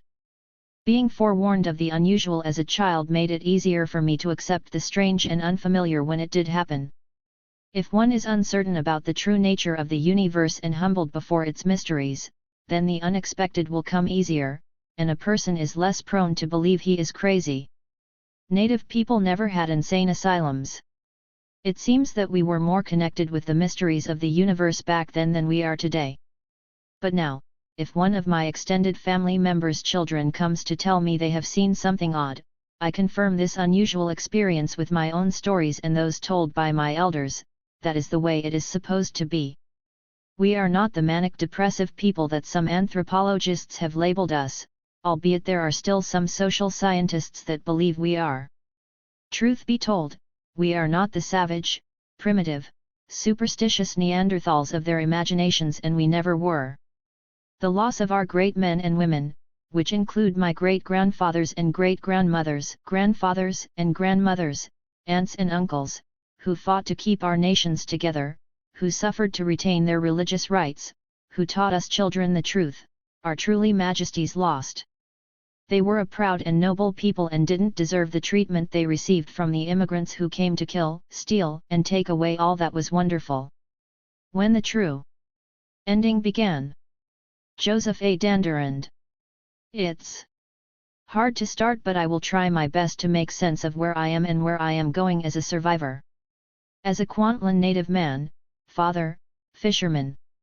1,000 years ago a man, HKE myself, sat on the shores of the Fraser River, near what is now called Fort Langley, British Columbia, Canada, knocking two stones together creating a knife to cut the fish he was about to catch. They say this man was born from the sky people and later transformed into ancestral animals and the fish we still to this day take from the Fraser Paver. That is why we say every day in our lives. We have always been here since our time began. We have been here for 350 generations. We have fished here forever and we will fish here as long as the river provides. Day 4 lights always going out when you need them. The most true test of a good net mender is if he can do it in the dark. Truer test is when you are on the river and you are surrounded by darkness and black clouds and only a sliver of a moon and the tide is changing and you know the fish are going to start moving and that last sturgeon has 306. Ripped a hole in your net and you are working frantically to get it mended and you can't even see your fingers, it is so dark. I remember one time it was so dark that I could hardly tell the river from the sky. That sturgeon had ripped a big hole and I was still shaking from pulling that 100-pound monster into my boat. Yes, they are monsters, those old sturgeons with their big sucking mouths and their old man whiskers trying to tickle you into that big sucking mouth so they can break your bones away and get to your sweet blood, and you know if you do not grab them right that those bony spines on their backs can cut through skin as easy as a razor blade, and the last thing you want to do is bleed, cause bleeding only excites them and then they spin, these big monsters. When you begin to pull them up out of the water they spin and rip your net and they are heavy and your hands begin to bleed and those small evil eyes stare at you and you pull their big white bellies into your boat and you are left sitting there with your bleeding fingers and you are shaking, and now you have maybe 10 minutes to mend your net and you begin with bleeding fingers. And you can't even see the beginning of the hole, but you have to start somewhere and it is so quiet that you do not hear that old Indian woman as she walks down to the river and she doesn't see you as you quietly mend your net, and then you do notice her and you try to see who it is but it is too dark and you keep mending your net and your fingers are bleeding all over your torn net, and that sturgeon in the bottom of your boat just lies there and stares at you as it slowly moves its monster gills, sucking the cold air from the darkness that surrounds all of this.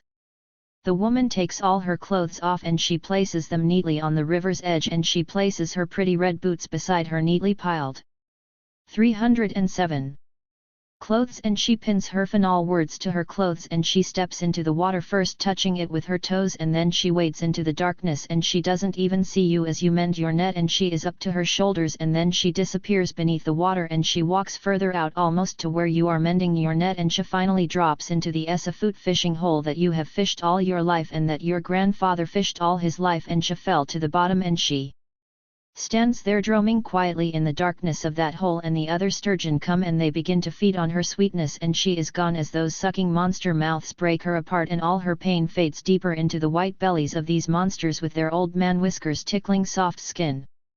Today I watch the smoke rise above the head of a 65-year-old Kwantlen man as he sits at his set net hole. His mind is partially destroyed by decades of pot smoking. The anger within him is there because he was taken to residential school. His life has been torn from any sense of family, of history, of a future. He, in a sense, exists. For me, in life, there are very simple teachings. Have a good mind and have a good heart when you do anything in your life. Whether it's writing or cooking a meal for your family or starting a fire, have a good MMD and a good heart and the work you are doing will go well, and with that you are humbled. We are a humble people, though we went to war with our neighbors and others who came to conquer and steal from us. We protected ourselves and we were barbaric. Our history is not filled with glorious tales of passive survival. We lived in harsh times and we fought back, and even tales of our people having slaves are true. We also took people to be our slaves as others to be theirs took our people. Our past is our past. But as we survived we also created sophisticated laws and spiritual ceremonies. None of what we repeat today can be found in any book. None of our scared rituals did we just one day make up. Ritual is repeated and repeated. 308. Smallpox wiped out 80% of our people. Hundreds of families then became perhaps 2 to 3 main families. Then the fur traders came and soon realized that furs were not what would make them rich, it was the fish from the rivers that provided the riches they sought. Then this place became a colony. In 1858 the British government proclaimed our traditional lands a crown colony. In 1859 new leaders of this land chose a policy of benevolent assimilation for our people, in other words, they will be gently transformed into Europeans. What of us, survivors of epidemics? What shall be done with us? Assimilated? Transformed? How can you transform a people who were created from the sky people? How can you even think of changing leg end? Begin to destroy them, weaken them. Take from them that which keeps them, food, language, youth, and of course their children. One man, an Indian agent, James Trutch, reduced our reservations by 92% and he gave us only parcels of past traditional lands. Slivers of good lands, mostly flood plains, became our villages. Then they told us to be farmers but we were fishermen. Then they said to stop our ceremonies. Then they said speak NHSH so you may understand why we tell you that you must assimilate. Then they took my mother to residential school at the age of 6. My mother to this day denies residential school had any effect on her. Denial is as rampant in our village as it is in all villages. Denial until death sometimes comes too quickly. The effects, though denied by my mother, filtered down to me.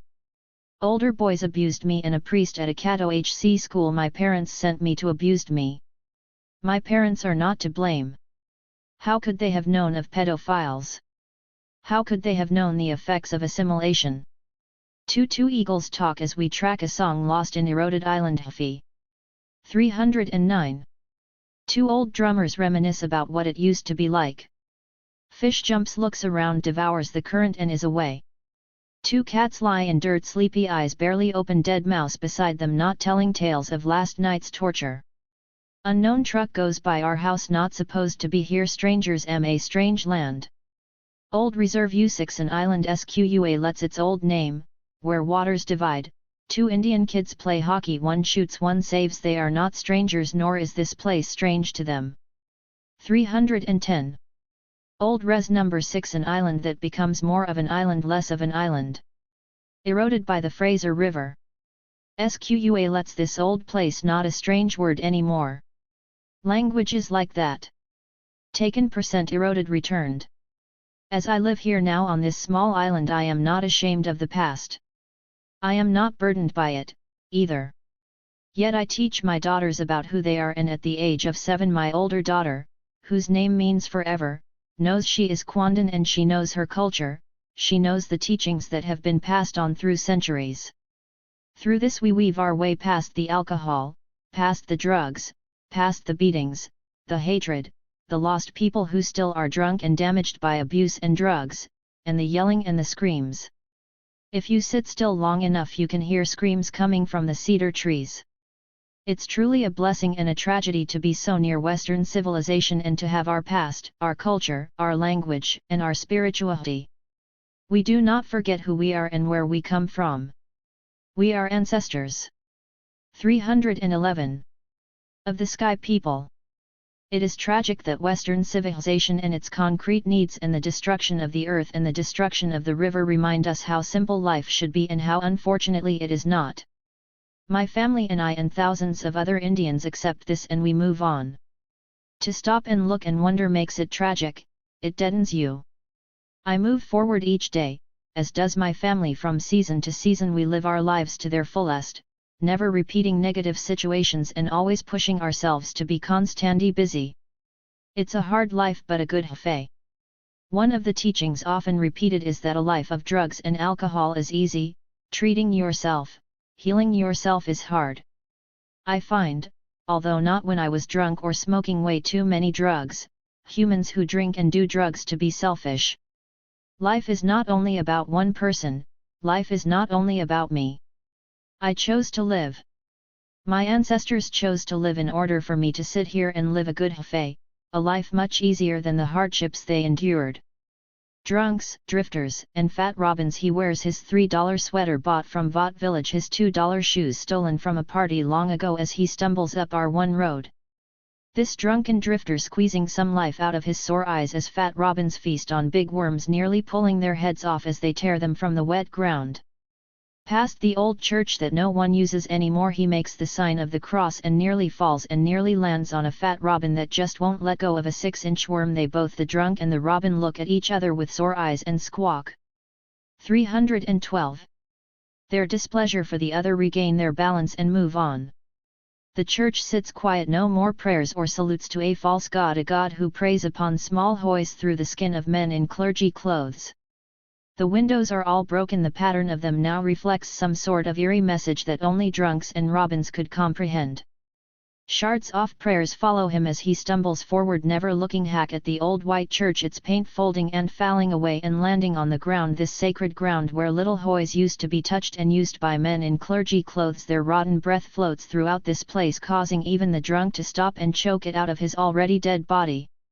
Then he falls down, spreads out as if catching himself would help. His arms and legs spread not like Jesus on the cross but like a defenseless worm about to be pulled up out of the warm earth below him. He breathes in that rotten breath and he stays there like the church with its broken windows and falling paint.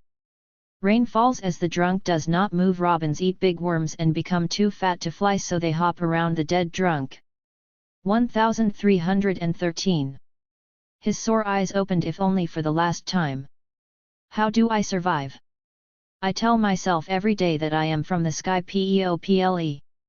I tell myself that I am a Kwandan man, a simple fisherman, a father, and a husband. I wake up every day and repeat my ritual of getting myself clean and ready for my work. I sip a cup of coffee and watch the local news, watching the weather.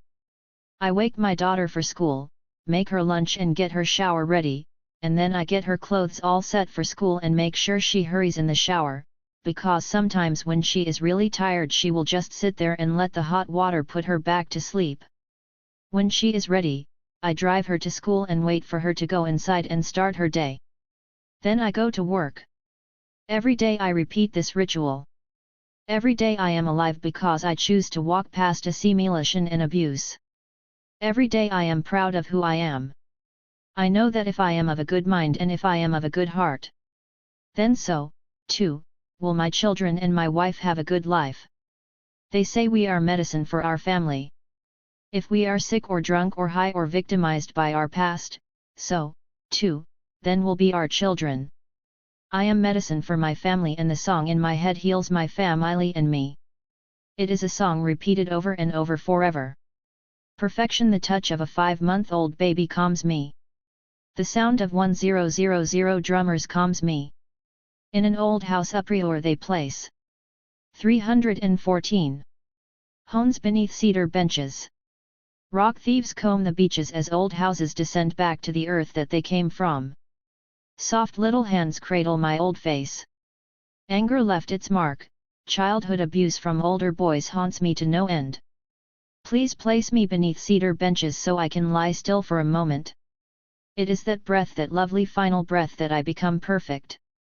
So our children will know Clifford E. Trafzer. If you traveled to Indian country and spent some time in any Native American community in the Western Hemisphere, you would soon learn that among the tribal elders there are people who know the old stories. These special elders are the keepers of the council fires, the keepers of traditions.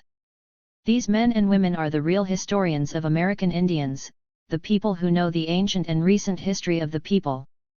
Through rich and diverse oral history, spoken in a plethora of languages, tribal storytellers tell of the time when humans interacted with plants, animals, sun, moon, stars, rocks, rivers, lakes, mountains, forests, and much more. Together, they created a drama equal to any known in the world. Storytellers among each tribe, band, village, or family keep the historical traditions for their people, and they know a good deal about the history of other Indian people, particularly those with whom their people interacted. For thousands of years before the arrival of non-natives, keepers of traditions recorded their histories, sometimes by memory alone and sometimes through material objects or painted and carved accounts on wood, skins, rocks, textiles, basketry, and ivory.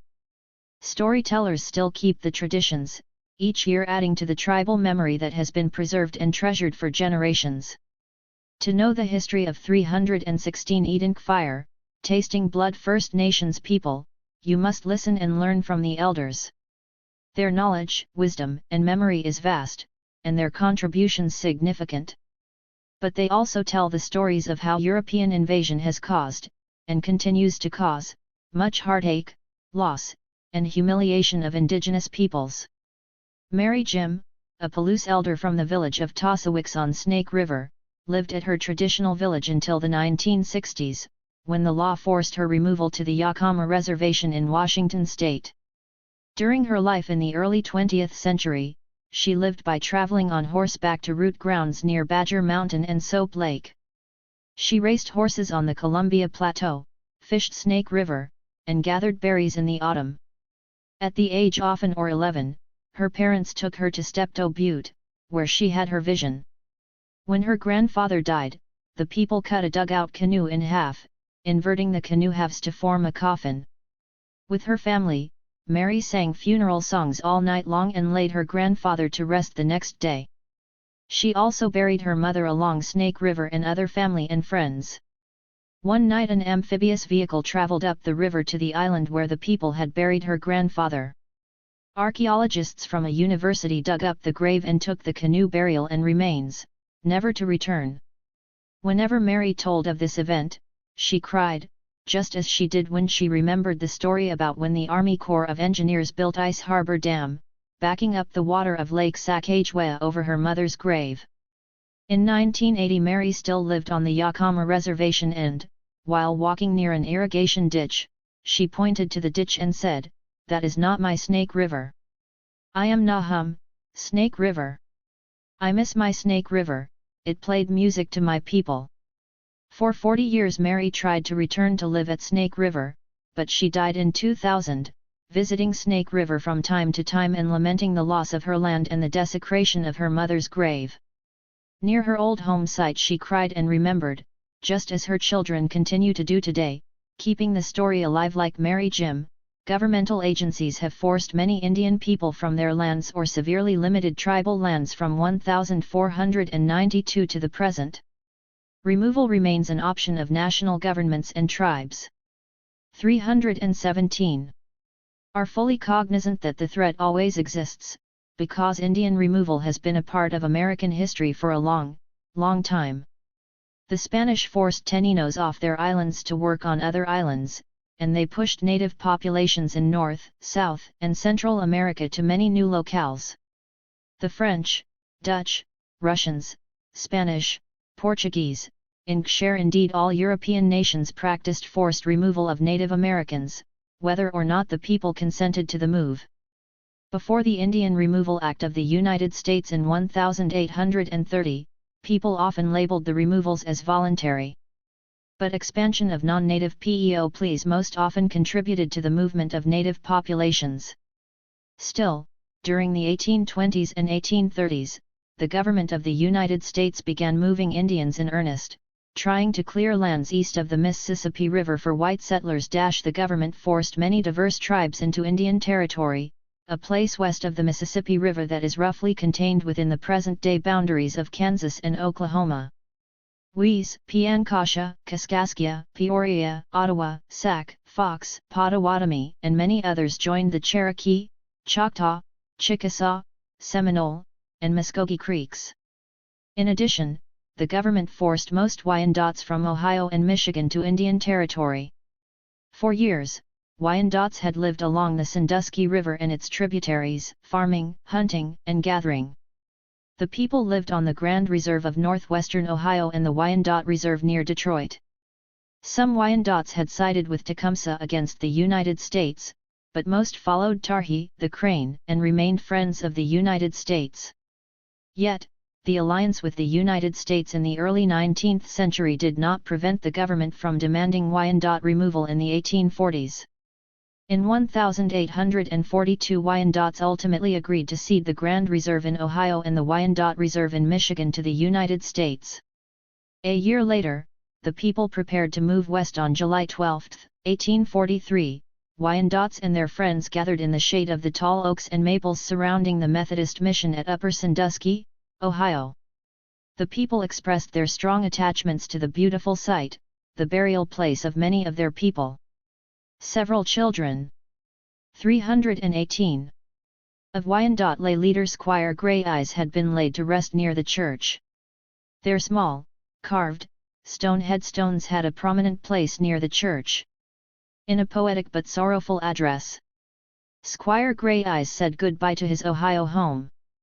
Adieu to the graves where my fathers now rest. For I must be going to the far distant west. I've sold my possessions, my heart fills with woe. To think I must leave them, alas! I must go. Farewell ye tall oaks in whose pleasant green shade in childhood I sported, in innocence played, my dog and my hatchet, my arrows and bow, are still in remembrance, alas! I must go. Adieu ye loved scenes, which bind me like chains, where on my gay pony I chased o'er the plains. The deer and the turkey I tracked in the snow. But now I must leave them, alas! I must go. Adieu to the trails which for many a year I travelled to spy the turkey and deer. The hills, trees, and flowers that pleased me so. I must now leave, alas! I must go. Sandusky, Timoctee, and broken sword streams. Nevermore shall I see you except in my dreams. Adieu to the marshes where the cranberries grow. O'er the great Mississippi, alas! I must go. Adieu to the roads which for many a year I travelled each Sabbath the gospel to hear. The news was so joyful and pleased me so. From hence where I heard it, it grieves me to go. Farewell my white friends who first taught me to pray and worship my Saviour and Maker each day. Pray for the poor native whose eyes overflow with tears at our parting, alas! I must go. 319. The U.S. government forced Wyandottes from the land of the bountiful waters, just as the administration forced many native people to leave their homes to live in far-off places. During the 19th century, removal became an official policy of the government in its program to clear the land of its original inhabitants so that non-natives could make the land productive. Removal became a part of nearly every tribe's relations with the United States. The governments of Canada, the United States, Mexico, and others of Latin America made treaty and agreements with native nations, but these governments abided by the agreements only when it was to their advantage to do so, changing the terms of the agreements whenever it suited them by making new agreements time and time again. Word of this kind of action spread quickly in Indian country, and many Indian people had no taste for negotiating with foreign governments or following their policies. As Wyandotte elder Mary Lou Henry once put it, the government forced Indians to the worst places but said they could have it as long as the grass shall grow and rivers flow. But this changed with new leaders and more settlers who wanted more Indian land. Indians learned that governments wanted to confine them to certain areas so that non-natives could steal their lands and exploit their resources. Indians soon learned about reservations and the marking of lands to separate native from non-natives for the convenience and benefit of the latter. Initially, few Indians warmed to the idea of a on a reserve or reservation. The land had always been open where people could hunt, gather, fish, and farm, often in joint use areas where more than one tribe shared in the bounty of the land. When native people had resources, they had little reason to seek refuge on a reserve controlled by government agents, but once their resources dwindled they had no recourse but to starve or move to a reserve. Government officials knew this, particularly the army, so governments set about to destroy native food sources as a means of forcing the people to designated areas. Nowhere was this plan more apparent than on the northern and southern Great Plains where buffalo herds had flourished for generations, numbering in the millions. 320. Kiowa elder Old Lady Horse remembered that the United States had a war between the buffalo and the white men. When the army moved onto the plains, they built forts and the woolly-headed buffalo soldiers, the 10th Cavalry of African American troops, shot the buffalo as fast as they could. The buffalo fought back, so the white man hired hunters to do nothing but kill the buffalo. Buffalo hunters slaughtered millions of buffalo, and skinners with their wagons made huge piles of the hides and bones. Old Lady Horse recalled that at times there would be a pile of bones as high as a man, stretching a mile along the railroad track. Lakota Luther Standing Bear recalled hearing from hunters that the plains were covered with dead bison, and when he went to investigate, he saw the bodies of hundreds of dead buffalo lying about, just wasting, and the odor was terrible. White people, he reported, were the wasteful, wanton killers of this noble game animal, and he found the hunters to be repulsive. Arapaho artist Carl Sweezy remembered hating the white men who slaughtered bulls and cows and calves alike and left them to rot on the prairies.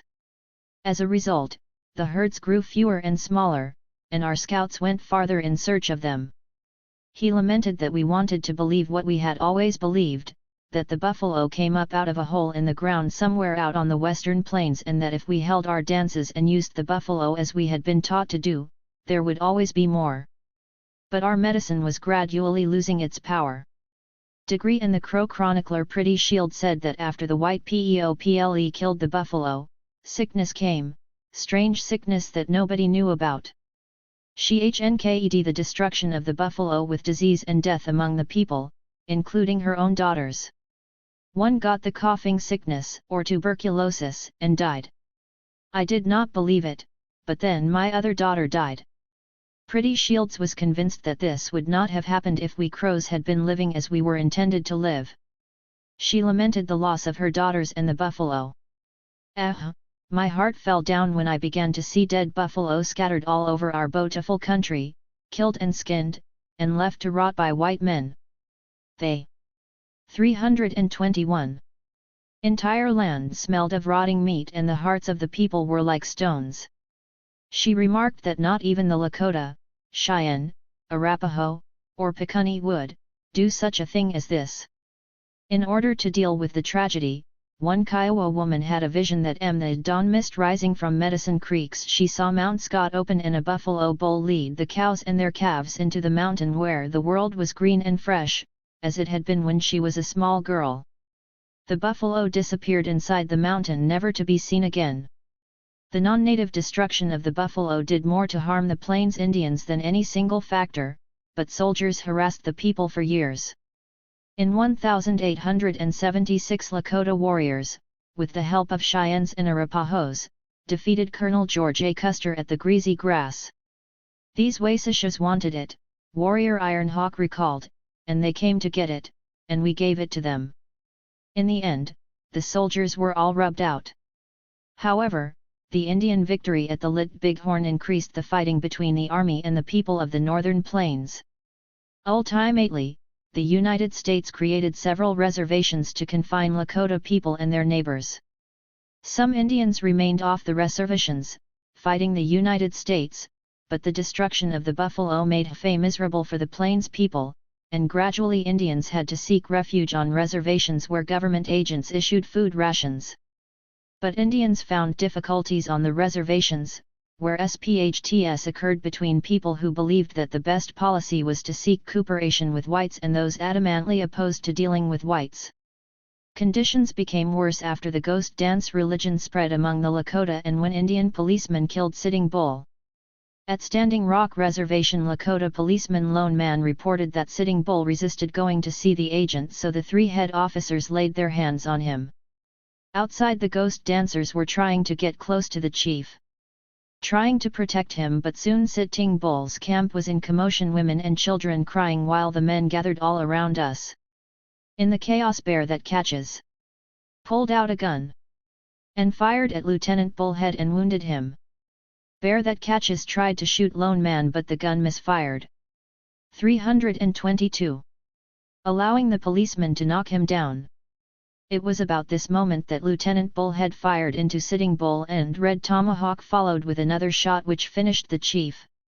The postman started firing at the ghost dancers, and some ghost dancers fought back, while most fled. Bigfoot took his mini Conjo band into the Badlands, where Custer's old unit, the 7th Cavalry, found him camped along Wounded Knee Creek. Bigfoot had pneumonia and ordered his PEOPLE to surrender before the soldiers killed more people. The chief could see the 3 Hotchkiss guns pointed at his village. The next day as the soldiers raided teepees, women and children cried out as soldiers terrorized them, making matters worse. When an officer tried to disarm Yellow Bird, the gun went off, killing the officer and triggering an ugly episode. Shells from the Hotchkiss guns exploded and soldiers shot men, women, and children. Lakota holy man Black Elk arrived at Wounded Knee immediately after the killings and reported that soldiers had followed along the gulch, as they ran, and murdered them in there. Women and children died in heaps because they had huddled together, and some were scattered all along. Black Elk saw a baby trying to suck its mother, but she was bloody and dead. When Black Elk absorbed the carnage into his brain, he wished that I had died, too, but I was not sorry for the Wamian and children. It was better for them to be happy in the other world, and I wanted to be there, too. When Black Elk was an old man, he commented that when he looked back from this high hill of my old age, I can see the butchered women and children. He believed the people's dream died there. Happy Face. During the early 20th century, non-natives used the destruction of the buffalo and Wounded Knee as metaphors in describing the vanishing Indian. Like the buffalo and the ghost dance Ryujin, whites behaved that Indian people would disappear, but native Americans survived just HKE the buffalo and the ghost dance. In fact, Indian populations grew in the 20th century and Indian people and tribes asserted themselves in numerous ways. They held onto many elements of their traditional cultures, beliefs, and institutions while living in a 323 changed world. First Nations people lived through the transition into contemporary society, not without pain and struggle, but with the same fight, determination, and humor that had always characterized them. Stories, songs, and dances of many stripes, circles, colors, and styles became the threads that wove the past to the present. And material culture of all sorts made the past come alive in the memories of the elders. Musical instruments, paintings, wooden sculptures, stone implements, masks, moccasins, clothing, and feathers remained the representatives of distinct native nations. Stories told through song and dance continue to bring the people alive, recreating the people again and again. Iroquois use their water drums and hoofratties when they hold their social dances in the longhouses, and false face masks appear in the doorway, moving carefully close to the floor, when people become ill and need doctoring. Muskogees still do their stomp dances and sing their songs just as Palouse raise their voices, praising the Creator for providing salmon, venison, roots, and berries. Among the Hopi, antelope, and snake dancers still sing for rain as they conduct ceremony to display their trust in unseen forces. Kumayatis, Quechans, Cacopas, Mojaves, Cahuillas, Serranos, and others sing their bird songs, telling of creation times when the first peoples moved upon the earth. Kim Huvai and southern Paiute peoples share their salt songs in all-night ceremonies that mark the movement of two women on a grand adventure over a huge portion of Arizona, Nevada, and California. And Indian people of the northern and southern plains, as well as the Great Lakes, still sing their powwow songs, sharing the body of their music with brothers and sisters across Turtle Island, where non-plains people have taken the beating of the drums into their own hearts and cultures, ever expanding the powwow circle. Throughout the 20th century, Indian people treasured and nurtured their cultural traditions, sometimes sharing their stories with others. Many different tribes have war stories that have been shared throughout the ages. But the Navajos enjoy one of the most unique stories in American history. During World War II they developed a SPE code that no one ever broke when the Japanese bombed Pearl 324 Harbor. Many Indian people joined the armed forces to fight for their country while many others left the reservations to work in factories making war materials. Navajos turned out at the agency at Window Rock bearing many different kinds of weapons, but they contributed most to winning the war. After 29 young men entered the Marine Corps and developed the Navajo Code based on the Navajo language, but a code that even Navajo speakers could not decode. The meaning of words changed in this dynamic and effective code. In one campaign, the Dine word Gogi, crow, was used to denote one kind of fighter plane, but in another campaign, the word deb, sheep, might be used for the same fighter plane. The number of Navajo Code Talk ERS grew in number throughout the war, and they participated in some of the worst fighting in the South Pacific. When Pima soldier Ira Hayes and the other Marines raised the American flag on Mt. Sarabachi, the word went off the island to the ships, and from the ships to San Francisco in the Navajo Code. Many Marines owed their lives to the code talkers who sent and received messages rapidly and effectively. One of the original Marines, Teddy Draper, Sr., remembered that after the war he remained in the Marine Corps to work in the occupation force in Japan. There he quickly learned Japanese and met numerous Japanese men who had fought in the South Pacific. They reported to Draper that every time they heard the Navajos speaking they feared for their lives because they knew that something bad was about to happen, but they did not know what to expect when men and women returned to their reservations after the war. They were a changed people. Many of them had put their lives on the line for the United States and they refused to be treated as second-class citizens. Some of these individuals became tribal leaders, drawing on their ancient traditions of tribal laws and government to lead the PEOPLE. They strengthened their tribal governments and fought measures injurious to their people. Lucy Covington of the Colville Reservation was one of these people, a woman of intelligence and ability who refused to allow her people to accept termination, a measure that would have destroyed their reservation. Edward P. Dozier of Santa Clara.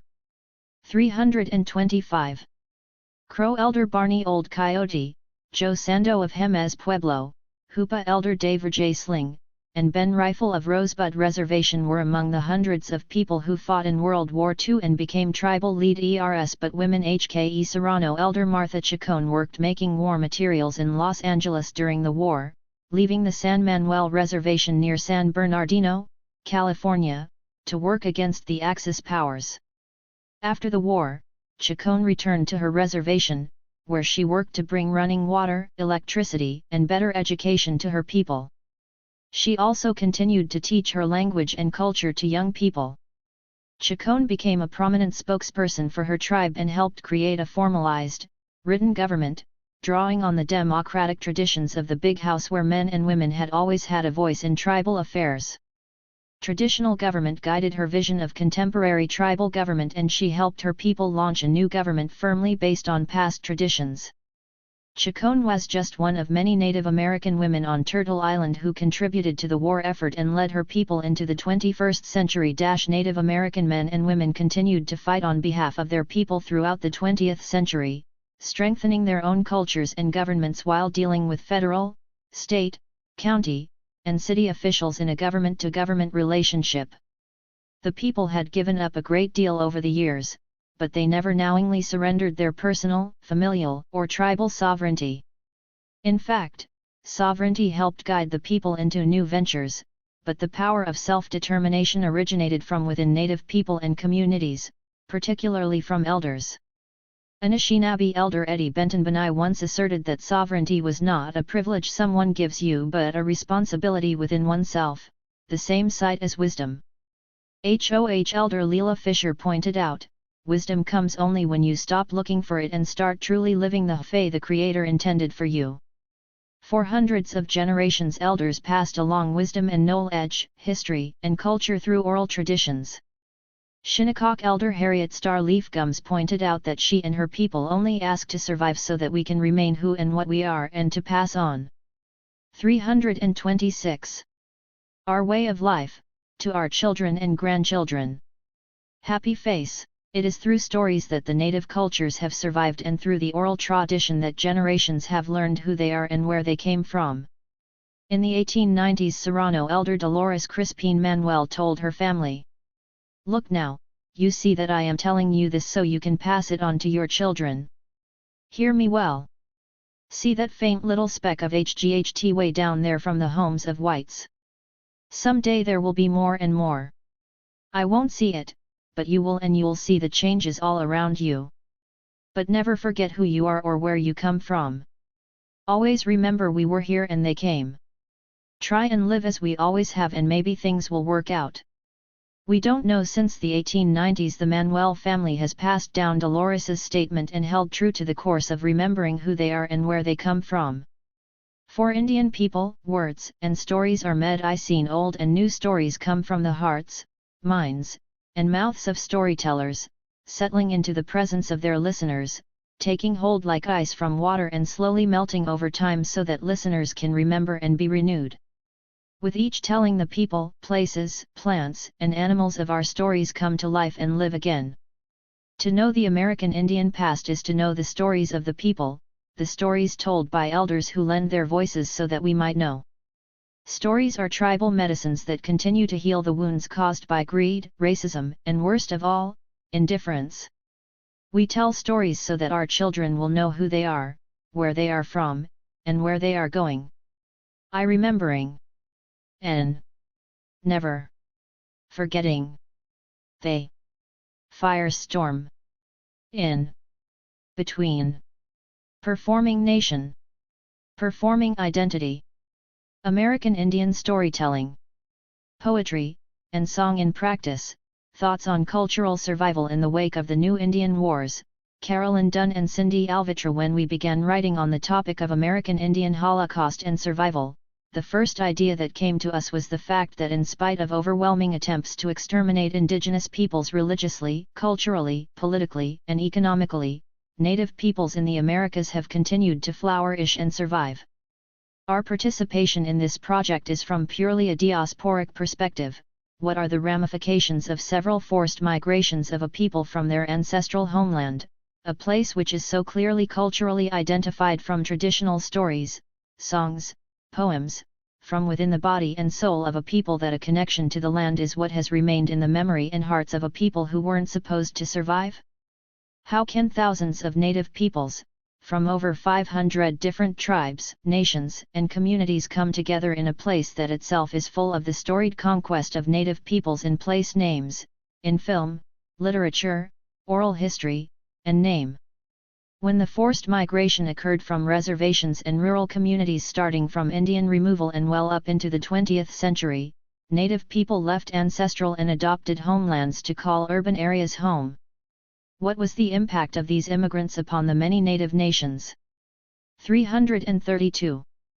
Still living in the urban landscapes, facing erasure and extinction in a city that looked nothing like their ancestral villages? It is through ceremonial performativity, that is, the artistic, folkloric, mythological and political relationship Native peoples share with the nations of origin, that has allowed us to survive together in a place in which we have been erased. We cannot be simply labeled urban Indians because we are a diasporic people, dispersed and spread out across the world, far away from home, family, and community. First, let us identify and unpack our terms.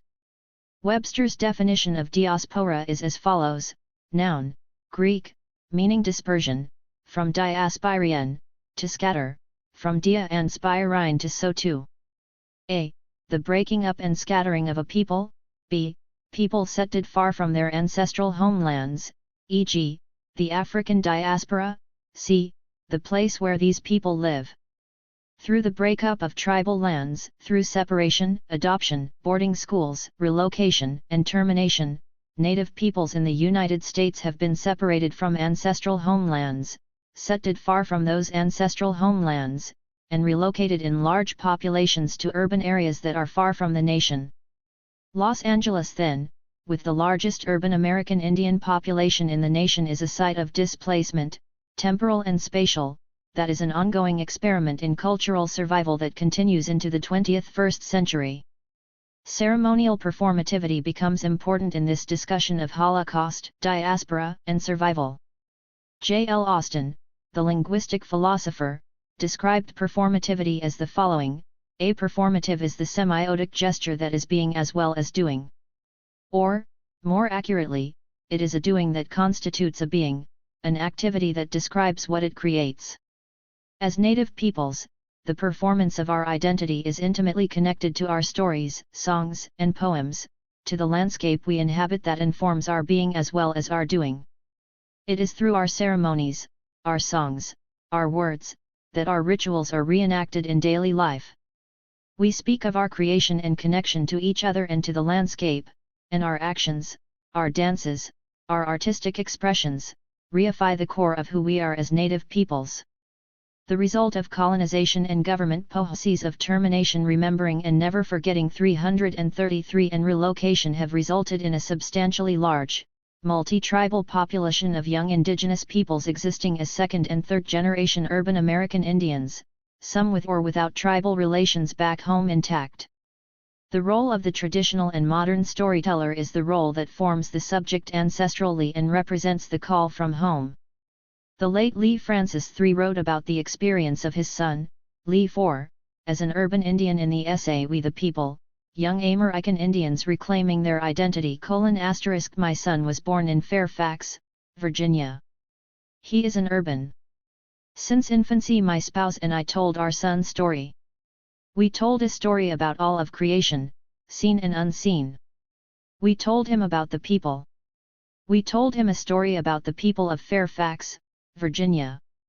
He learned about the Civil War and the pogroms committed against the people.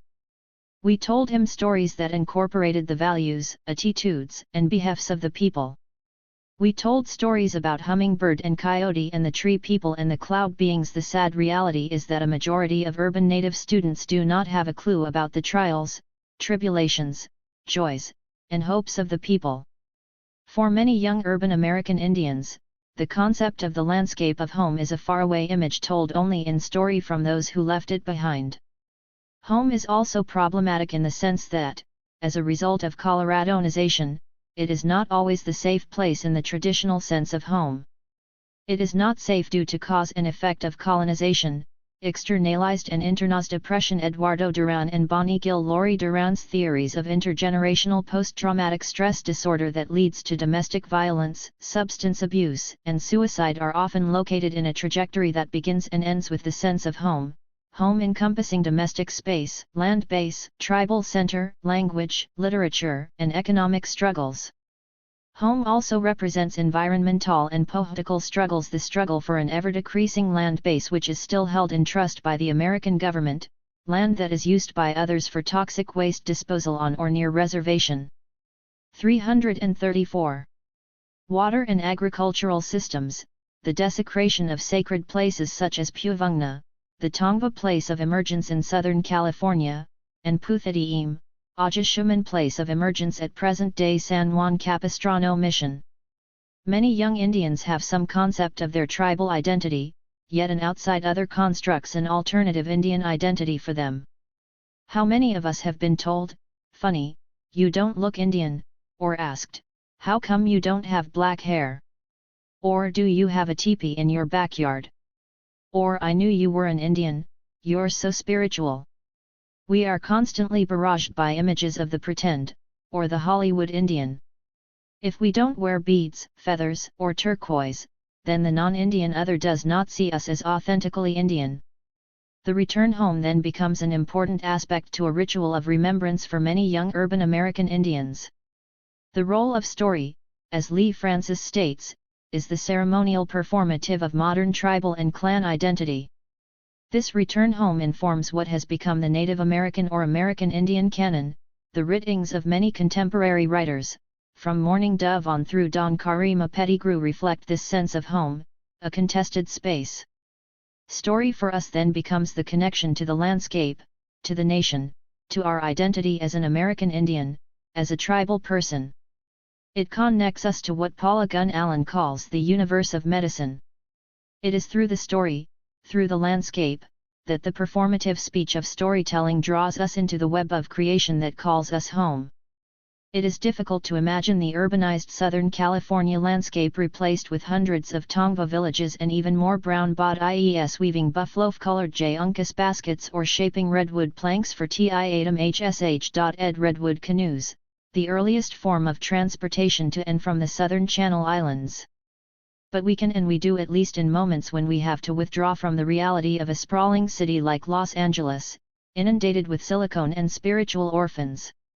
We feel alienated, even as native we have become immigrants.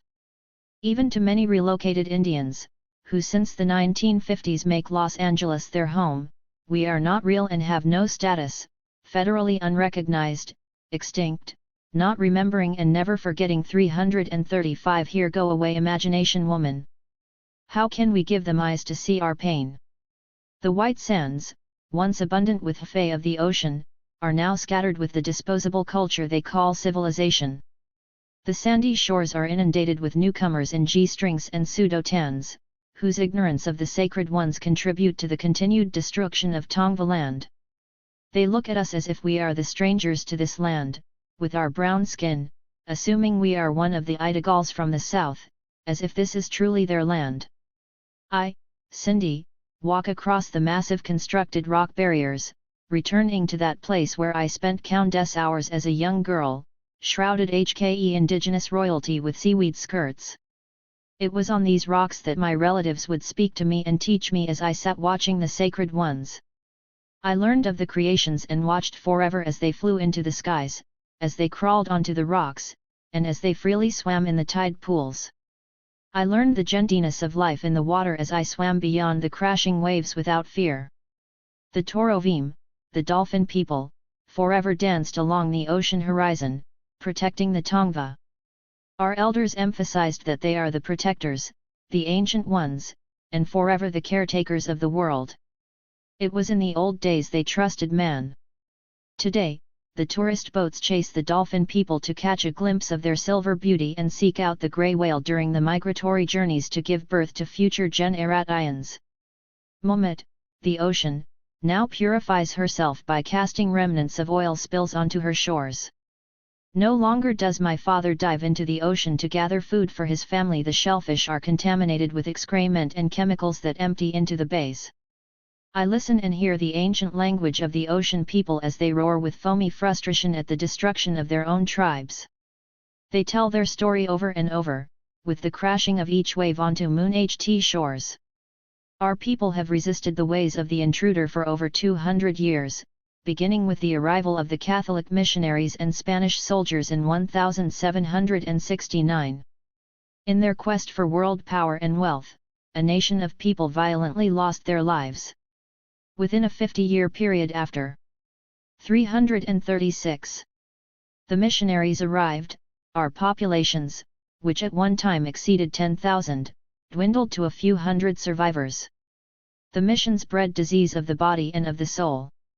Sensing the obvious danger, many fled inland, finding sanctuary of surrounding tribes. We have carried the stigma of being called Mission Indians, without acknowledgement of the diversity of our people or respect for our individual names. The destruction continued as we went through oppressive rule by the Mexicans after the secularization of the missions.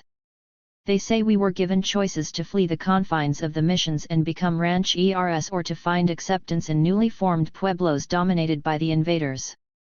The reality of the situation was that this new freedom was conditional.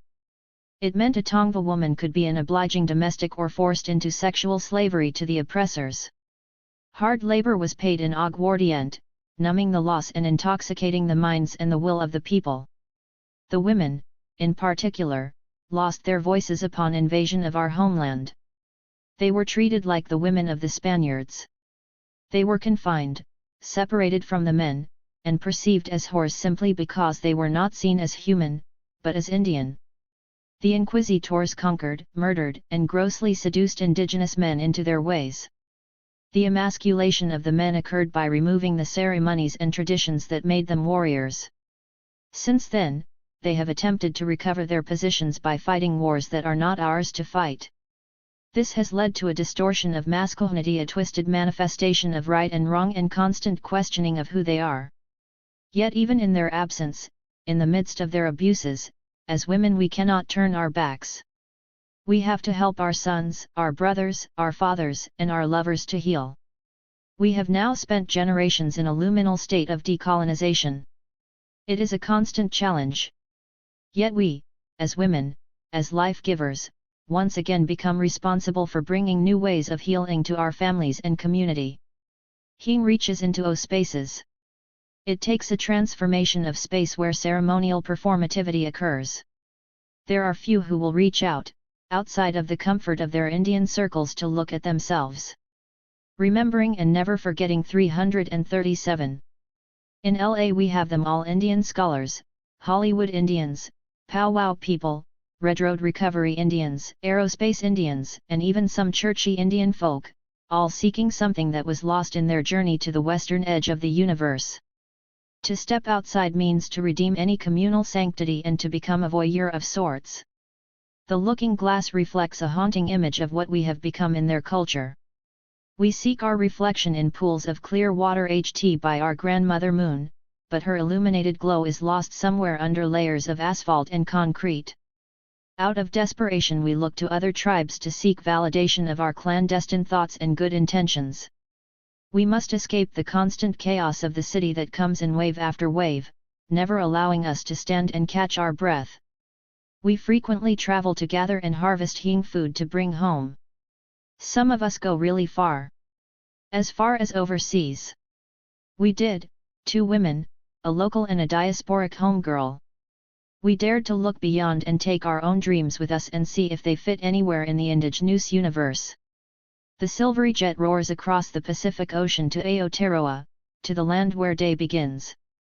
After days of packing uncolonized baggage, I anxiously await the opportunity to spill it out onto Maori earth and see if their eyes see it the same way ours do.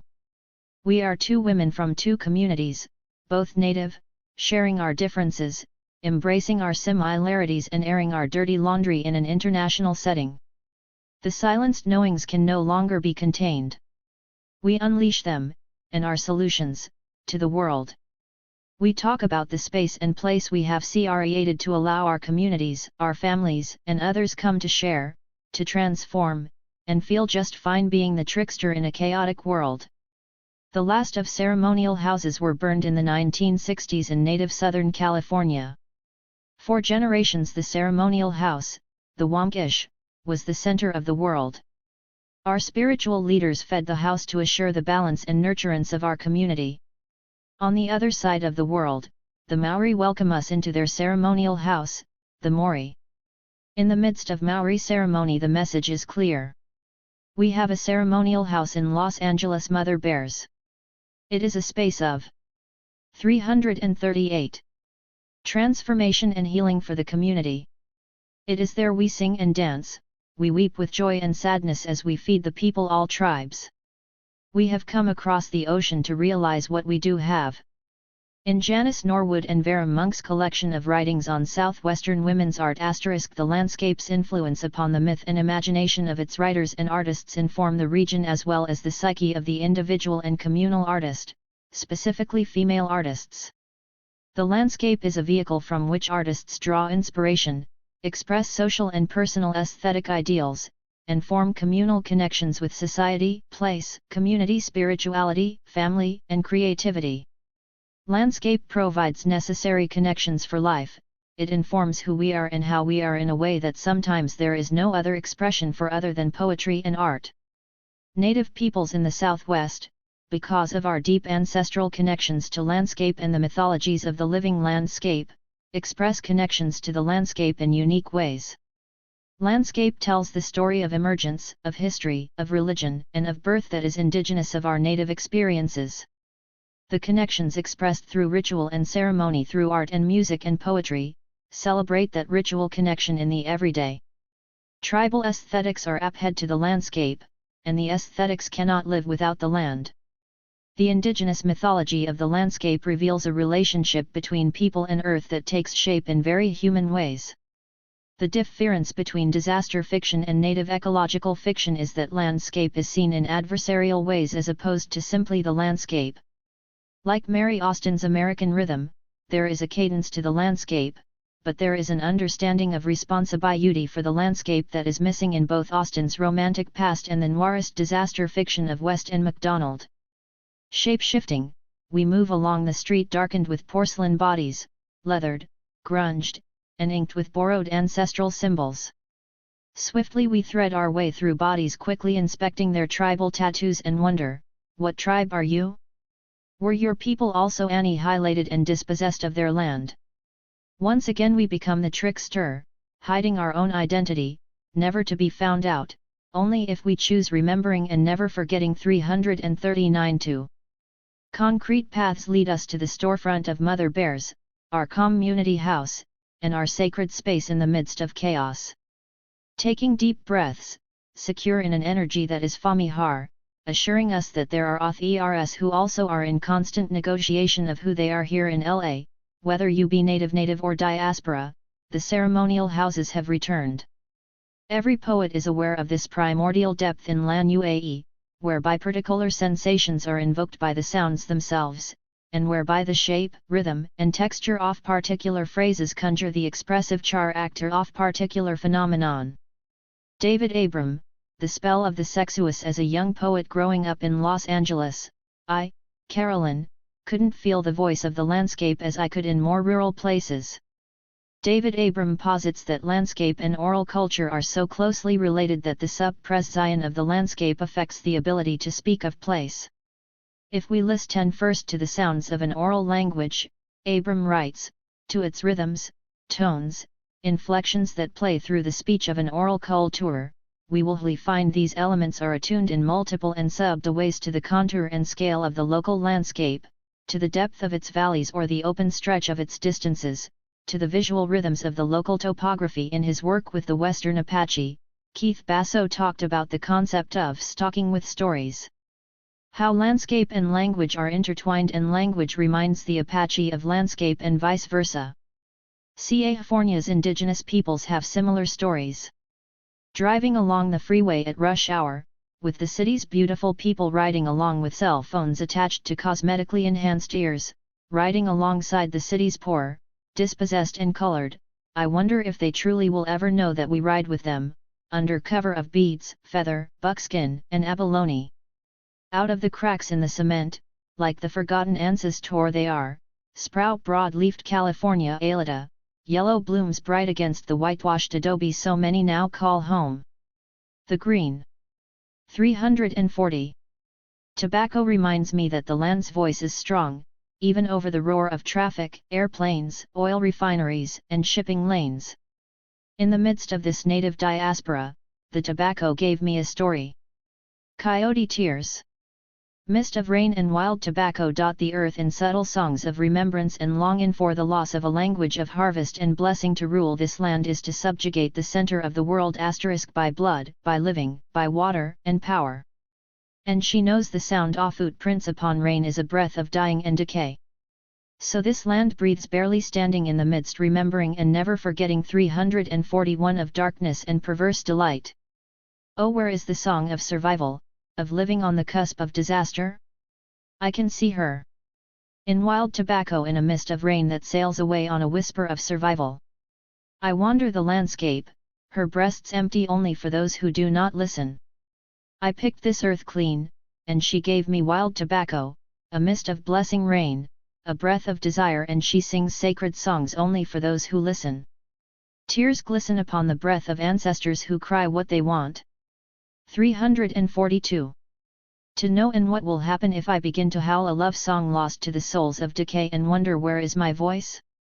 Where is the red earth and gifts she honored me as my tears land in soft moon-shaped puffs of smoke, turning ash to clay and wild tobacco, singing.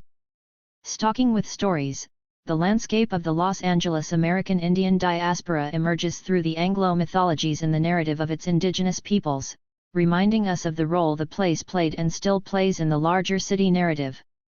It also connects us to that universe of medicine, to the ceremonial performativity that reminds us of who we are, where we come from, and where we are going. We just need to tend to the stories, hear the songs, and use them as the roadmap that will send us home, in all parts of the world in which a diasporic people call home.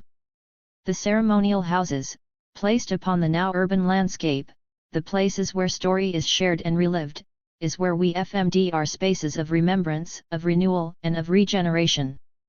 Remembering and never forgetting. 343. Jumping through the hoops of history, for Columbus, Custer, Sheridan, Wayne, and all such heroes of yesteryear. Susan Schoen Harjo, on the eve of 1992, 10 little, 9 little, 8 little Indians, 7 little, sick little, live baby Indians, poor little, me little, you little Indians, the only good Indians a dead one. A lot of young Indians got dead in the 80s just like the 70s and the 60s, both 19 and 1800s, and all the other 00s since 1492. A suckers us game over the sale of the centuries with 99-year leases and 1-cent treaties with disappearing ink on the bottom line, signed by gilt-eyed odds makers whose smart dollar bet on Redskins by halftime in the fourth quarter. When this century turned on us, we were down to 250k in the US. Remembering and never forgetting 345 from the 50m who were here, who just didn't hear about the lost Kalian lurching his way from Spain with scurvy-covered sailors and yellow-fevered priests. At least 1,000 points of blight and plague in 3 wooden boxes marked India or bust, and in gold we trust Columbus washed up on our shores, praising paradise on earth and kinder, gentler people who fixed them dinner, but laughed so hard at these metal-headed, tiny white men that they fell to their knees. We please them, dear diary. Columbus wrote home, they think we're gods, so the knights of the lost boats spread syphilis and the word of the one true gods, and planted 00s off flags of the one true kings, and sang their sacred 3G song %BCDGGGGO a god and gold, gold, gold rub a dub dub, a Nina tub rub a dub dub, a Pinta tub rub a grub grub. Native gold and lands rub a chop chop. Native ears and hands rub a rub rub. Indians out 8m by 1500, or thereabout. Meanwhile, back in the land of wicked queens and fairy tales, serfs were sewing and owing the churches and paying dues to the papal store, all for the promise of the kingdom of heaven, starving and dying to make it to that pearly door. 346. The Inquisition kings reaped peasant blood dollar, but wanted more than those in robes could rob from the poor, so the captains of invention designed the missions to go forth and mine with tools of destruction to kill the time. So Cristobal Colon led the chorus in the same old song, Kyrie, Kyrie, Kyrie eleison, a new world beat for average savages who didn't change their tune and were bound by chains of office and staked out to pave the yellow brick road at invasion's high noon, and wizards in satin read their rights in Latin, Kyrie, Kyrie, Kyrie requiremento, and a lot of Indians got dead, as was, by God, their right to the sound of death songs in the night. Kyrie, Kyrie, Kyrie requiremento and MariJo begot the beautiful, and the Bibles grew and the bullets flew, and the pilgrims gave thanks and carved up turkeys and other people's lands, and MRS.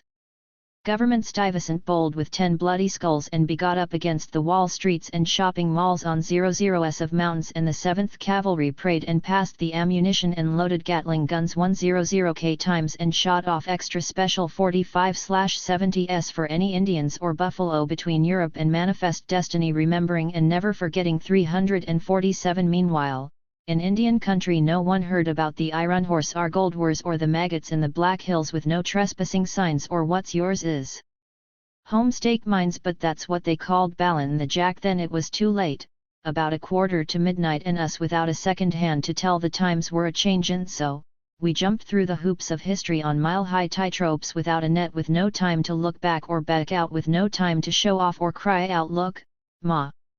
No hands, no hands, no hands. And the calendar was kept by number 5 of Sand Creeks and Washitas and Wounded Knees and Acoma Mesas and 00s of army blankets of wool and smallpox, and a lot of chiefs who made their marks no longer able to thumb their way home, where X marked the spots on their babies, and Pocahontas haunted England singing ring a rosy ashes, ashes, all fall dead. And a lot of fences got built around a lot of hungry people who posed for a lot of Catlins who shot their fronts and snapped their backs. Just say commodity cheese, please.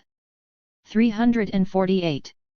And a lot of Indians OT moved and removed, relocated and dislocated from sea to Shinan JC, from A to Z, from spacious skies to Fort Renos, from purple mountains to Oklahoma, from vision quests to long walks, from stronghold tables to forks in the road, from rocks to hard places, from high water to hell, from frying pans to melting pots, from clear blue streams to coke. And we got beads and they got our scalps, and we got horses and they got our land, and we got treaties and that he got to break them, and we got reservations and they got to cancel them, and we got Christian burials and they got to dig us up, and they got America and America got us, and they got a home where Indians don't roam.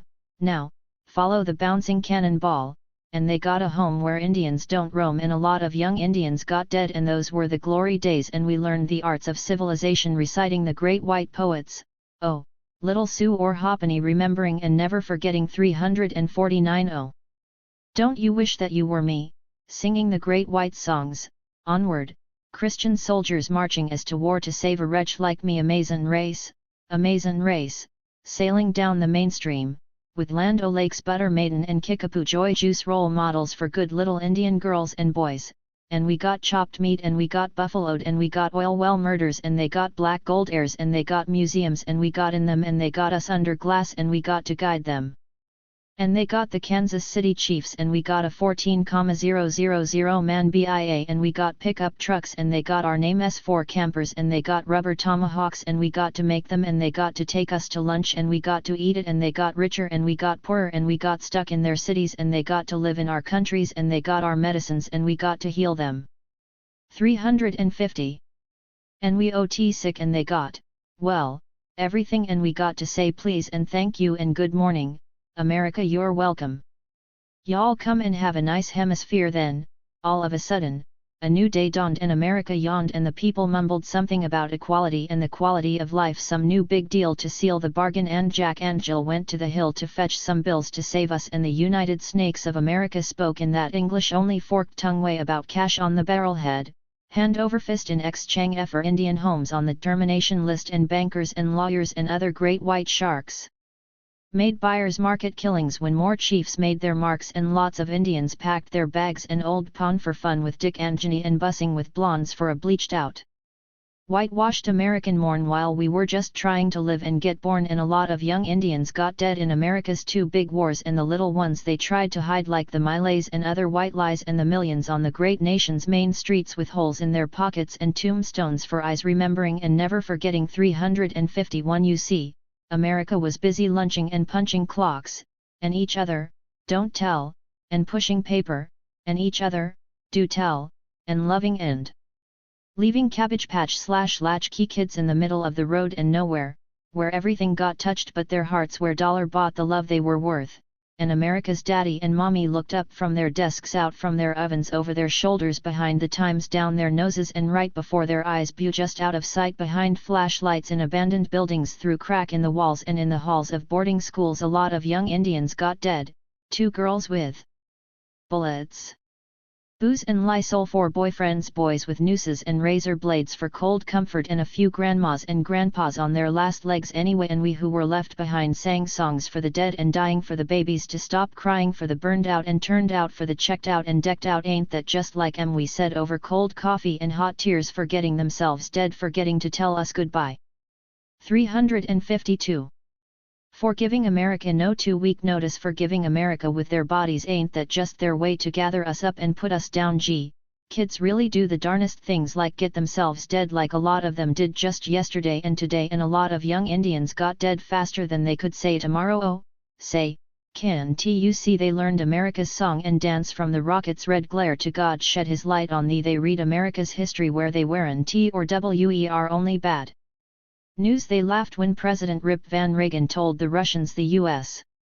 shouldn't have humored us. They passed when Senator Slender Reed said find another country or play this hand. They learned the lessons about Columbus in child-proof ocean blue rhymes, along with other white boy hero signs of the times. They saw the ships sailing again in a future as extras in movies where Indians don't win. They knew they were about to be discovered again in someone else's lost and found mind in an old world, new age. Snake oil rerun. As much fun remembering and never forgetting. 353 As the fierce scent of those sailors fresh from the hold, exhaling disease, inhaling gold, and a lot of young Indians escaped just in time to miss the good wishes and cheer. Have a happy, have a merry, have a very nice Columbus year. 10 little, 9 little, 8 little Indians, 7 little, sick little, live baby Indians, poor little, me little, you little Indians, the only good Indian SA dead, one long time gone. Cradleboard song. Don Karima Pettigrew cousin, 187 days your wife carried your firstborn.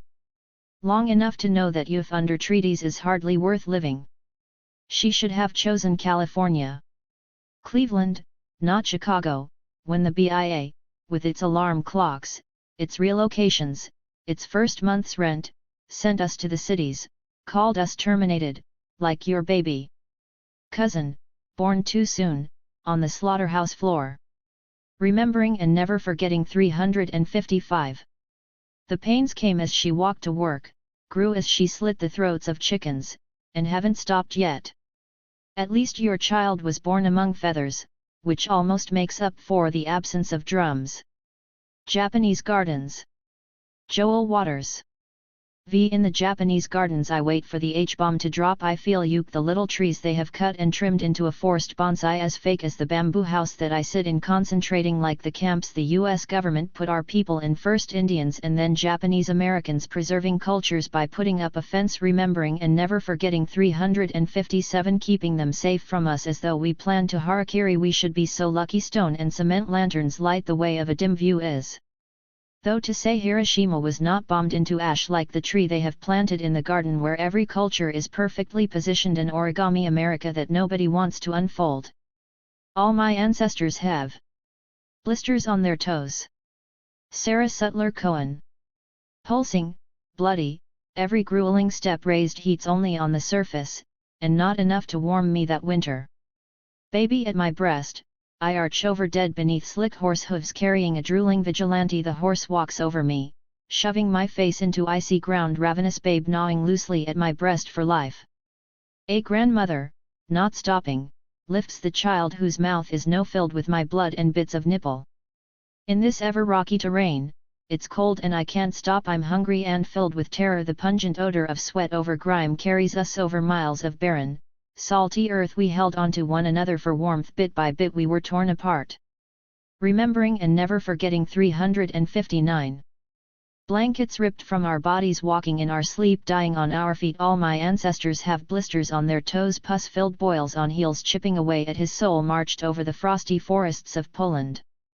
I was raped and tortured while he watched 17 soldiers, perfect Aryans, robust, blonde, steely eyes. Then our children, fair of hair and skin, kidnapped and raised like good Aryans. This is what genocide tastes like. Grit on my tongue, my throat turned to dusty, swollen glands. Incinerate the Torah from month and shred the Quab Allah before our eyes. Call us dirty, filth, swine, subhuman, dirged. You brand our bodies but not our souls. Singeing fish, burnt hair, burnt fish, scarred and mutilated, starved bellies searching for broth. Distet near to tui stretched just so. They march us for miles until I'm shoved on a train, bodies matted and greasy, bald heads dried and cracked, dust in the crevices. Haul load out, eyes deep set I with rage and silence. My baby still fat from thinned milk, watery and runny cold. Gnaw hng at my flesh for nourishment, but now I am immune to the pain as I bite my lip until blood drips away. We were made unclean beasts, piles of bodies, shin on shin, bone to bone, cracked skin, bald spots, blisters.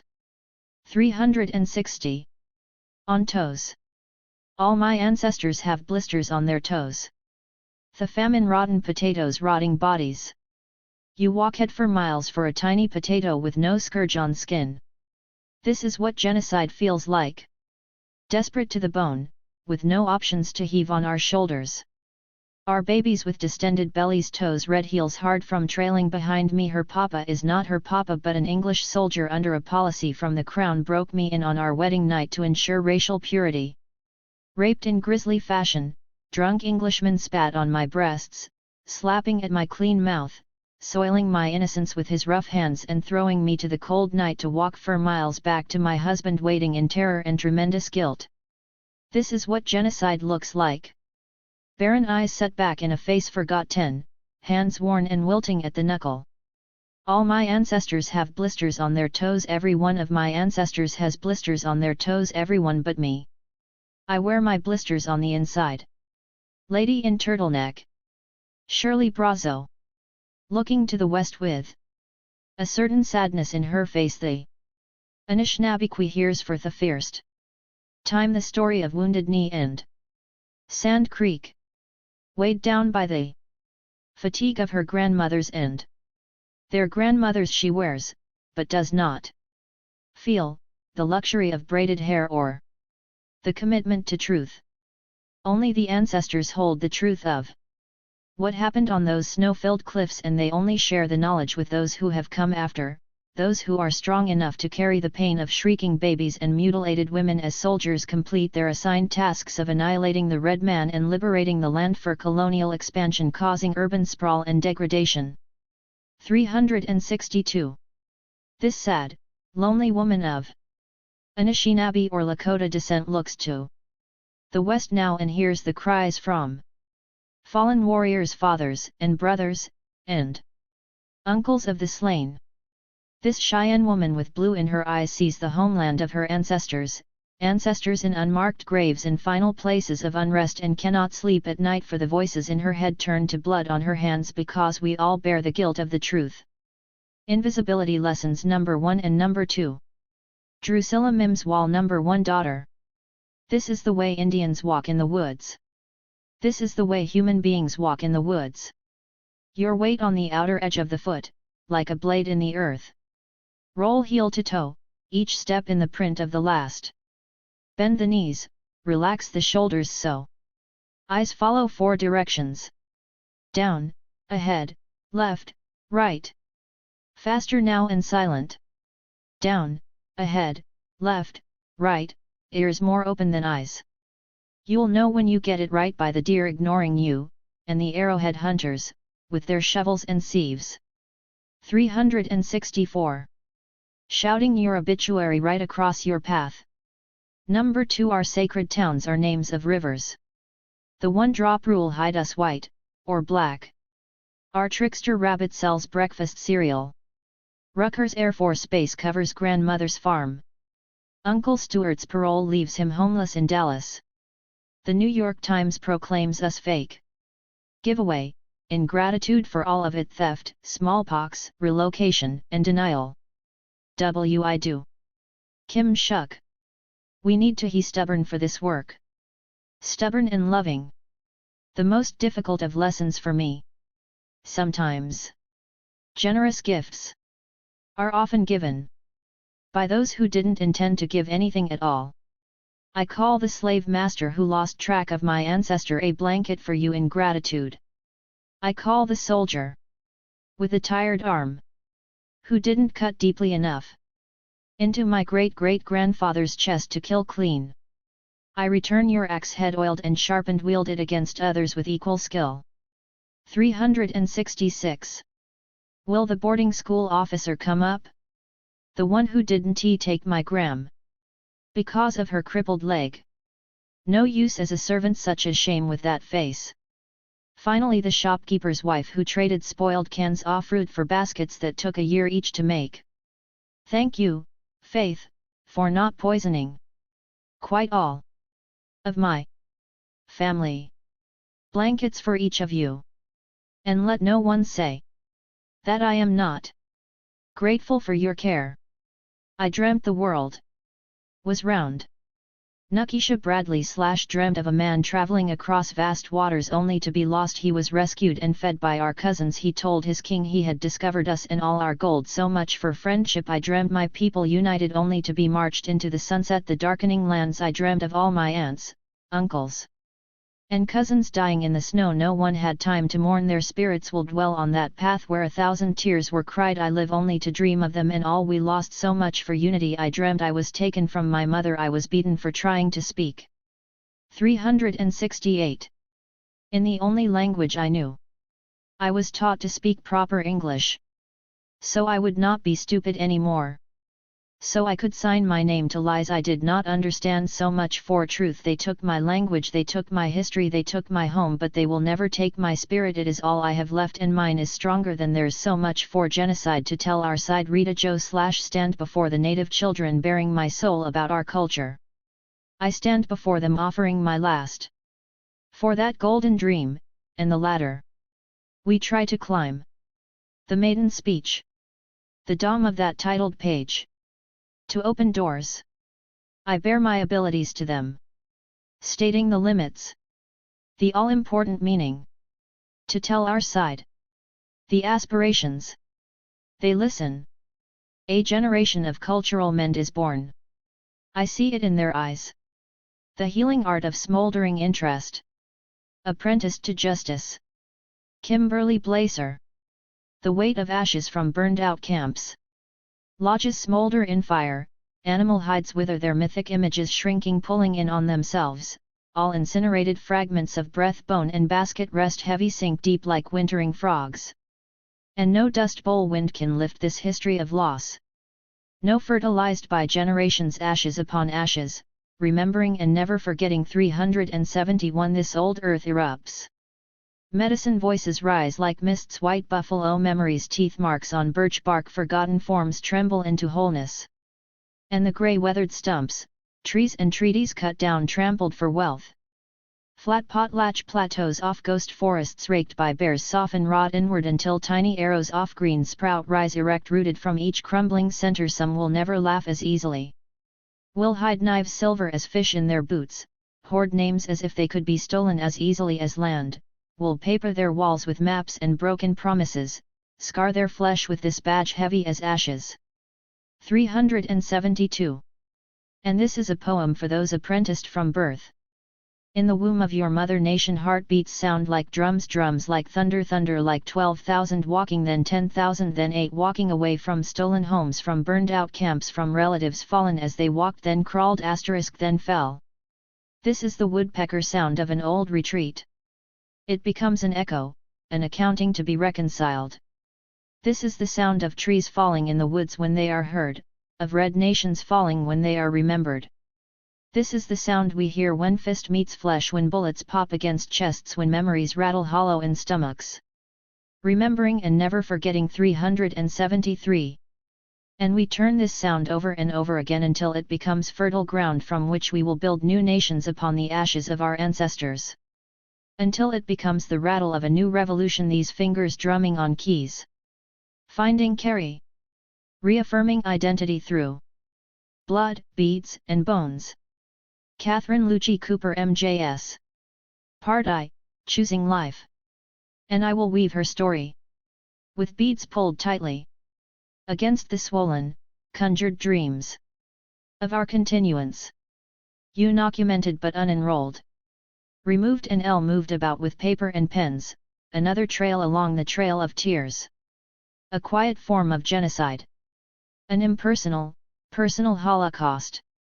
Categorized and counted, we HGC2 free persons of color, mulatto, black, white, and other. We are not, however, identified by the truth of ourselves, Tsalagi, Rinapi, Haudenosaunee, Catawba. What began with the colonial aggression of De Soto, and his march of 500 Christians in 1540 extends into the present-day conceptualized assault on indigenous peoples as they struggle for identification, recognition, and sovereignty. The misery and oppression inflicted upon our ancestors during this attempted 500-year-long extermination process have brought about a reshaping of traditional cultural values as they relate to the harmony of the circle and the connectedness of self for the good of the whole.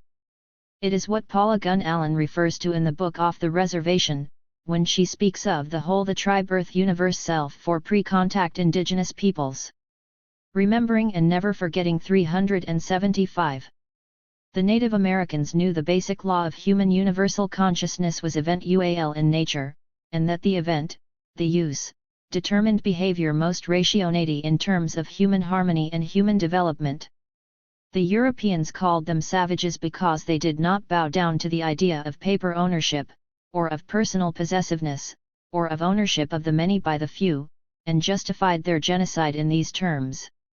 Even as late as 1887, Americans justified the biggest land rip-off since the Mexican War by declaring, the one thing these people, the Cherokee, lack to make them civilized is the virtue of selfishness. When the concepts of possessiveness or proprietorship disappear as being meaningful in our lives, the haunting sense of separation from the universe will be lessened because possessiveness requires selfishness, and selfishness is separation. Paula Gunn Allen concludes her essay, Notes Toward a Human Revolution, in this way. They studied the Bible assiduously, and cultivated the companionship of literate and important non-Cherokees. Many married white women, some took black people as slaves, and by Cherokee Nation law they divested Cherokee women of political rights. In other words, they took up all the mechanisms of power that they believed would enable them to live as a sovereign nation, a republic on this continent, ally to the United States. They read the laws of the United States, obeyed what they read, and activated all due processes in their fight to retain ownership of their homelands. Imagine their amazement to find themselves walking, destitute, sick, and dying, 800 miles from their ancient and beloved home they were called civilized by whites, but they were powerless to change their fate. These were the words I carried with me as we, my mom, my uncle, and my 3 sisters traveled by van along the mountain roads of southern West Virginia. My oldest sister Vicky had just been told that 376. The breast cancer she thought she conquered 7 years before had regained its strength and was once again battling for possession of her body.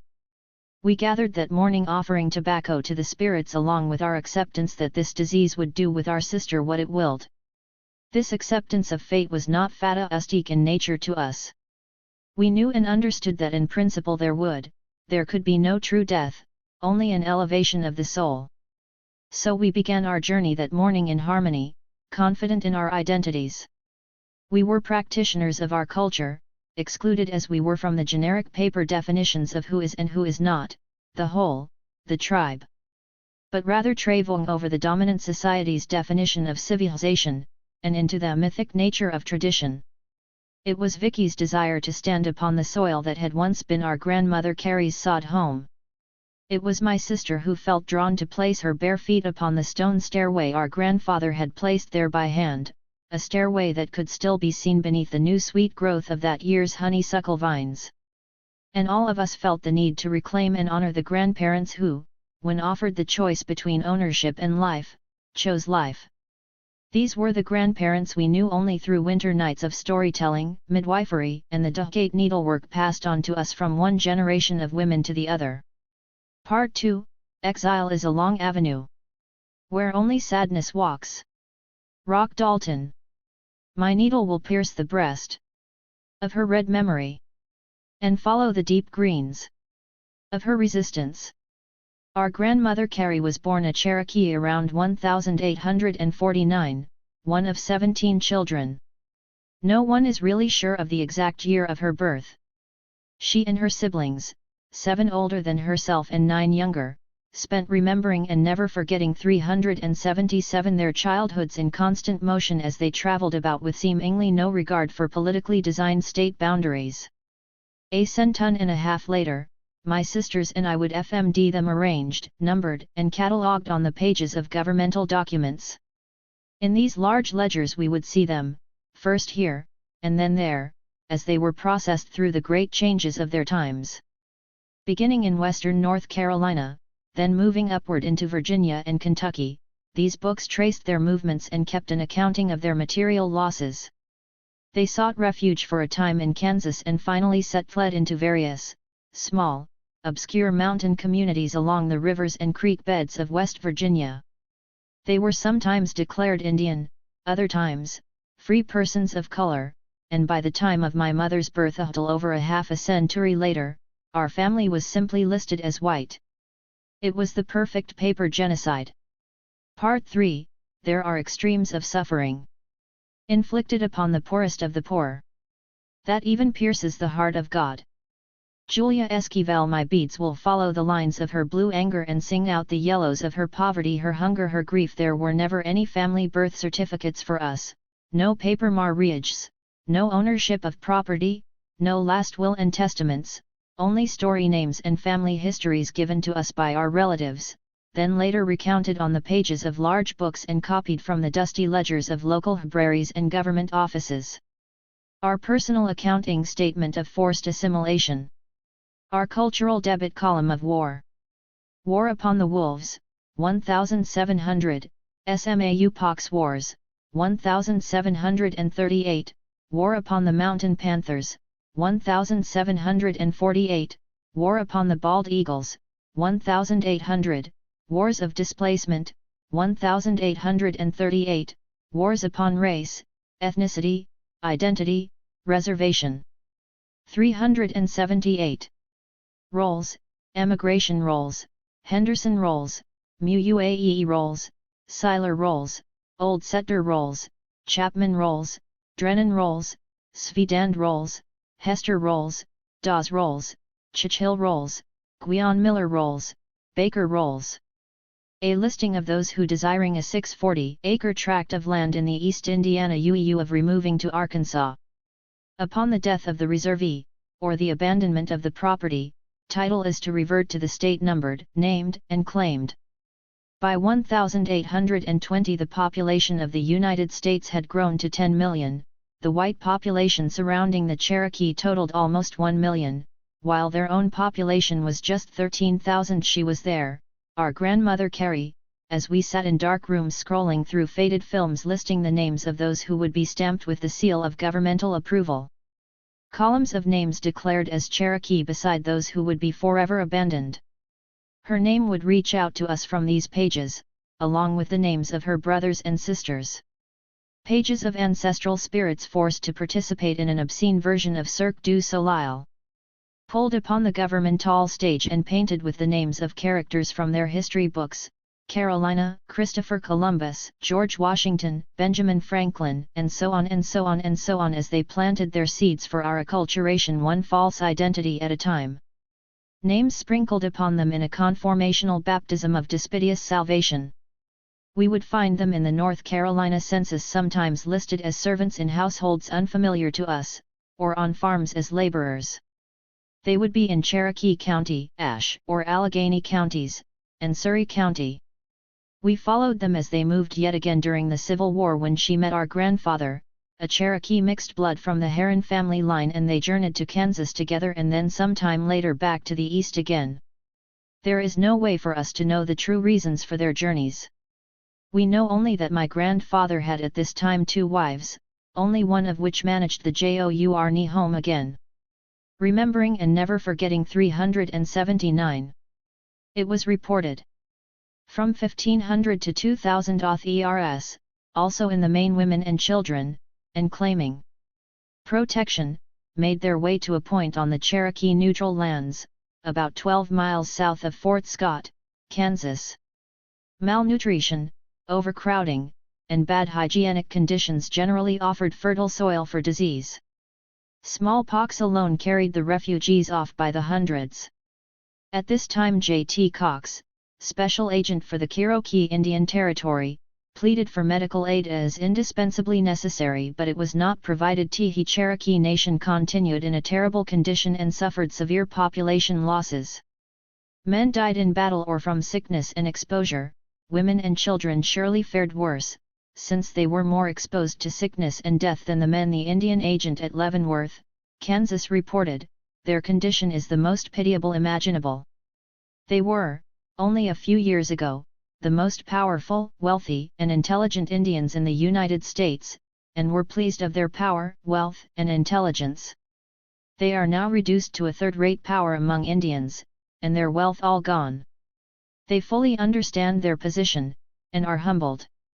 After the Civil War, there was a census taken of the Western Cherokee. The losses were great. Of those counted, the population survey showed that over a 3-year period the Cherokee population dropped from 21,000 to a mere 14,000. This decrease is in addition to the estimated 4,000 deaths attributed to the Trail of Tears only a few years before. Part 4. Our enemies have only hunger. For personal gain we hunger for life. Second Dino Ramirez. They will sustain the black humor of her rabbit trickster stories and anchor me in their swaying dance of orange admissions. 380. My beads will reconcile the deep purples of her bruises, making the belt stronger. As they merge with the browns of her burdens, they will weave the patterns of her anguish, transformed by the Cheyenne pinks of her laughter. My 3 sisters and I would listen to stories as we sat on pillows, and our grandmothers and aunties moved our tiny fingers through the patterns created by needles weaving threads, needles weaving wool, and needles weaving tiny glass beads. There were old Civil War stories. Stories of brothers wounded and lost in the prisons of faraway places like Elmira. Stories of loss from hunger, loss from strong winter snows, whooping cough, measles, childbed fever, influenza, and consumption. There were stories of suicide, the uncle who slit his own throat, those who died from too much drink and the fights that would sometimes follow their drunkenness, and the cousins who were hanged having been accused of horse stealing. And there were humorous stories of bed bugs so large they would dance at night with our grandfather Levi's most valued possession, a pair of glasses gifted to him when repeated childhood fevers, hunger, and malnutrition took away some of his vision. There were traditional trickster stories, with veiled warnings attached so that we would know how to exist with the animals, with each other, and with ourselves. We were gifted by these stories. Our story relatives walked among us every day. We were transformed by them into mythic cycles, where the past blended into the present of our everyday lives. They were, and remain, an oral history written not with pen and paper, but with needle, thread, and beads. They are the narratives of our place in this world, remembering and never forgetting 381 and the next, conveyed with authority by our elders and affirmed by the ceremony of their retelling. What this implies is that the supernatural involvement in human affairs is key to the mythic nature of traditional indigenous narrative. The mythic cycle is not actually a story cycle, nor is it a ritual cycle as present scholarship currently holds. A mythic narrative is a report on some particular person's journey, her experience in mythic time. A place as real as the mundane we moderns behave is all there is. Mythic time is a space, it is a place between places. Part V. You profane the sacred bones. You pour concrete on the living. Marilua Wayakta, my beads will awaken the grey shadows of her existence, and she will move my fingers along the counted rows of those who came before me. And I will find the design for my own image in the ivory white color of her bones. It was 18 years ago when my father told me about the man who lived near the railroad switching station in the small community of Hondley, West Virginia. He collects Indian bones, my father said over his cup of morning coffee. He has the head of what looks like a young child, and it still has the stone arrowhead lodged in the bones that form its skuu. I remember feeling a deep sense of outrage as my father continued the conversation by telling me how the man proudly took him on a tour of the many ancestral bones he had collected and paid for over the years from various sources throughout the Southeast. I was nursing my youngest son Patrick at the time of this telling, and was not surprised later when he spit up the whole of his meal as he moved about the 382 kitchen in his tiny red walker. Under normal conditions, I would not have allowed such talk concerning the dead while nursing an infant. The ability to call restless spirits in and contaminate a mother's breast milk was something I had been taught and avoided by making sure my thoughts were always where they should be when offering nourishment to one of my children. But on this day I was caught off guard by my father's concern over what he had experienced while trying to seek the man's advice about a possible car buy. My father had been led into a room of this man's home, devoted only to the display of what he proudly declared were authentic, Indian artifacts. My father was granted a tour of this room, filled with skulls, pottery, and even complete skeletons taken from what the owner sarcastically referred to as the happy hunting grounds of overplowed river bottom land. My father had not spoken with my mother or anyone about the incident, fearing that it might be too much for our mom to bear as she struggled with my sister Vicky's recent diagnosis of breast cancer. He had waited for my visit because he hoped that I would know what to do with the information. Actually, I didn't. I was a young mother in her early 30s with 4 small children. My activist momentum was directed toward providing a balanced education for my children, not Native American repatriations. I knew there was a problem. I had been to museums and parks where stolen burial objects and bones lay open on display for a price. But this conversation predated the 1990 passage of NAGPRA, Native American Graves Protection and Repatriation Act, which now provides a governing law for such exploitative acts. My concerns for this man and his room filled with the skeletal remains of tiny children and sacred objects were not from a political activist framework, they were instead feelings pulled from a more personal place. They were the emotions of a mother, a sister, a daughter, a granddaughter. My father and I never spoke of this sorrow again. We left it on the ground that day. But sometimes I wonder if the man and his room are still there, and if the spirits of the bones he paid to possess walk remembering and never forgetting 383 through his home, leading tours for other dissatisfied spirits seeking to view the having face of a fool. Because he was the only one who could remember which mountain path led to where our grandparents' house once stood, my uncle drove us that day. So many things had changed over the years, my mother could find none of the landmarks she once used to guide her. Highway 79 curled its way through mountainsides and along the creek beds of what once had been home to the panther and the bear. My uncle brushed away the vines from the only thing left that reflected human measure, the stone steps. They were buried so perfectly along the edge of the mountainside that at first glance one would have thought they were merely natural rock formations exposed by years of runoff from some underground spring. And yet they weren't. They were there by the hands of our family, our people, building as they could between the river and the mountains. We stood there as one family. My sister Vicky in her bare feet feeling the cool breath released from those mountain stones.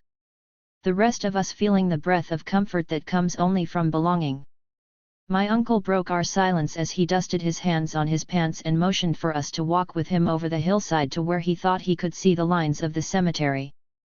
There was a cemetery there, but not the way he remembered it.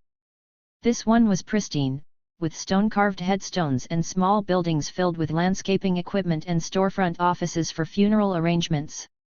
He was at first confused. He had not remembered the town as being only minutes from the original home site. But it had been over 50 years since he had walked these paths. The town had expanded. The highway had brought so many people and things to this mountain area. It was not a tiny community where harvesting pine timbers for tar and railroad ties supplied the income necessary for next year's seeds. It was now a burgeoning community, a suburb of the larger city. We could not reach the buildings or the cemetery from where we 384 stood. Fences now guarded the open paths. We would need to go back down the mountainside and into our van in order to make the half-hour drive along the new highway to the same spot that would have taken us only minutes to reach by walking over the mountain. Once there, we were greeted by a solemn man from one of the offices who offered us a printed map of the cemetery grounds. My uncle could not find his way around this piece of printed paper where the dead were sectioned off into communities named for various types of flowers. This is our rose garden section, and as you can see by the map over to the southeast is our lilies of the field section. If you could just give me the first and last names of your loved ones, I may be able to pull them up on our computer and tell you where they rest, he told us in a very businesslike way. My mother gave him the names of her grandparents and we waited patiently as he sifted through the lists dating back to the turn of the century. Our grandmother Carrie had died sometime after 1910. We hoped she would be among those listed. My uncle excused himself to go outside to smoke and I followed him while my sisters and my mother sorted through the lists. Once outside, my uncle and I didn't speak to each other. I knew what he was doing and he knew I would know. After several minutes, my family emerged from the office with the director, who informed my mother that he could point out to her where the colored cemetery section was located. It is pretty much overgrown, he told us. No one really looks after it. You might want to watch out for snakes this time of the year. You may not even be able to make it up the path. We had a flood several years back and that section pretty much washed away. After the highway came through here and cleared out most of the trees, the ground just keeps slipping away. It can't seem to find anything to hold onto. There's no real markers left up there anymore. That section is so old most of the caskets have rotted away. They say when it flooded it unearthed some of the bodies and most of the bones are all mixed up together now. My uncle put out his cigarette, placed the butt in his pocket, and remembering and never forgetting 385 walked to the van. We drove away from the cemetery with its pretty gray and clay-colored headstones, past the small road signs with their painted flowers, and out of the fenced-in community of their dead. We stopped at the foot of a small overgrown area just around the mountain from where we had spent our morning. My uncle got out of the van and stood looking up at the mountain, his hands in his pockets, his eyes squinting from the sun. This was the place where our journey had led us, an overgrown area, where no path was left for us to follow. A place where the bones of our grandparents lay mixed with the bones of so many others. My uncle placed tobacco at the foot of the mountain and climbed back into the van. He gently patted the leg of my sister Vicky who sat in the seat next to him and gave her his best smile as we drove away in silence. Contributors: Paula Gunn Allen, Laguna/Métis, Ph.D., Professor Emerita, UCLA, has written numerous anthologies of critical studies in American Indian fiction, which include Studies in American Indian Literature, 1983, Spider Woman's Granddaughters, Traditional Tales and Contemporary Writing by American Indian Women, 1989, and Voice of the Turtle, American Indian Literature, 2 collections of her essays. The Sacred Hoop, Recovering the Feminine in American Indian Traditions, 1986, and Off the Reservation, Reflections on Boundary Busting, Border Crossing, Loose Cannons, 1998, several poetry books including Skins and Bones, 1990, and Life is a Fatal Disease, 1998, and a novel, The Woman Who Owned the Shadows, 1982. Cindy Moar Alvitra is the mother of 4 children and grandmother of 2. She is a weaver, writer, storyteller, and traditional singer. She is a Tongva descendant of the Mumpatam, Saltwater, clan, the original people of Los Angeles and the Southern Channel Islands. She has been director of TIAT Society, the Tongva Maritime Organization, since its inception in the late 1980s. As the co-founder of Mother Earth Clan, she has been a cultural/environmental educator and activist for nearly 3 decades. She completed her BA in anthropology, with an emphasis in California Indian Studies, and went on to complete her Master's in History/Museology at the University of California in Riverside. Her thesis focused on the preservation and protection of Mockingbird Canyon, a significant solstice site within southern California. She is currently pursuing her PhD at UCLA in the Department of World Arts and Cultures with an emphasis in folklore, traditional medicina, California Indians, and Native American museum studies. Her dissertation will focus on the revitalization of Southern California Indian basketry as a healing tradition. Alice Azure's poems and short fiction have appeared in Shenandoah, The Cream City Review, Native Chicago, and Skins, Drumbeats from City Streets. She is finishing up 25 years of service in the United Way system, having administered 387 program grants and community studies in such places as Rock Island, Illinois, Alexandria, Virginia, Green Bay, Wisconsin, and Gales Ferry, Connecticut. In all those cities, she enjoyed powwow dank, tribal social gatherings, and many friendships. She is of Mi'kmaq, French, and Norwegian ancestry. Don L. Birchfield is a member of the Choctaw Nation of Oklahoma and a graduate of the University of Oklahoma College of Law. He is Associate Professor of Native American Studies at the University of Lethbridge in Alberta and has taught American Indian Studies at Cornell University, the University of New Mexico, and the University of Wisconsin at Green Bay. He was general editor of the 11-volume Encyclopedia of North American Indians, New York, Marshall Cavendish, 1997, and is a former editor of Camp Crier at the Oklahoma City Native American Center. His essay collection, The Oklahoma Basic Intelligence Test, New York, Greenfield Review Press, 1998, won the first book award for prose from the Native Writers Circle of the Americas at the University of Oklahoma.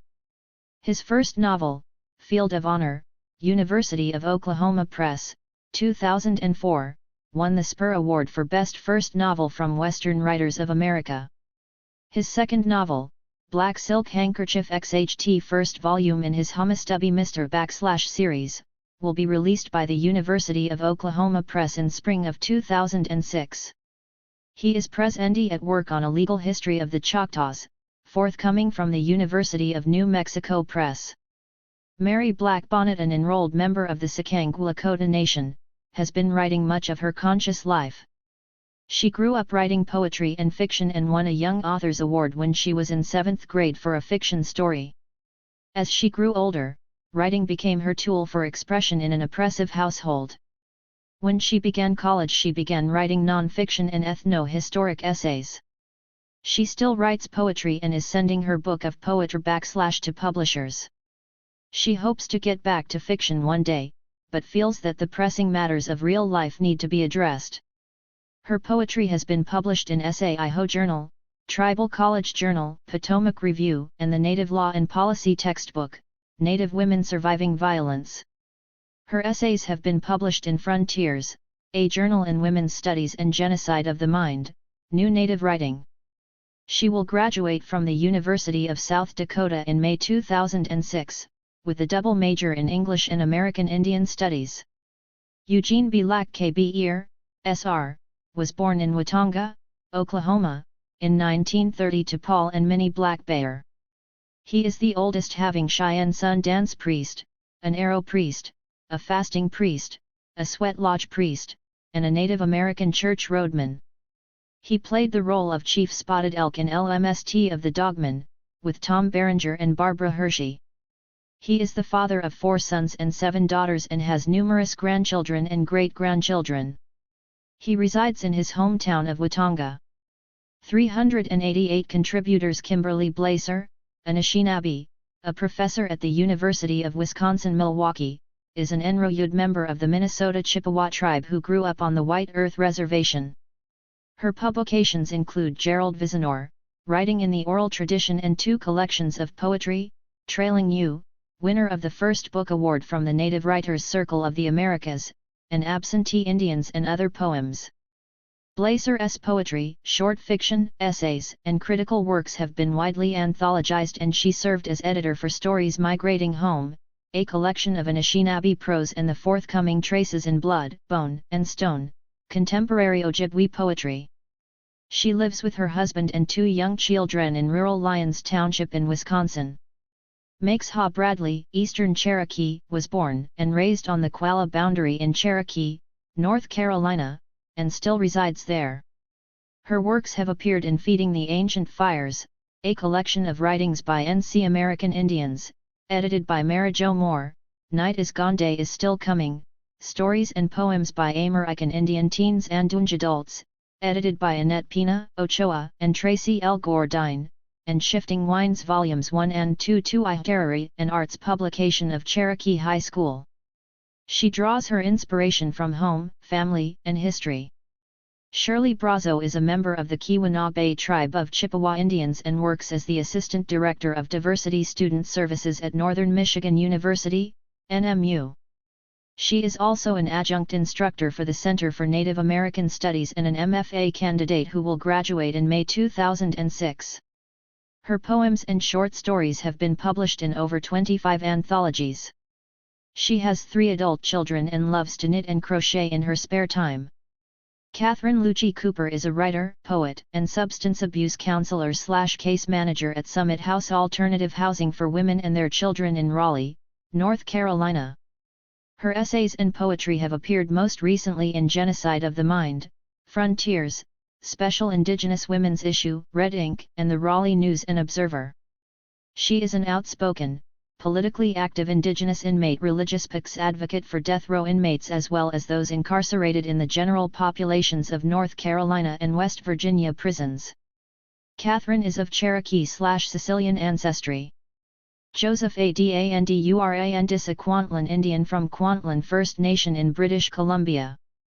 He is a poet, playwright, fisherman, researcher, archaeologist, and, most important, the proud father of 2 beautiful girls, Danasa and Marlies. Joseph received a diploma in performing arts from Algonquin College and studied theatre and direction at the University of Ottawa. His produced plays include Crackers and Soup, 1994, No Totem for My Story, 1995, Where Two Rivers Meet, 1995, and Please Do Not Touch the Indians, 1998, for the Red Path Theatre in Chicago, 1999, for the Algonquin Theatre in Connecticut, 2000, for the DeBage-Mejig Theatre in Ontario. 389. 2001, and at the Autry Theatre in Los Angeles, California, 2004.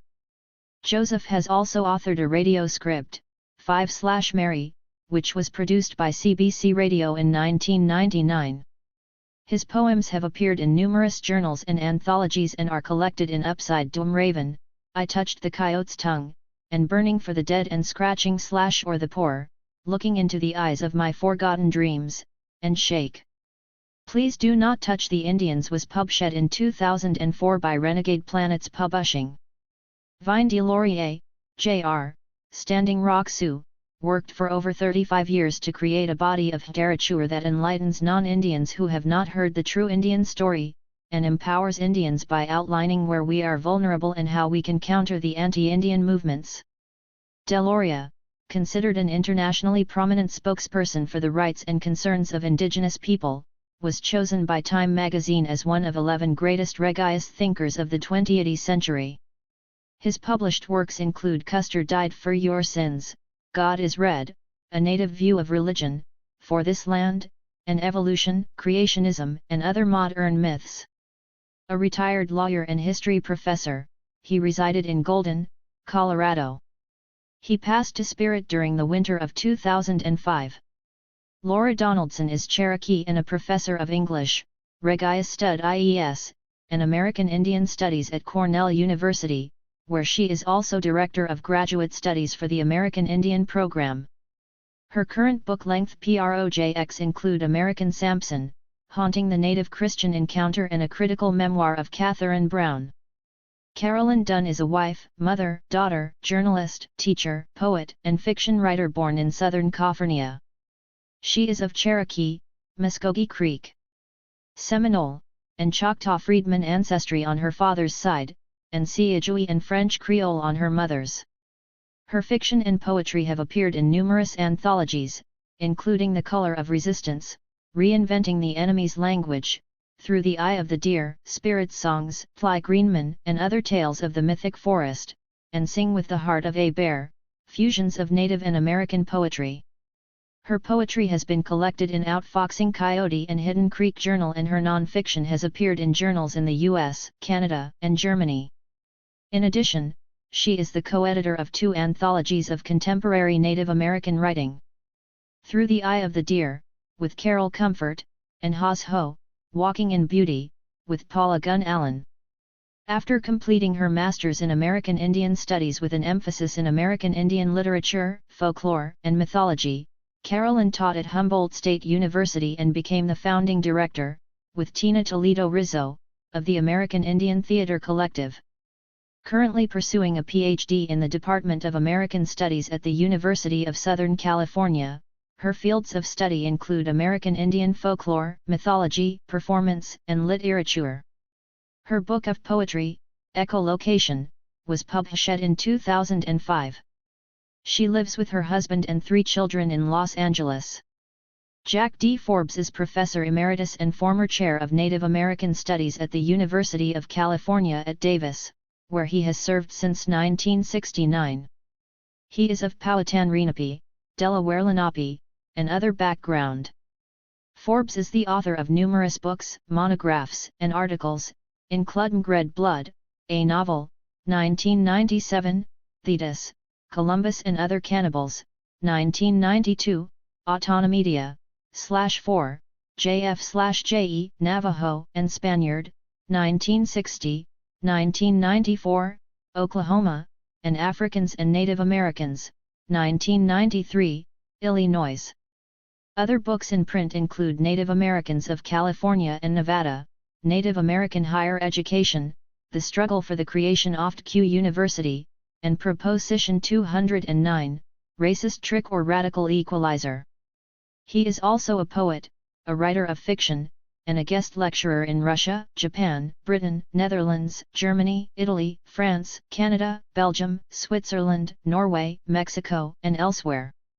Professor Forbes has served as a visiting Fulbright professor at the University of Warwick, England, as the Tinbergen Chair at the Erasmus University of Rotterdam, as a visiting scholar at the Institute of Social Anthropology and Linacre College of Oxford University, and as a visiting professor in literature at the University of Essex, England. He is the recipient of the Before Columbus Foundation's American Book Award for Lifetime Achievement for 1997, and has been a Guggenheim Fellow. Eduardo Galeano is a world-renowned Uruguayan journalist and author of the acclaimed trilogy Memory of Fire, Open Veins of Latin America, 5 Centuries of the Pillage of a Continent, Days of Love and War, Book of Embraces, Soccer in Sun and Shadows, and Upside Down. Galeano lived in exile in Argentina and Spain for many years before returning to his homeland. One of Latin America's most distinguished writers, journalists, and historians, Galeano defies easy categorization as an author. His works transcend orthodox genres and combine documentary, fiction, journalism, political analysis, and history. The author himself has denied that he is a historian. "I'm a writer obsessed with remembering the past of America above all, and above all that of Latin America, intimate land condemned to amnesia." Eric Gansworth, Onondaga, was born and raised at the Tuscarora Nation in western New York and is professor of English and Lowry Writer-in-Residence at Canisius College in Buffalo, New York. He is the author of the novel, Mending Skins, Smoke Dancing, and Indian Summers and the collection of poems and paintings Nickel Eclipse, Iroquois Moon. Matthew T. Sakistawa Gilbert is a Ph.D. candidate in Native American history at the University of California, Riverside. Gilbert is a member of the Hopi tribe from the village of Upper Moenkopi, Arizona.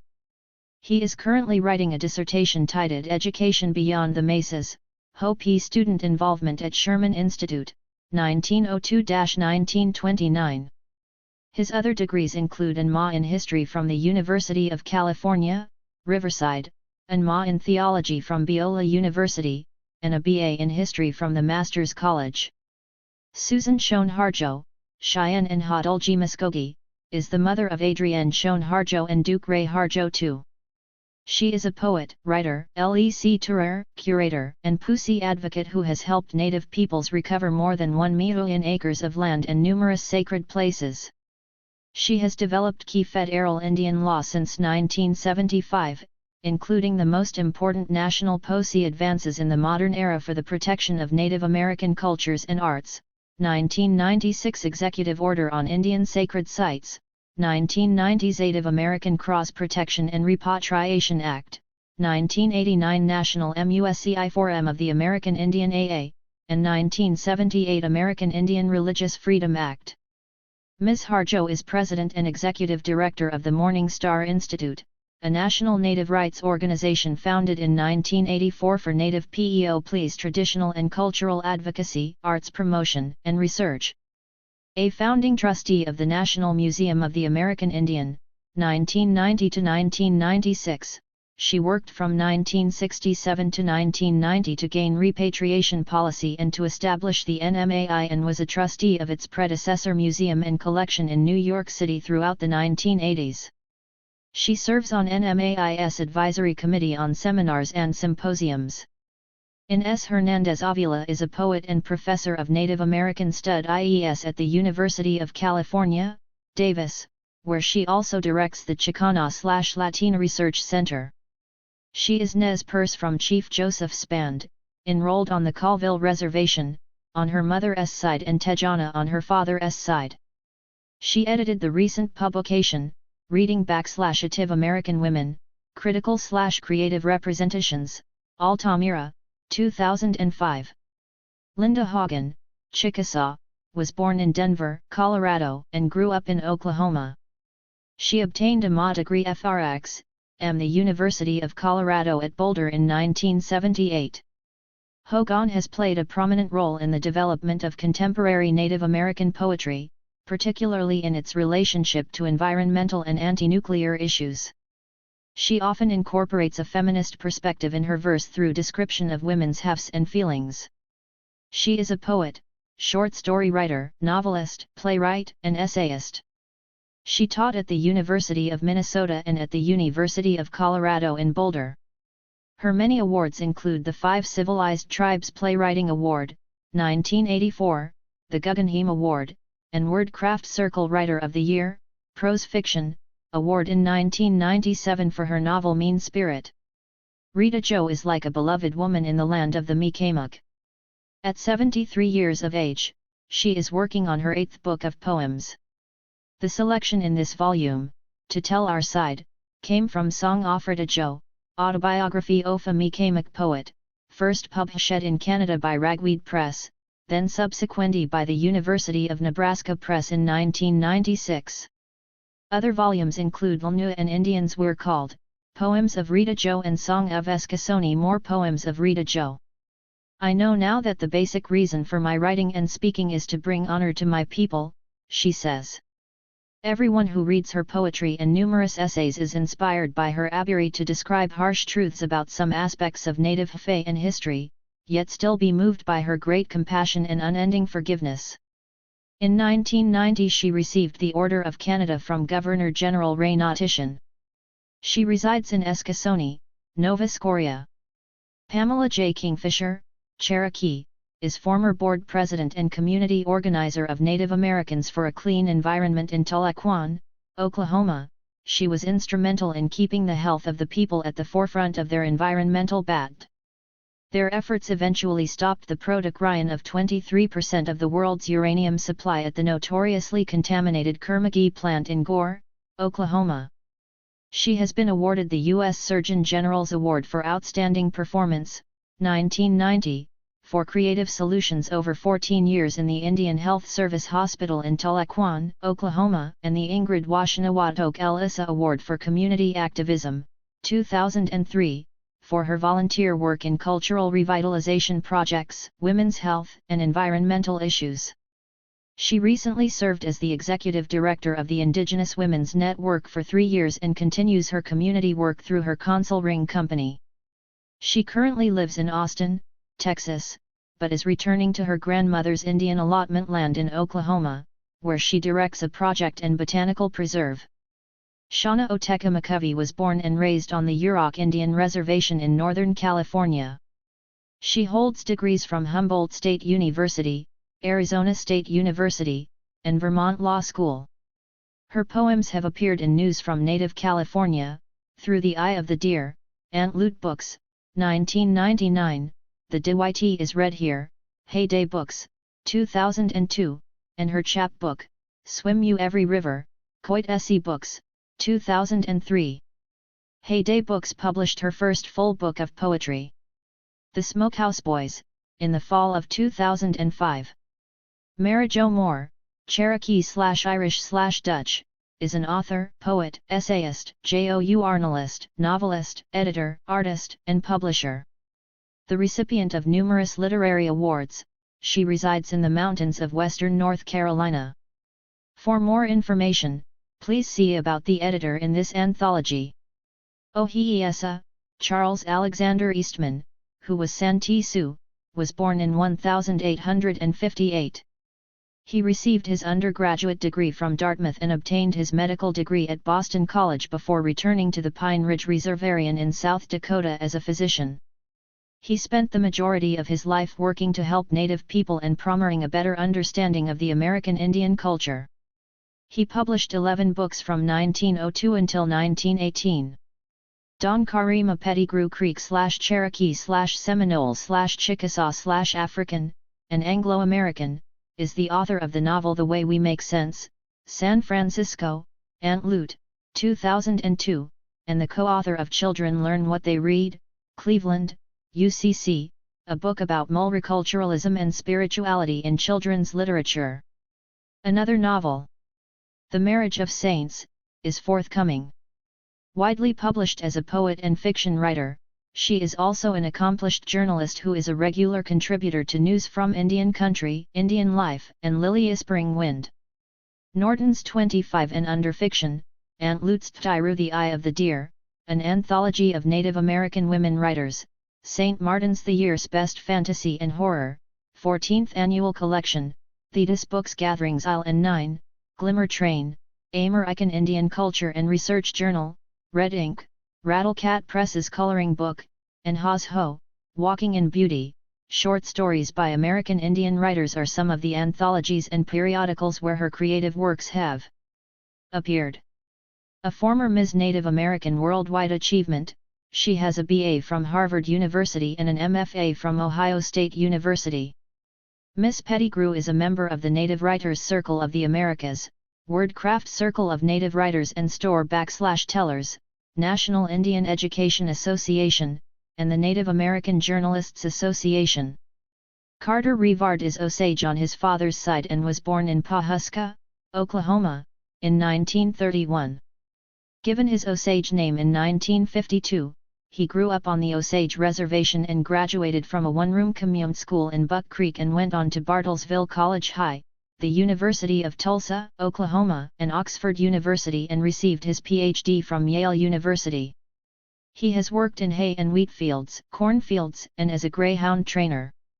He has taught English, medieval, linguistics, and American Indian literature, at Amherst College and Washington University at St. Louis.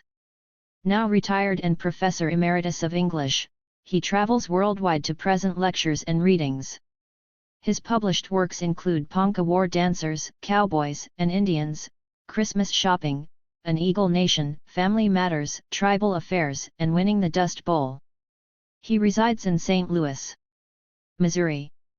Kimberly Early Morning Killer Woman Rapallo, of Cherokee, Choctaw, and Creek descent, took her Ph.D. from Baylor University, specializing in Native American literature, in May 2002. She is an assistant professor in the Native American Studies Department at the UmberServe of Lethbridge and is the Associate National Director of WordCraft Circle of Native Writers and Storytellers. Her recent publications include Morning Star Song in Studies in American Indian Literatures 16. 4. Symbolic Racism, History, and Reality, The Real Problem with Indian Mascots, in editor MariJo Moore's Genocide of the Mind, Neve Native Writings, and The Real Americana, in editors Gloria E. Anzalda and Anna Louise Keating's Tlia's Bridge We Call Home, Radical Visions for Transformation. She received the Native Writ ERS Circle of the Americas First Book Award for Prose for 2004 for her manuscript Back to the Blanket, Reading, Writing, and Resistance for American Indian Literary Critics. She resides in Lethbridge, Alberta, with her husband and the two youngest of her 3 children. She is currently working on a biography of Eugene Blackbear, Sr. Steve Russell is a citizen of the Cherokee Nation, a high school dropout, a retired Texas trial court judge, and currently Associate Professor of Criminal Justice, Indiana University, Bloomington. A member of the WordCraft Circle of Native and Storytellers and Native Writers Circle of the Americas, he has a plethora of published works, which include Sovereign Decisions, A Plan for Defeating Federal Review of Tribal Lawifications.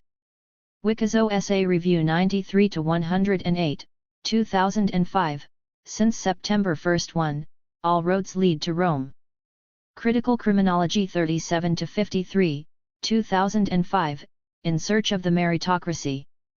Men M. Indian Quarterly 400-41-1, 2004, Honor, Lone Wolf, and Talking to the Wind. Tulsa Law Review /Al/57, 2002, Social Control of Transnational Corporations in the Age of Marketocracy. With Michael J. Gilbert, International Journal of Sociology of Law 33-50, 2002, Lavanda Indianer and Dota Indianer Indicalar OSS Indianer 93-117, Annika Banfield, ed., 2004, and Apples Are the Color of Blood, in Race and Ethnicity Across Time, Space, and Discipline 19-30, Rodney D. Coates, ed., 2004. Davrit Seals is of Huron and Welsh ancestry. His books include Pow Wow Highway and Sweet Medicine. David's next book 77, Real Aim, 1971-2006 will be out in the fall of 2006 from Nation Books. He lives on the edge of the Black Hills in South Dakota with many members of his family and tribe all around him. Kim Shuck is a mixed Salagi, Sauk/Fox, and Polish educator, writer, and weaver. She is self-described as having a short attention span, which makes describing her Hafei path somewhat difficult. Shuck has had myriad jobs, which include writing math curricula, frothing cappuccino, teaching at the university level, and being the mom of 3 kids who are now entering teenhood. She has attended way too much school, one product of which is an MFA. Her poetry has been published nationally and internationally. These publications include Shenandoah, Cream City Review, and the Enoken Journal. Her manuscript Smuggling Cherokee won the 2005 First Book Award from the Native Writers Circle of the Americas and was published by Greenfield Press in 2005. Yufna Soldier Wolf is a member of the Northern Arapaho tribe of the Wind River Indian Reservation in Wyoming. She was taught to know who she is, so she knows where she is going in her Hafei. She was also taught to be Yuv in her traditional beliefs. She believes tribal preservation of language, arts, and all aspects of the Arapaho culture are vital to her future, as well as the future of her nation. She is a graduate of Montana State University.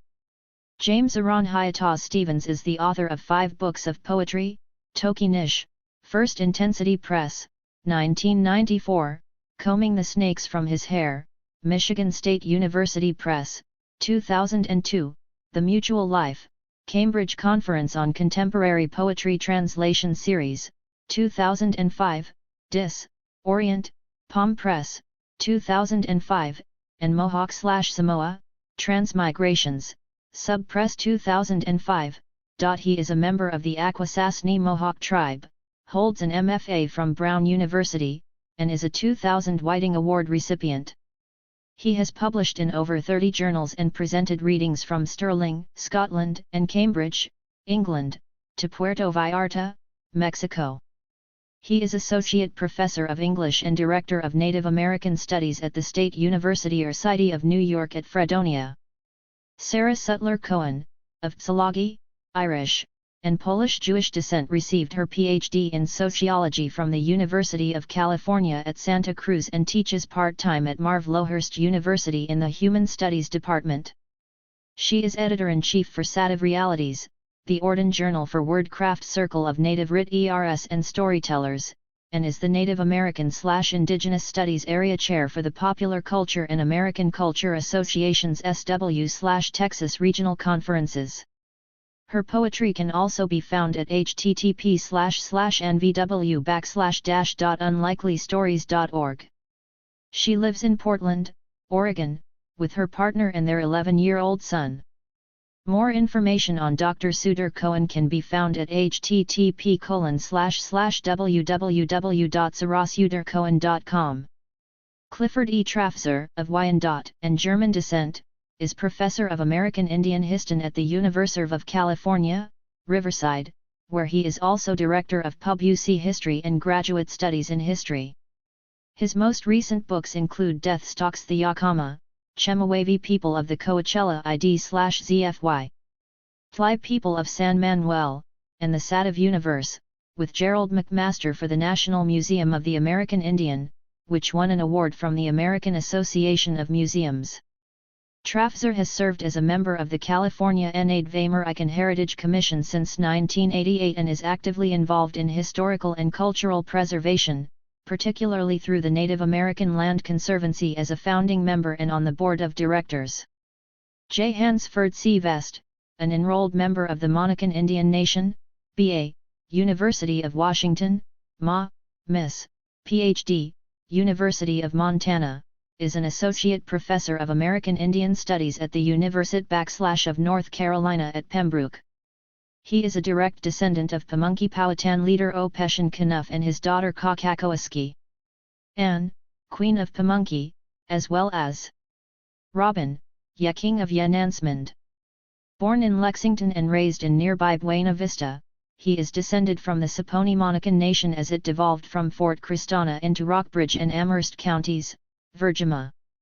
A 1992–1993 Fulbright professor in Bamberg, Germany, he has taught American Indian Studies at universities in Montana, Washington, Arizona, Alberta, Minnesota, New York, and North Carolina.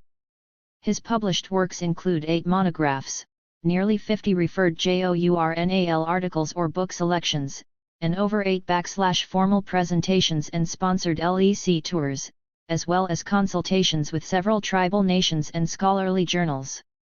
Leela Northcross Wakely, Potawatomi/Kickapoo, is a member of Wordcraft Circle of Native Writers and Storytellers, a pediatric home care nurse, certified massage therapist, wife, sister, aunt, great-aunt, and great-great-aunt.